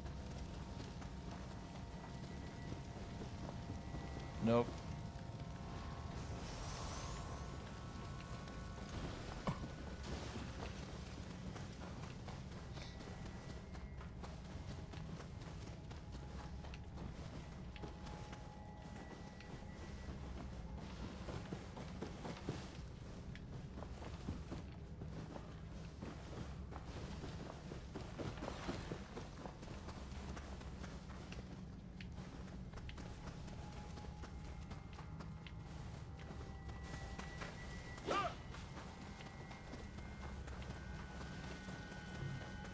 It's weird, I'm missing one guy. There's just gonna be one guy hiding somewhere. Unaggroed.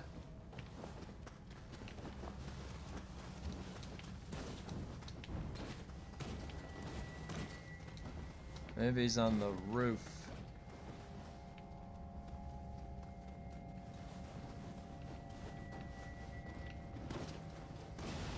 What the hell's wrong with you? Cut it out! Where are you taking me?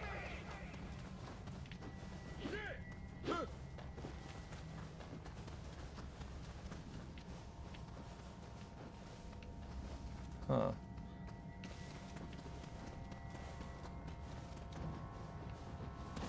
Oops.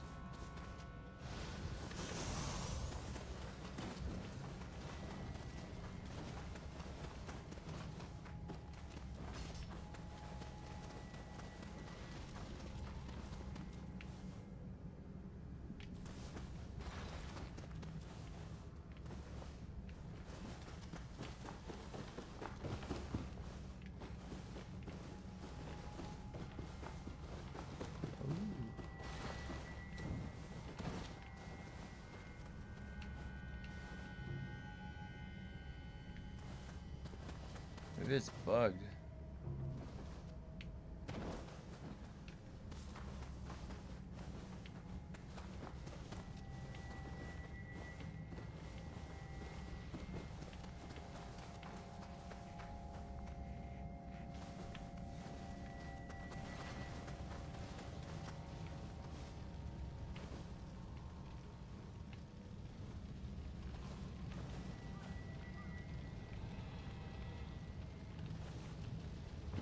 Oh!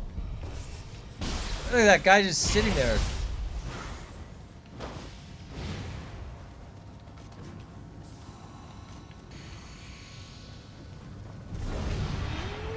Oh shit, I missed.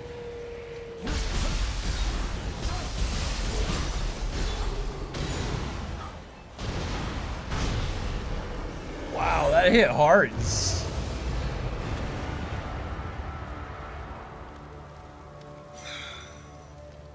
I believe truly, if the yoke out unless we address your abilities are most. Could you go investigate the hunting caves? Sure thing. I'd love to. The hunting caves, which would be where? Oh, they're down there. The hunting caves. Probably want to go right here.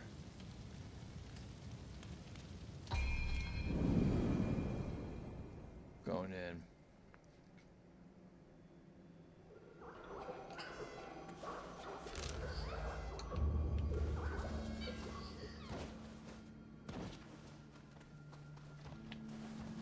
I don't like these crabs, they hurt. That didn't even do much. Maybe the bomb. Let me go in the bombs. Nope, that didn't do shit. Ow. No, I pressed the wrong button!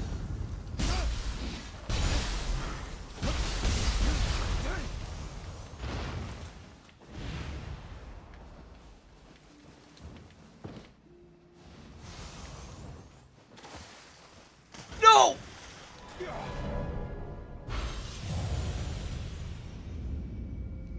It looked like water I could go in.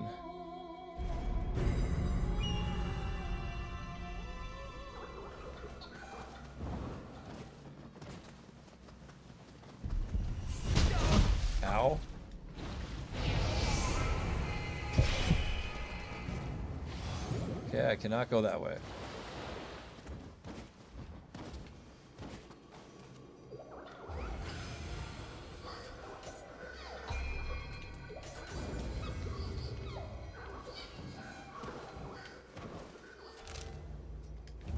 Shit, I went the totally wrong way, that's why. Why is this crab red? There's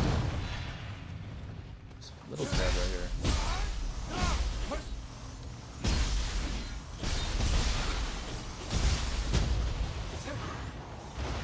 Something tells me this guy's gonna be different.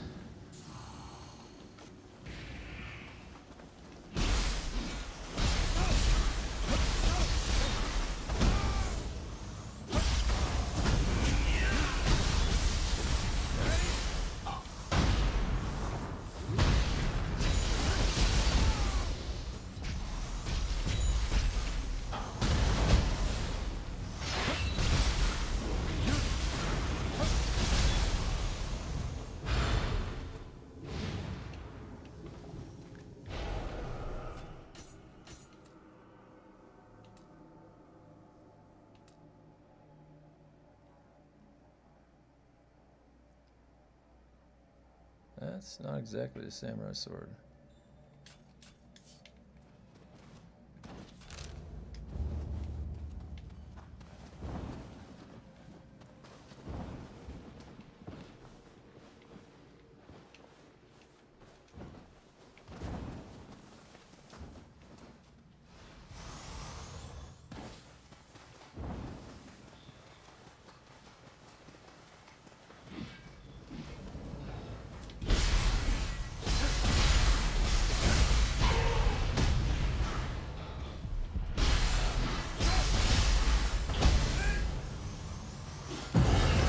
God damn it, I keep hitting that button.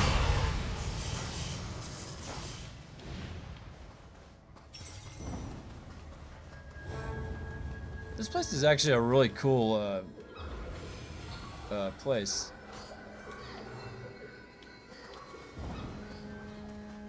These are Sudama. The appearance of that huge yokai is driving business away. It seems some were unable to escape. Well, let us continue.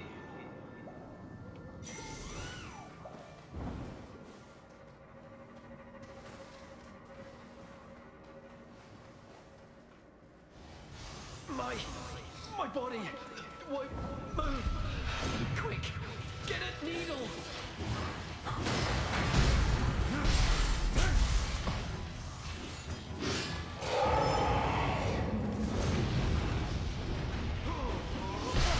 Whoa!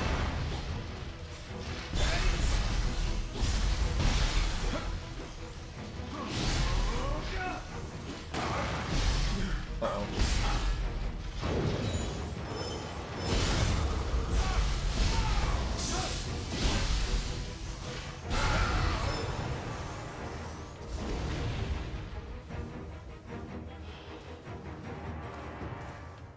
Somebody throw a rock at me?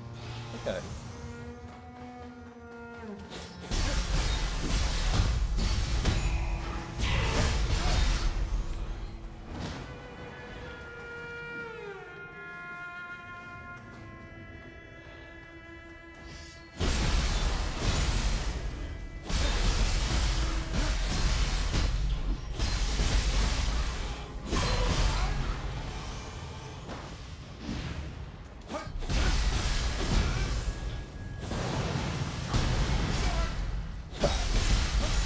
Give me a one swing. That was funny, that hit me hard.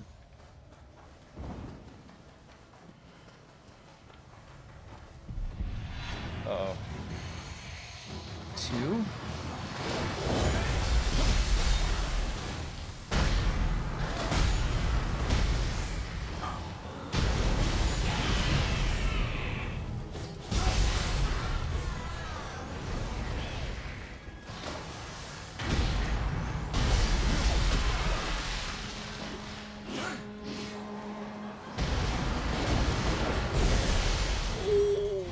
Almost killed me.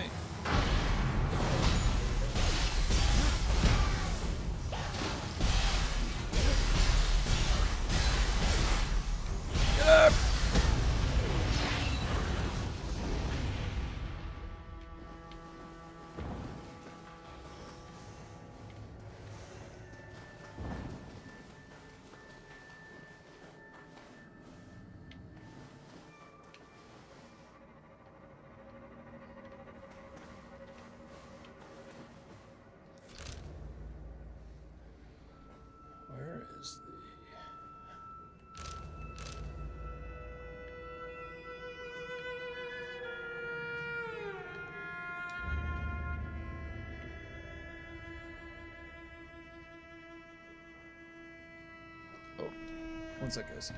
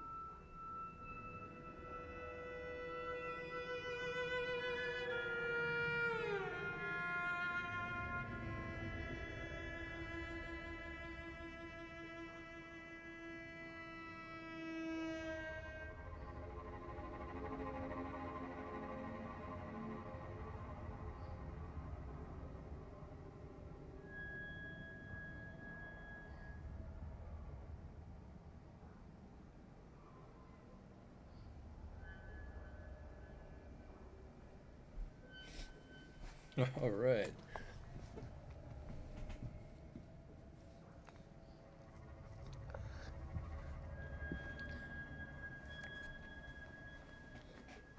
Let me check.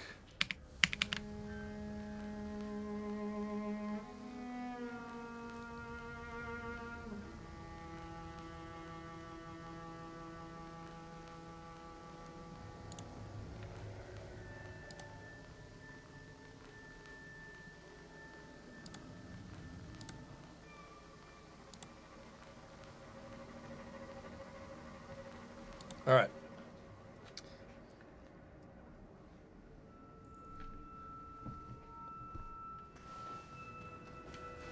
These slimes are very resistant to any damage but elemental. Oh!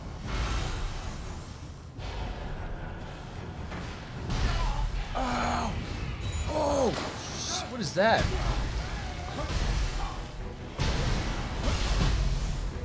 Oh, it's a siren.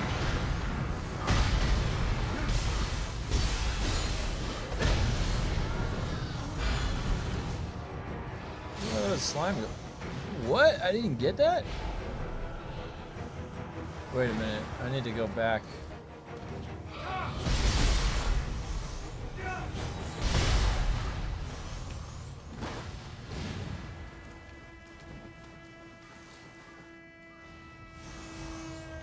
Where was that other one?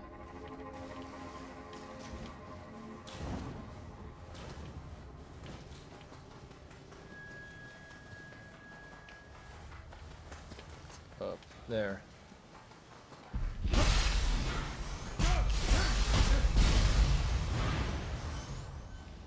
This place is built of those stones. I thought it was just some cave, but it looks like I hit the jackpot.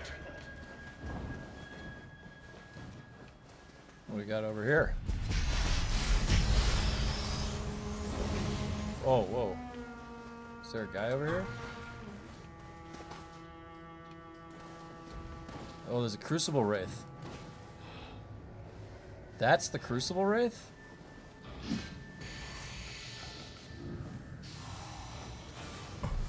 Oh, it's the fucking siren right behind him. Ah! No! No! He's robot! Oh, God. Alright.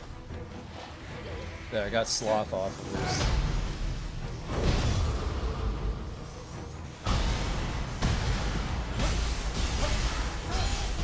Hallway fight?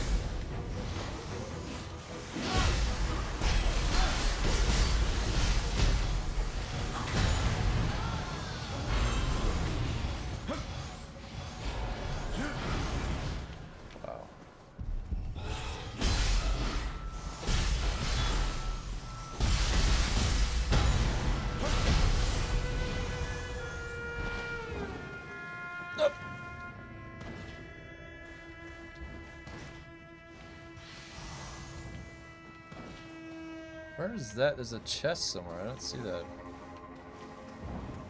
Might be above me.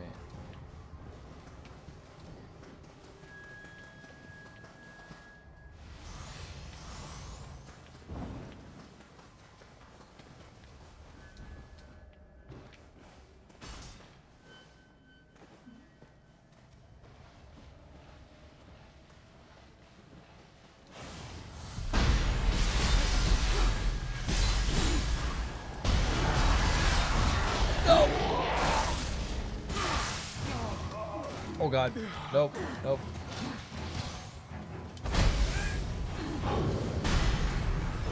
Oh! Alright.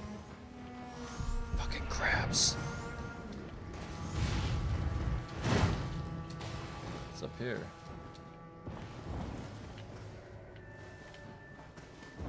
Oh. Oh god.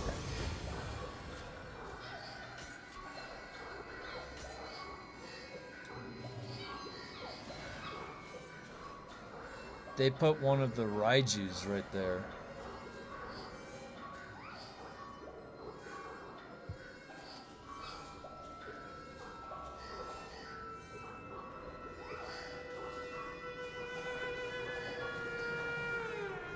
Look at that view.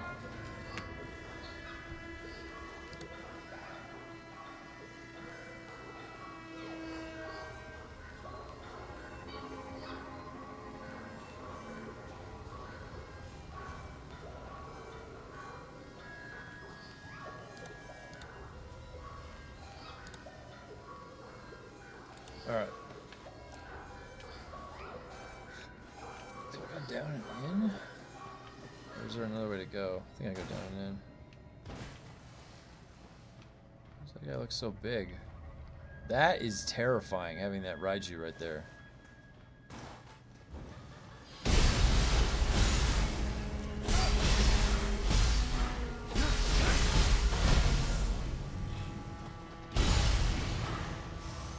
There's strong negative ki growing. This? God. The Raiju's gonna kick my... They're fast and they hit really hard.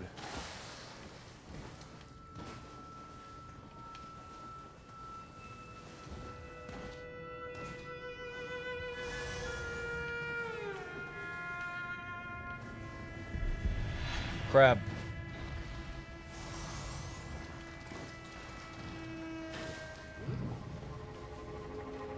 Oh my god.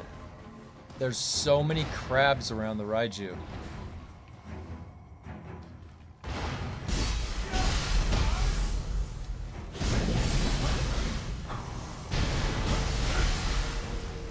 Nope. Got me.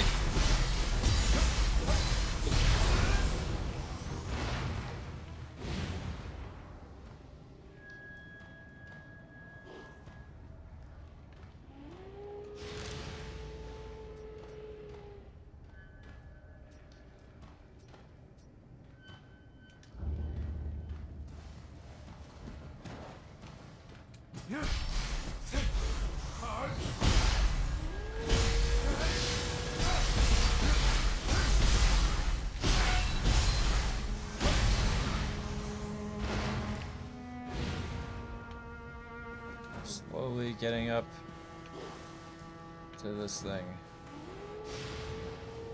Oh my god, and there's one of those. Wait, can I hit that from down here?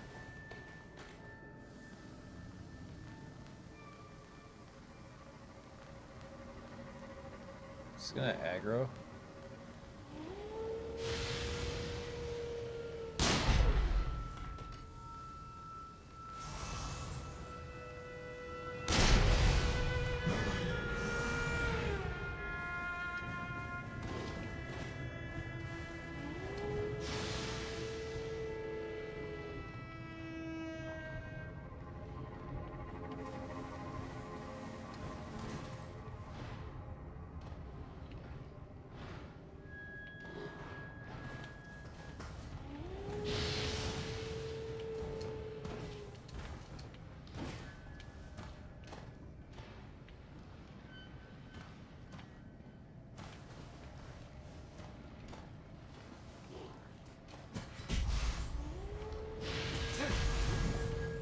Shooting water bubbles at me.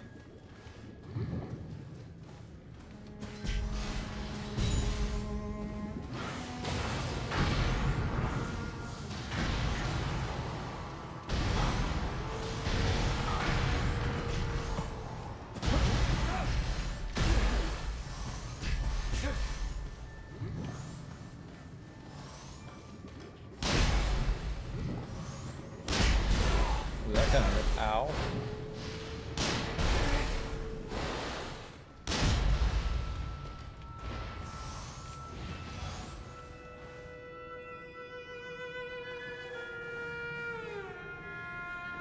My God, and there's a slime.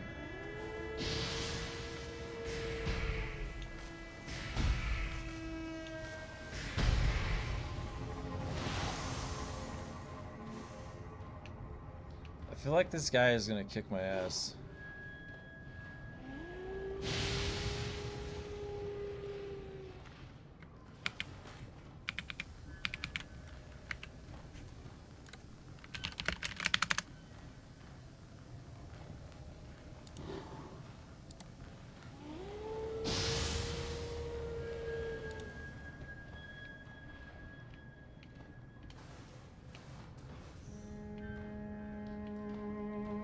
Alright. Oh shit, I did this.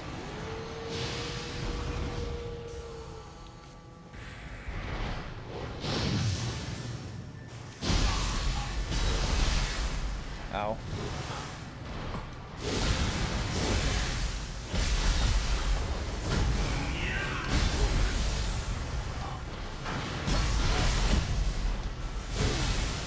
No! I almost had him. I didn't notice my health though.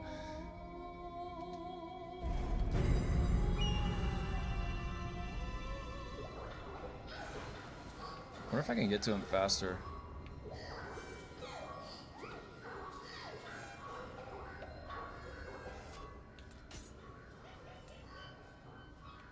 What's that? Oh. Where's the, I need a summer's candle.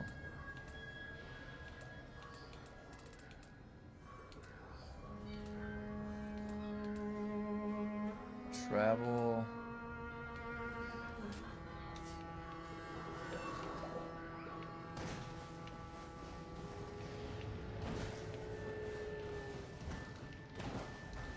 Let's see if I can just fight him right here.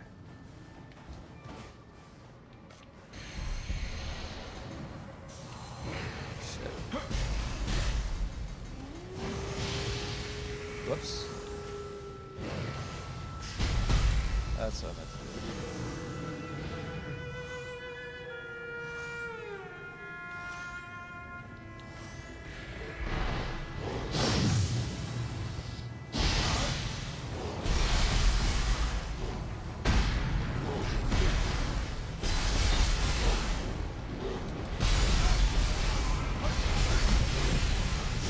Nope. There we go.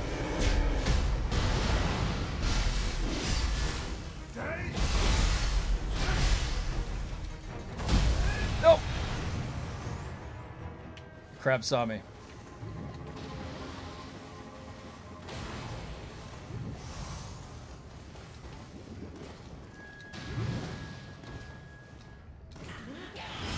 Oh God.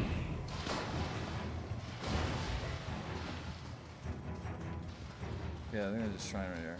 Very good.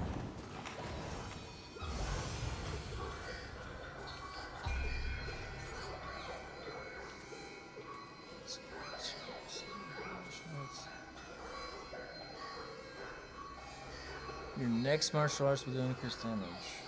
Oh. I don't know if I'm going back and forth like that, really.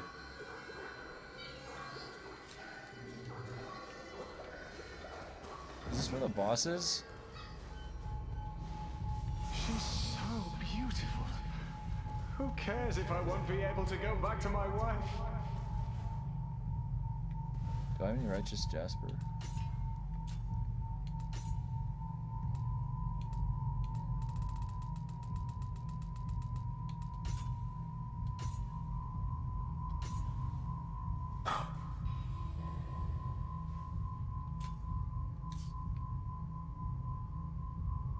148. What's everybody else? 144. 34.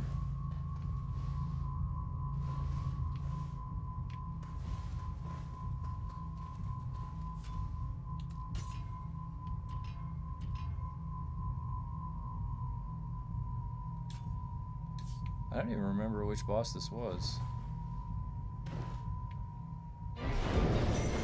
Oh, it's the siren. So, it steals people's hearts and eats them. This must be the creature that was terrorizing my sucker.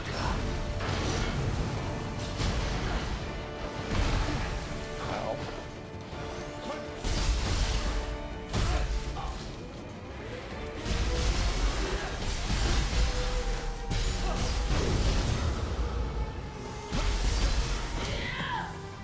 Oh man.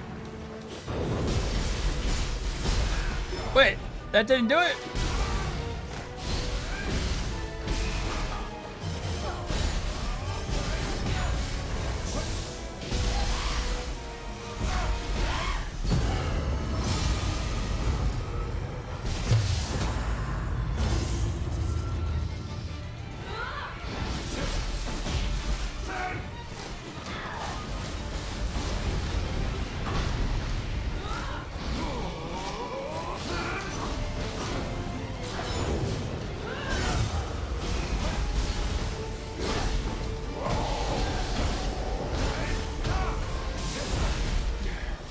Uh-oh.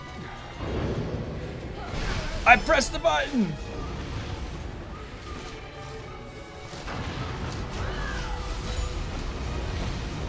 Uh-oh, a lot of stuff on the ground. There we go.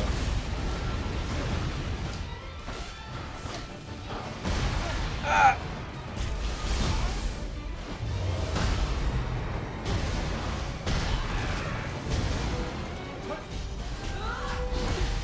Uh-oh.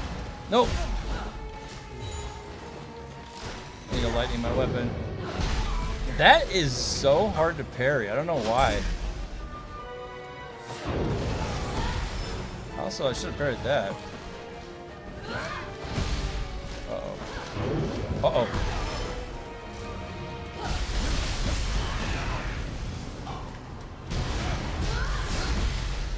Oh, I'm dead. Nope, I'm alive. I fucking parried that.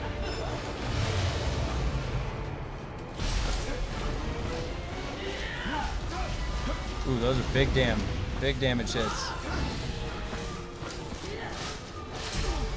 Paralyzed. There we go.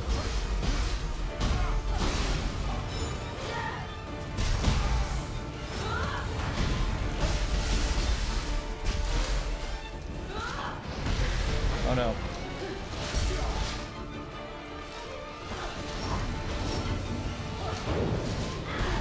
Oh, I hit that.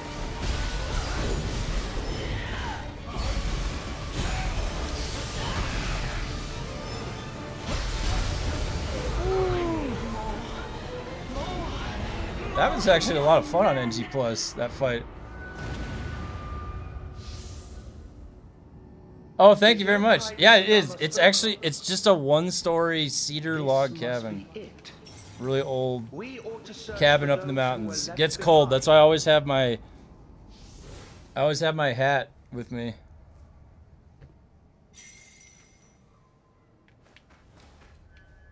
Oh wait, where do I go? Up here.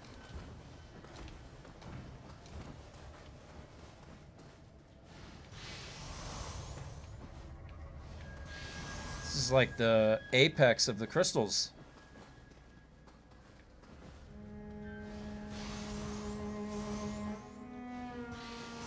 Look at all the embersite shards. Things should be sorted for the time being.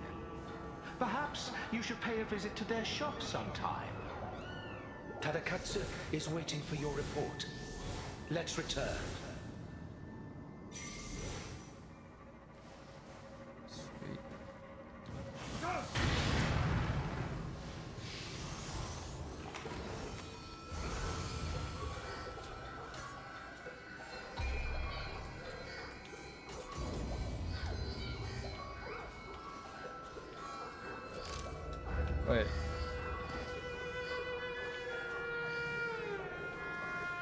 There's a white dot right there. Weird. Is that not the quest?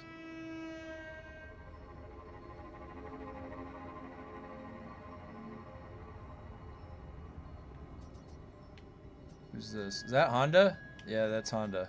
Alright, that's where I gotta go.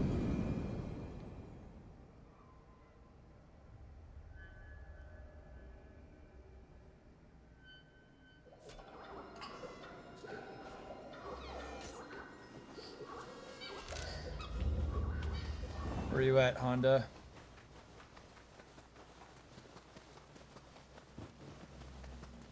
Yokai who deceive men. You have my gratitude. Your deed would buff. Nice.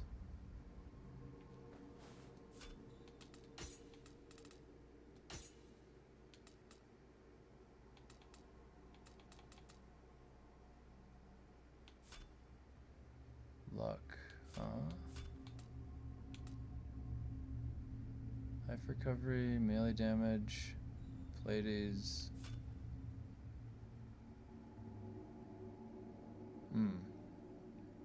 No, because the weight.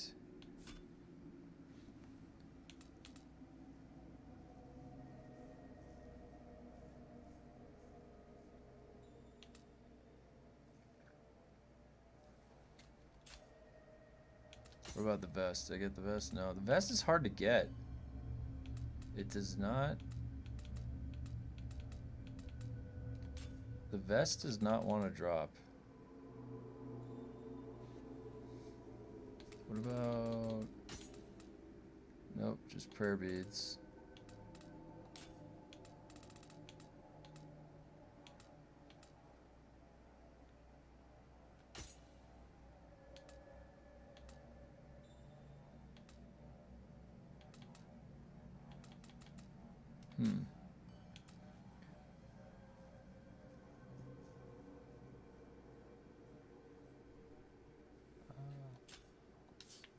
Okay, so his quest is done.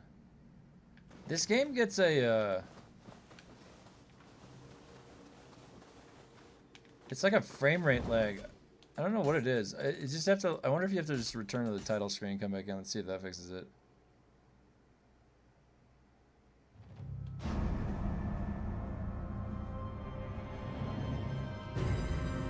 I'm not sure what it is. It's after a little bit of play. I just have to log in and out. It's in the frame generation.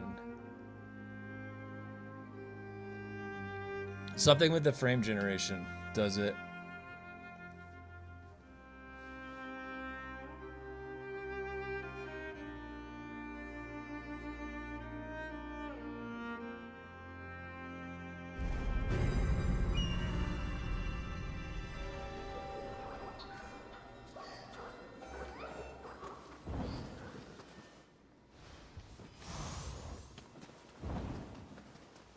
I think that fixed it. I can't tell.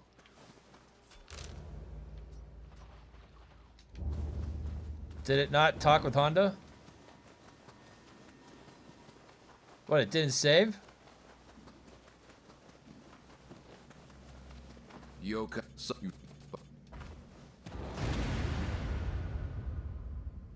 It didn't save.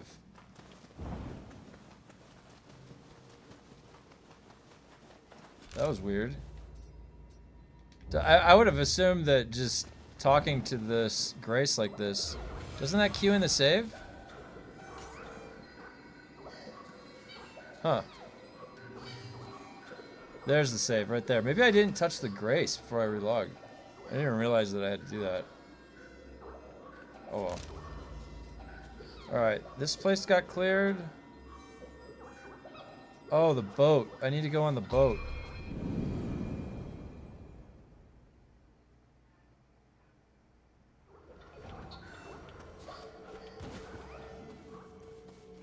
There's the boat. What? No. You blew the horn.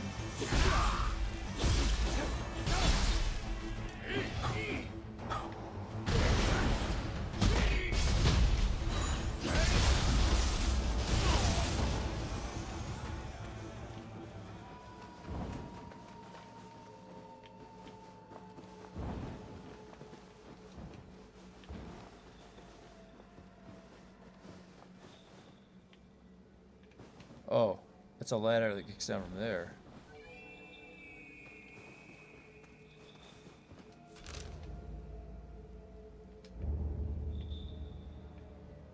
How?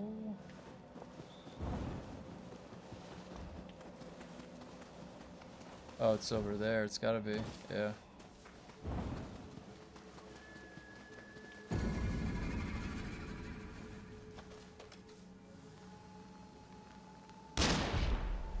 Well, that guy's got a lot of health. What the hell? He fell way down. Oh, God.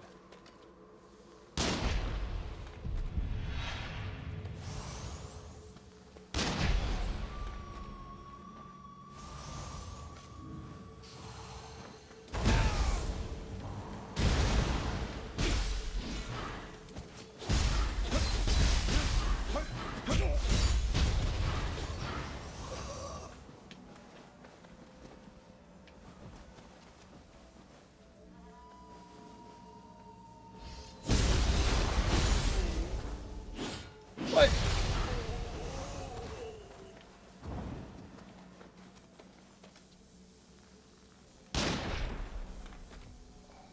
Didn't get him that time. No, no, no, shoot. All right. 5.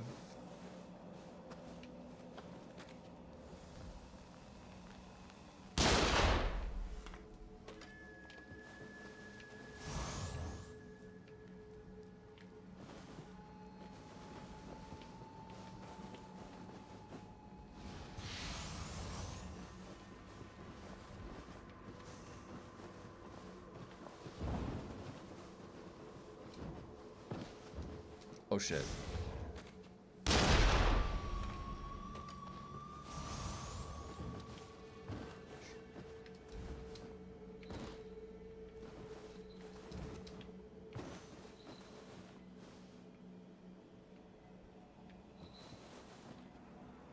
I don't think I can get up there. Nope.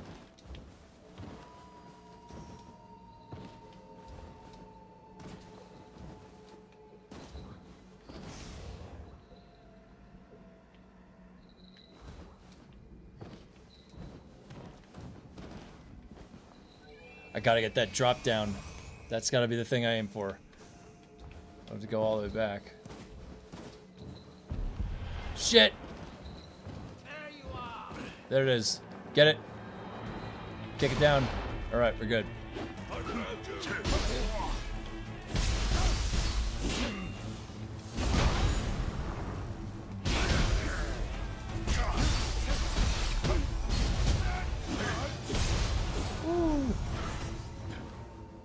Oh shit. No!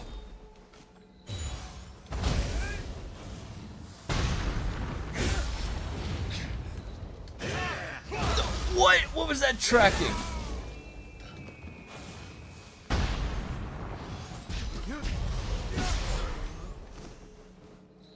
That tracking was crazy.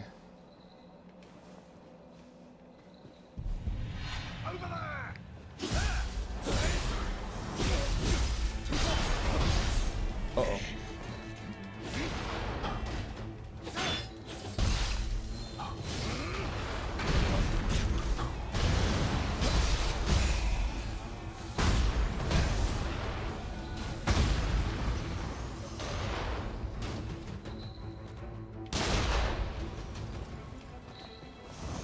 Hello, good guy.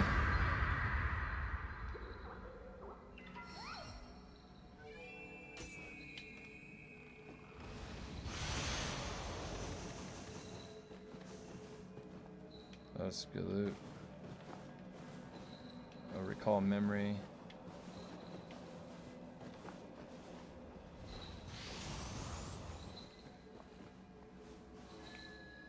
Alright, got that done. Oh wait, where's the Coochie Grove?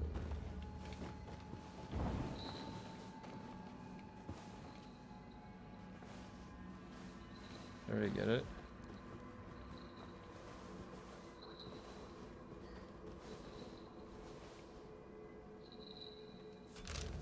So we got it. Alright. Did I go down here? Yeah, I went down there.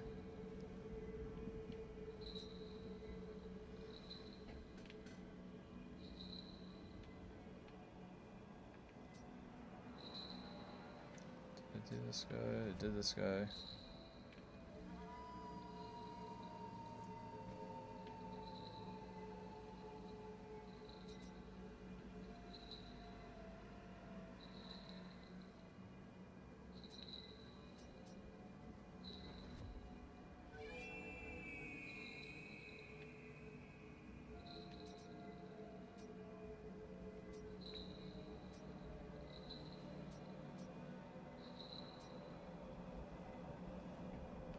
Oh, what's that?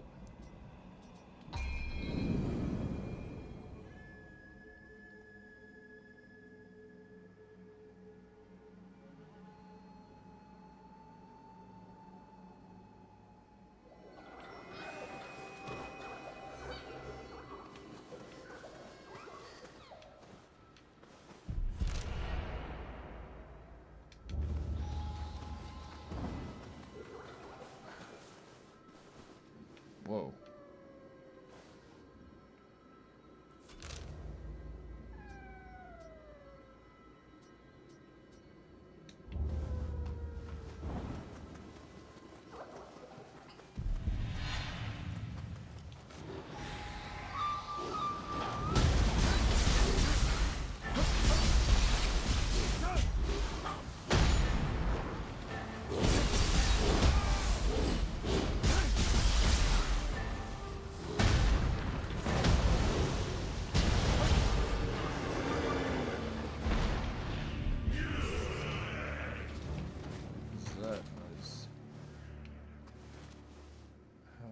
That spirit vein.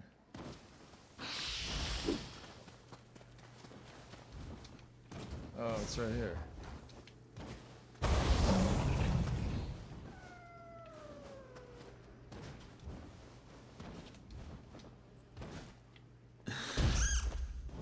Where's the other one? There's another one right there.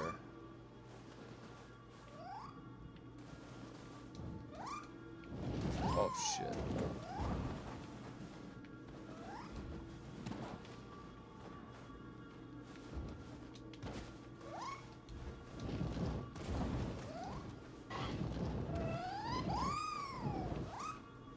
What? I don't understand how it got up there. Can I make that jump? No way I can make that. Oh. No?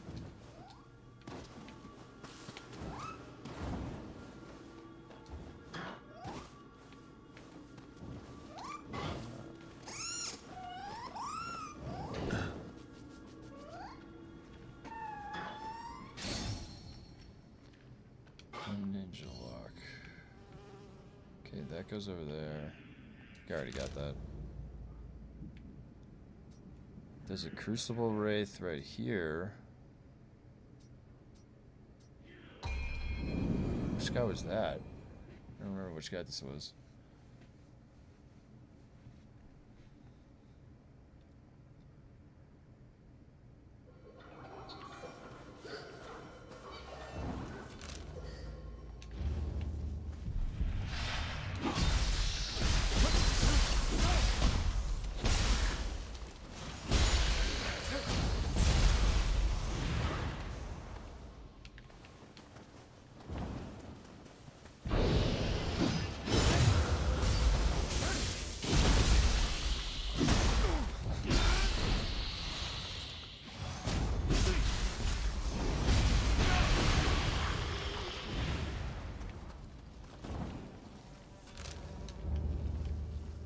It's a freaking red bee?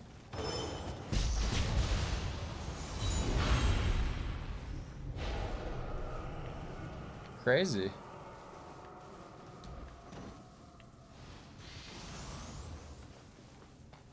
Crucible Wraith was a bee.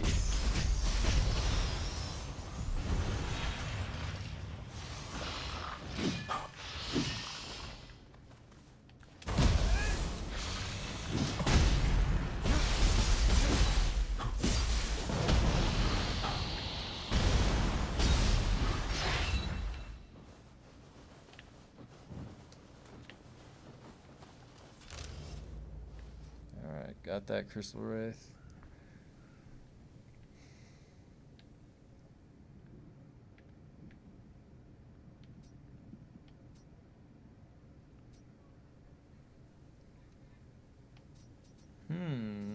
I'm getting close to having most of this done.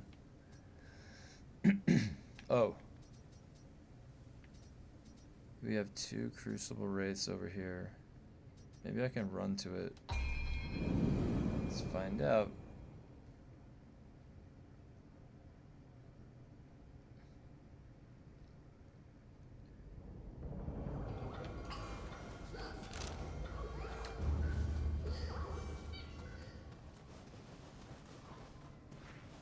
Which place was this?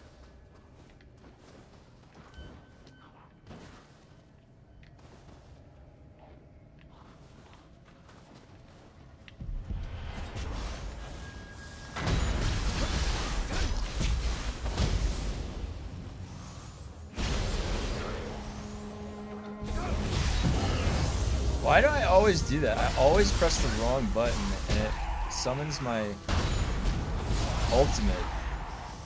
I do that all the time. Is this the door?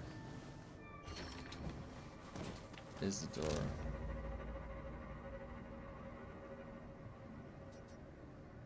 I need to get on the other side to the Crucible Wraiths.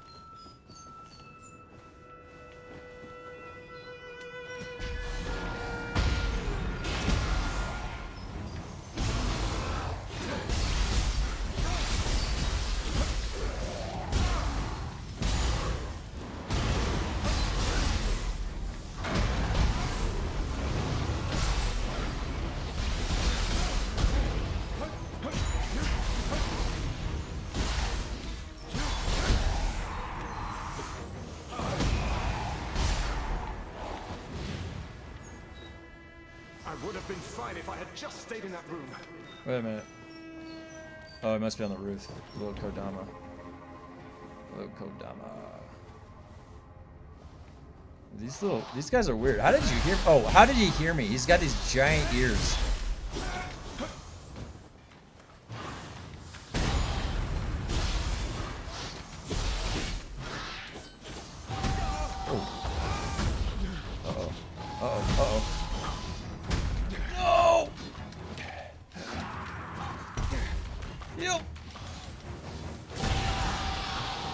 Insane.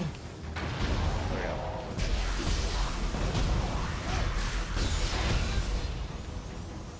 Oh my god, this guy was just sitting here nailing the cross. Do you guys know how crazy this guy is? This guy in Nioh 2, when he would show up in the like later difficulties, this guy was nuts. This guy was really nuts. I'm gonna let him hammer away for a second while I refill my drink.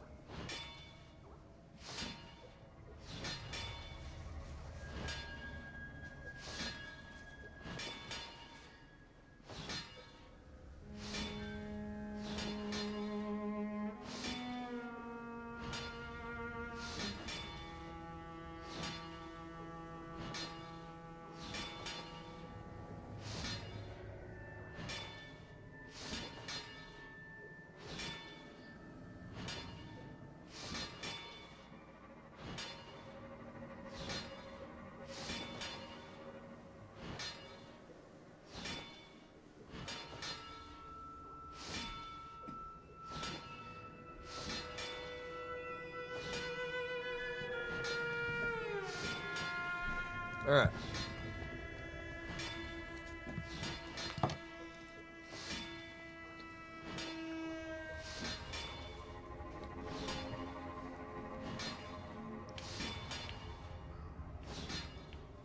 Do you think this guy's gonna kill me? This guy's crazy. I stood on NG+.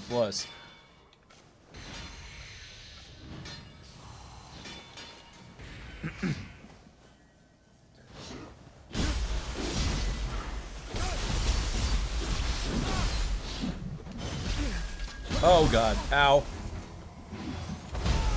Oh, that did... Oh, man. Alright. Maybe, that guy was not as crazy as I remember. Those don't do anything. Alright, where's this Crucible raid?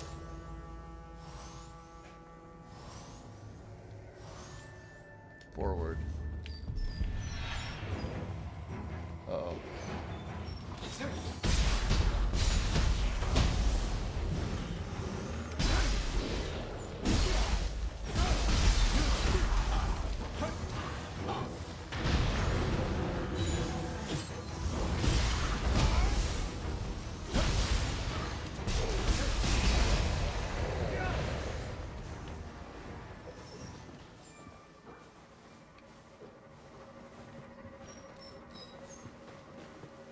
Aha!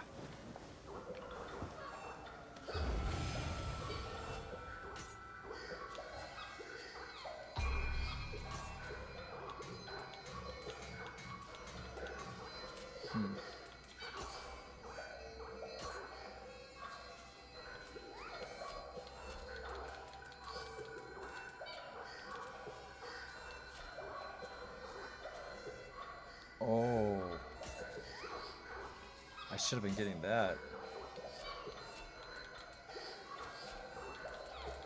Where is it? No, I haven't discovered it yet. Maybe it's a gun.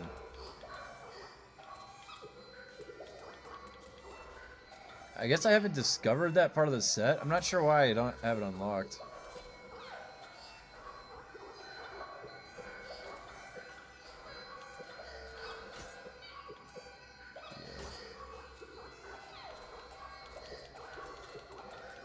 I didn't see it in the chest piece. Maybe I should leave this blank.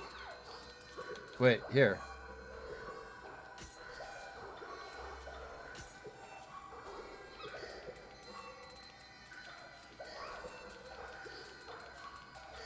Whoop, there we go. Okay. And is there... There's not going to be an accessory, is there? Oh my god, there's so... There could be.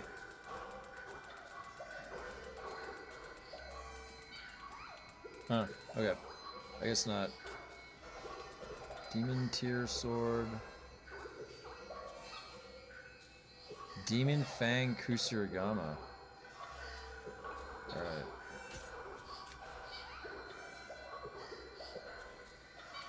Confirm.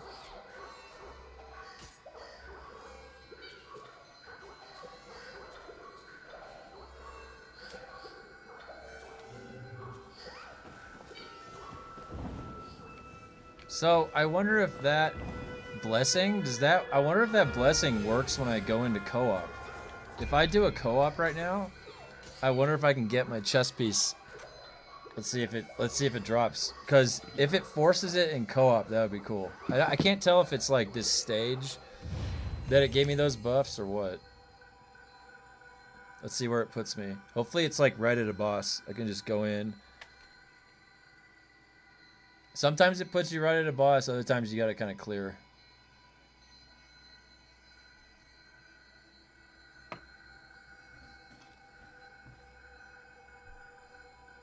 What do we got? What do we got?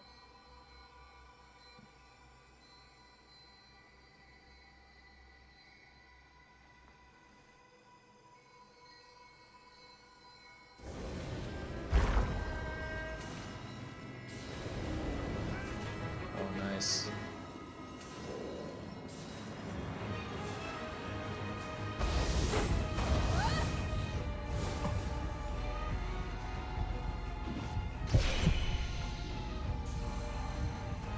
Boogie. Go.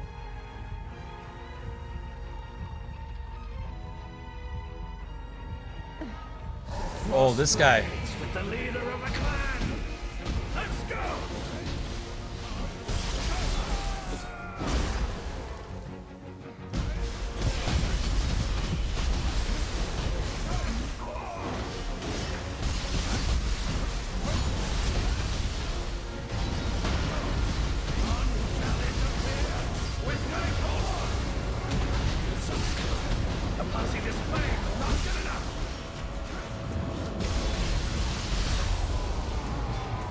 Easy.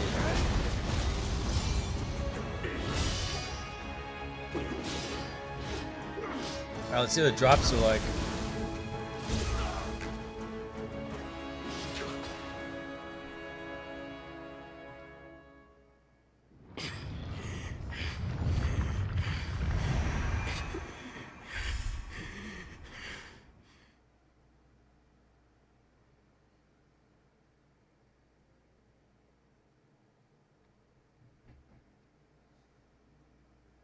Where's my loot?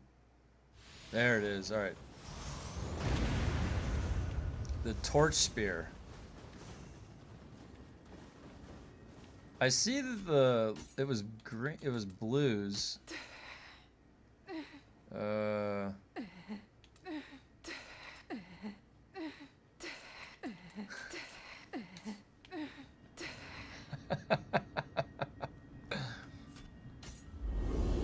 Co-op is so funny sometimes.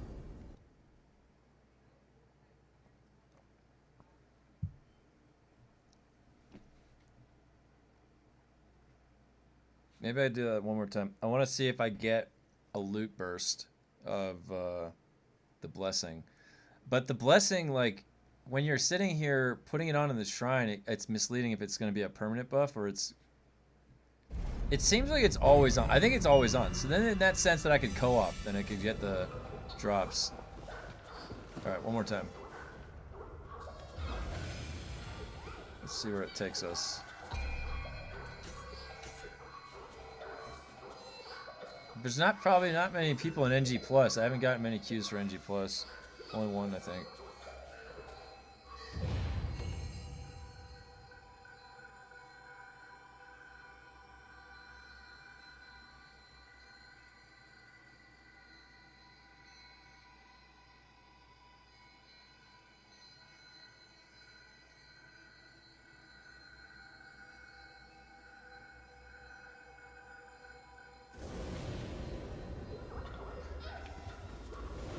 Oh, nice. This boss is like a wall for a lot of people.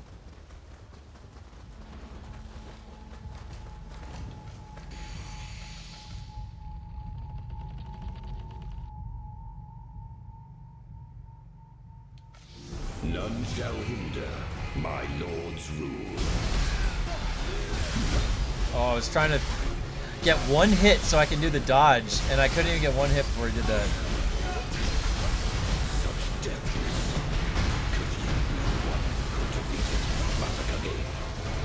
I will not die. Not until my lord's control is Kiku secured. Ichimonji. Is that the... My lord. Where is that? Forgive me. Kiku Ichimonji? Where did that go? Maybe that's a samurai weapon. It seems what you did No. at Hamamatsuka. I was zoning out. There we go.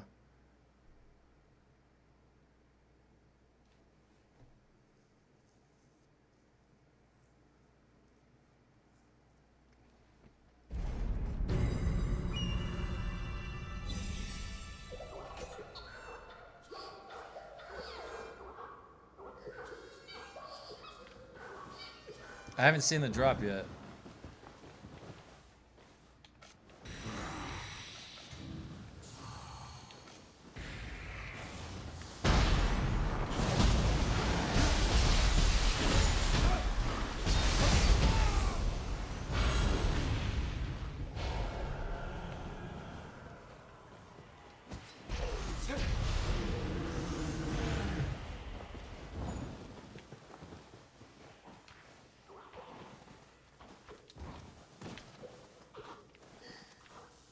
goes up on the friggin' roof. They're always getting up on the roof, these little Kodamas.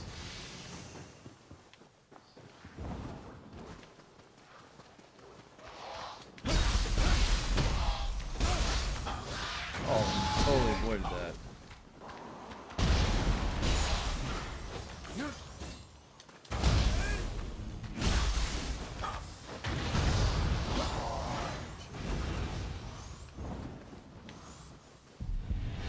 What's that? Oh.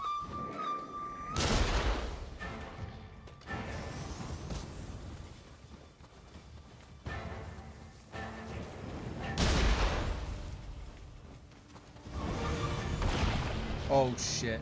This is the guy with the pot.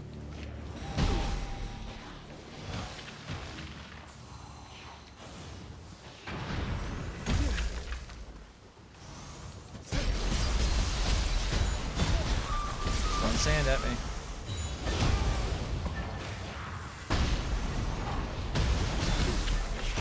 Salmon.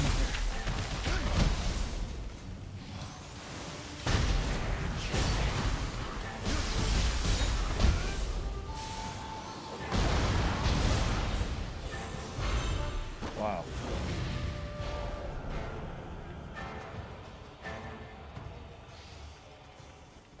What's this guy? Oh, it's this guy. He's spinning the thing.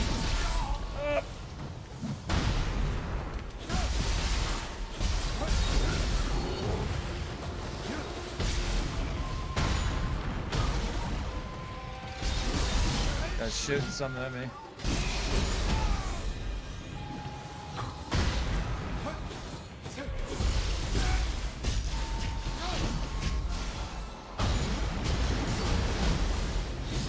No!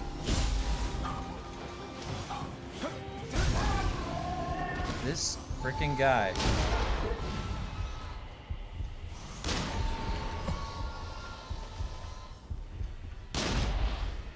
You're going down, buddy.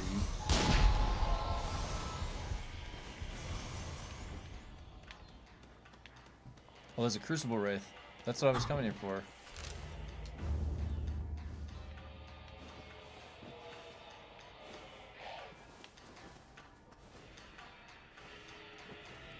It's this guy. This guy's been causing all the problems here. Oh shit, I'm gonna have two.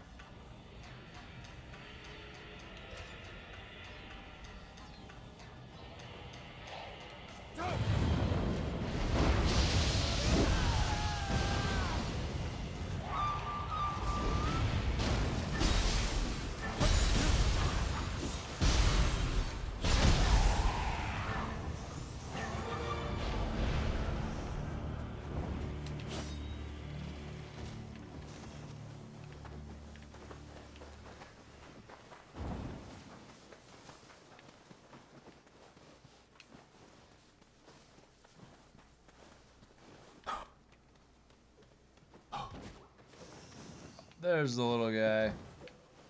Hello.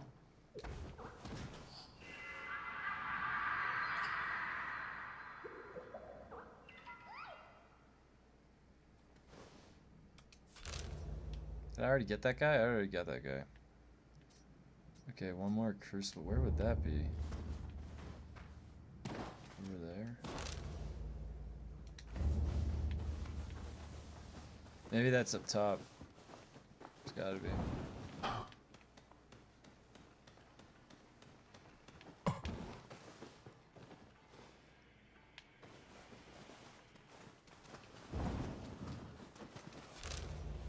It's up.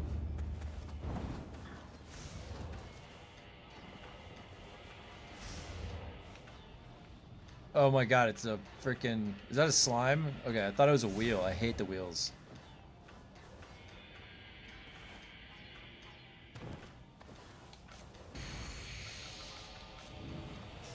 Get you, slime. Oh my god, that's a slug right next to it. Oh god. Oh, it's just slimes.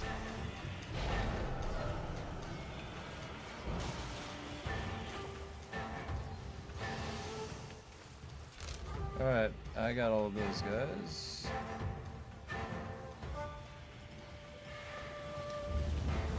What's that noise? Oh my god, they're coming. No health.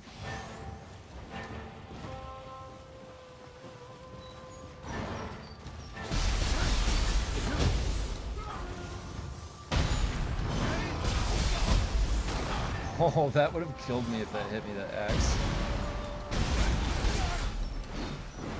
That chop.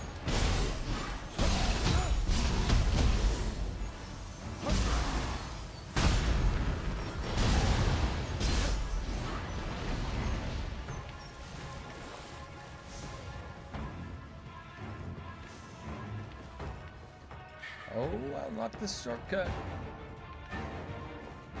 Nice. Okay, I'm gonna level up.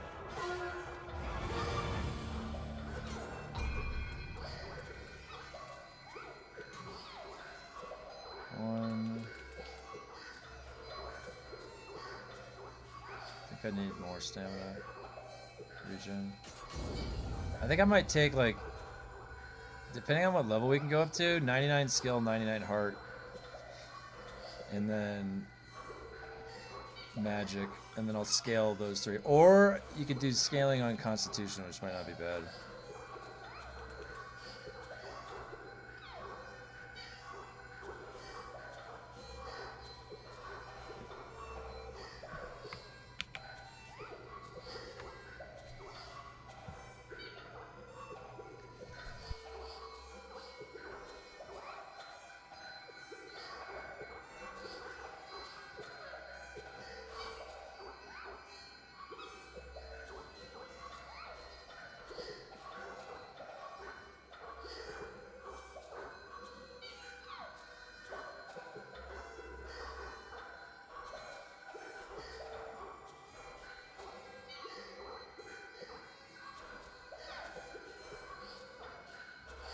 No meta. There's no meta in nioh, you just level up as high as you can. Okay. Always maximum power level. But I am getting a little tired. But yeah, I will, I'm gonna be back tomorrow for, some Dune. We're gonna be going into the electric station, doing some more work. If you guys haven't repaired already, make sure you repair, because they might be repairing the glitch by tomorrow. But other than that, thanks for coming by and stopping by.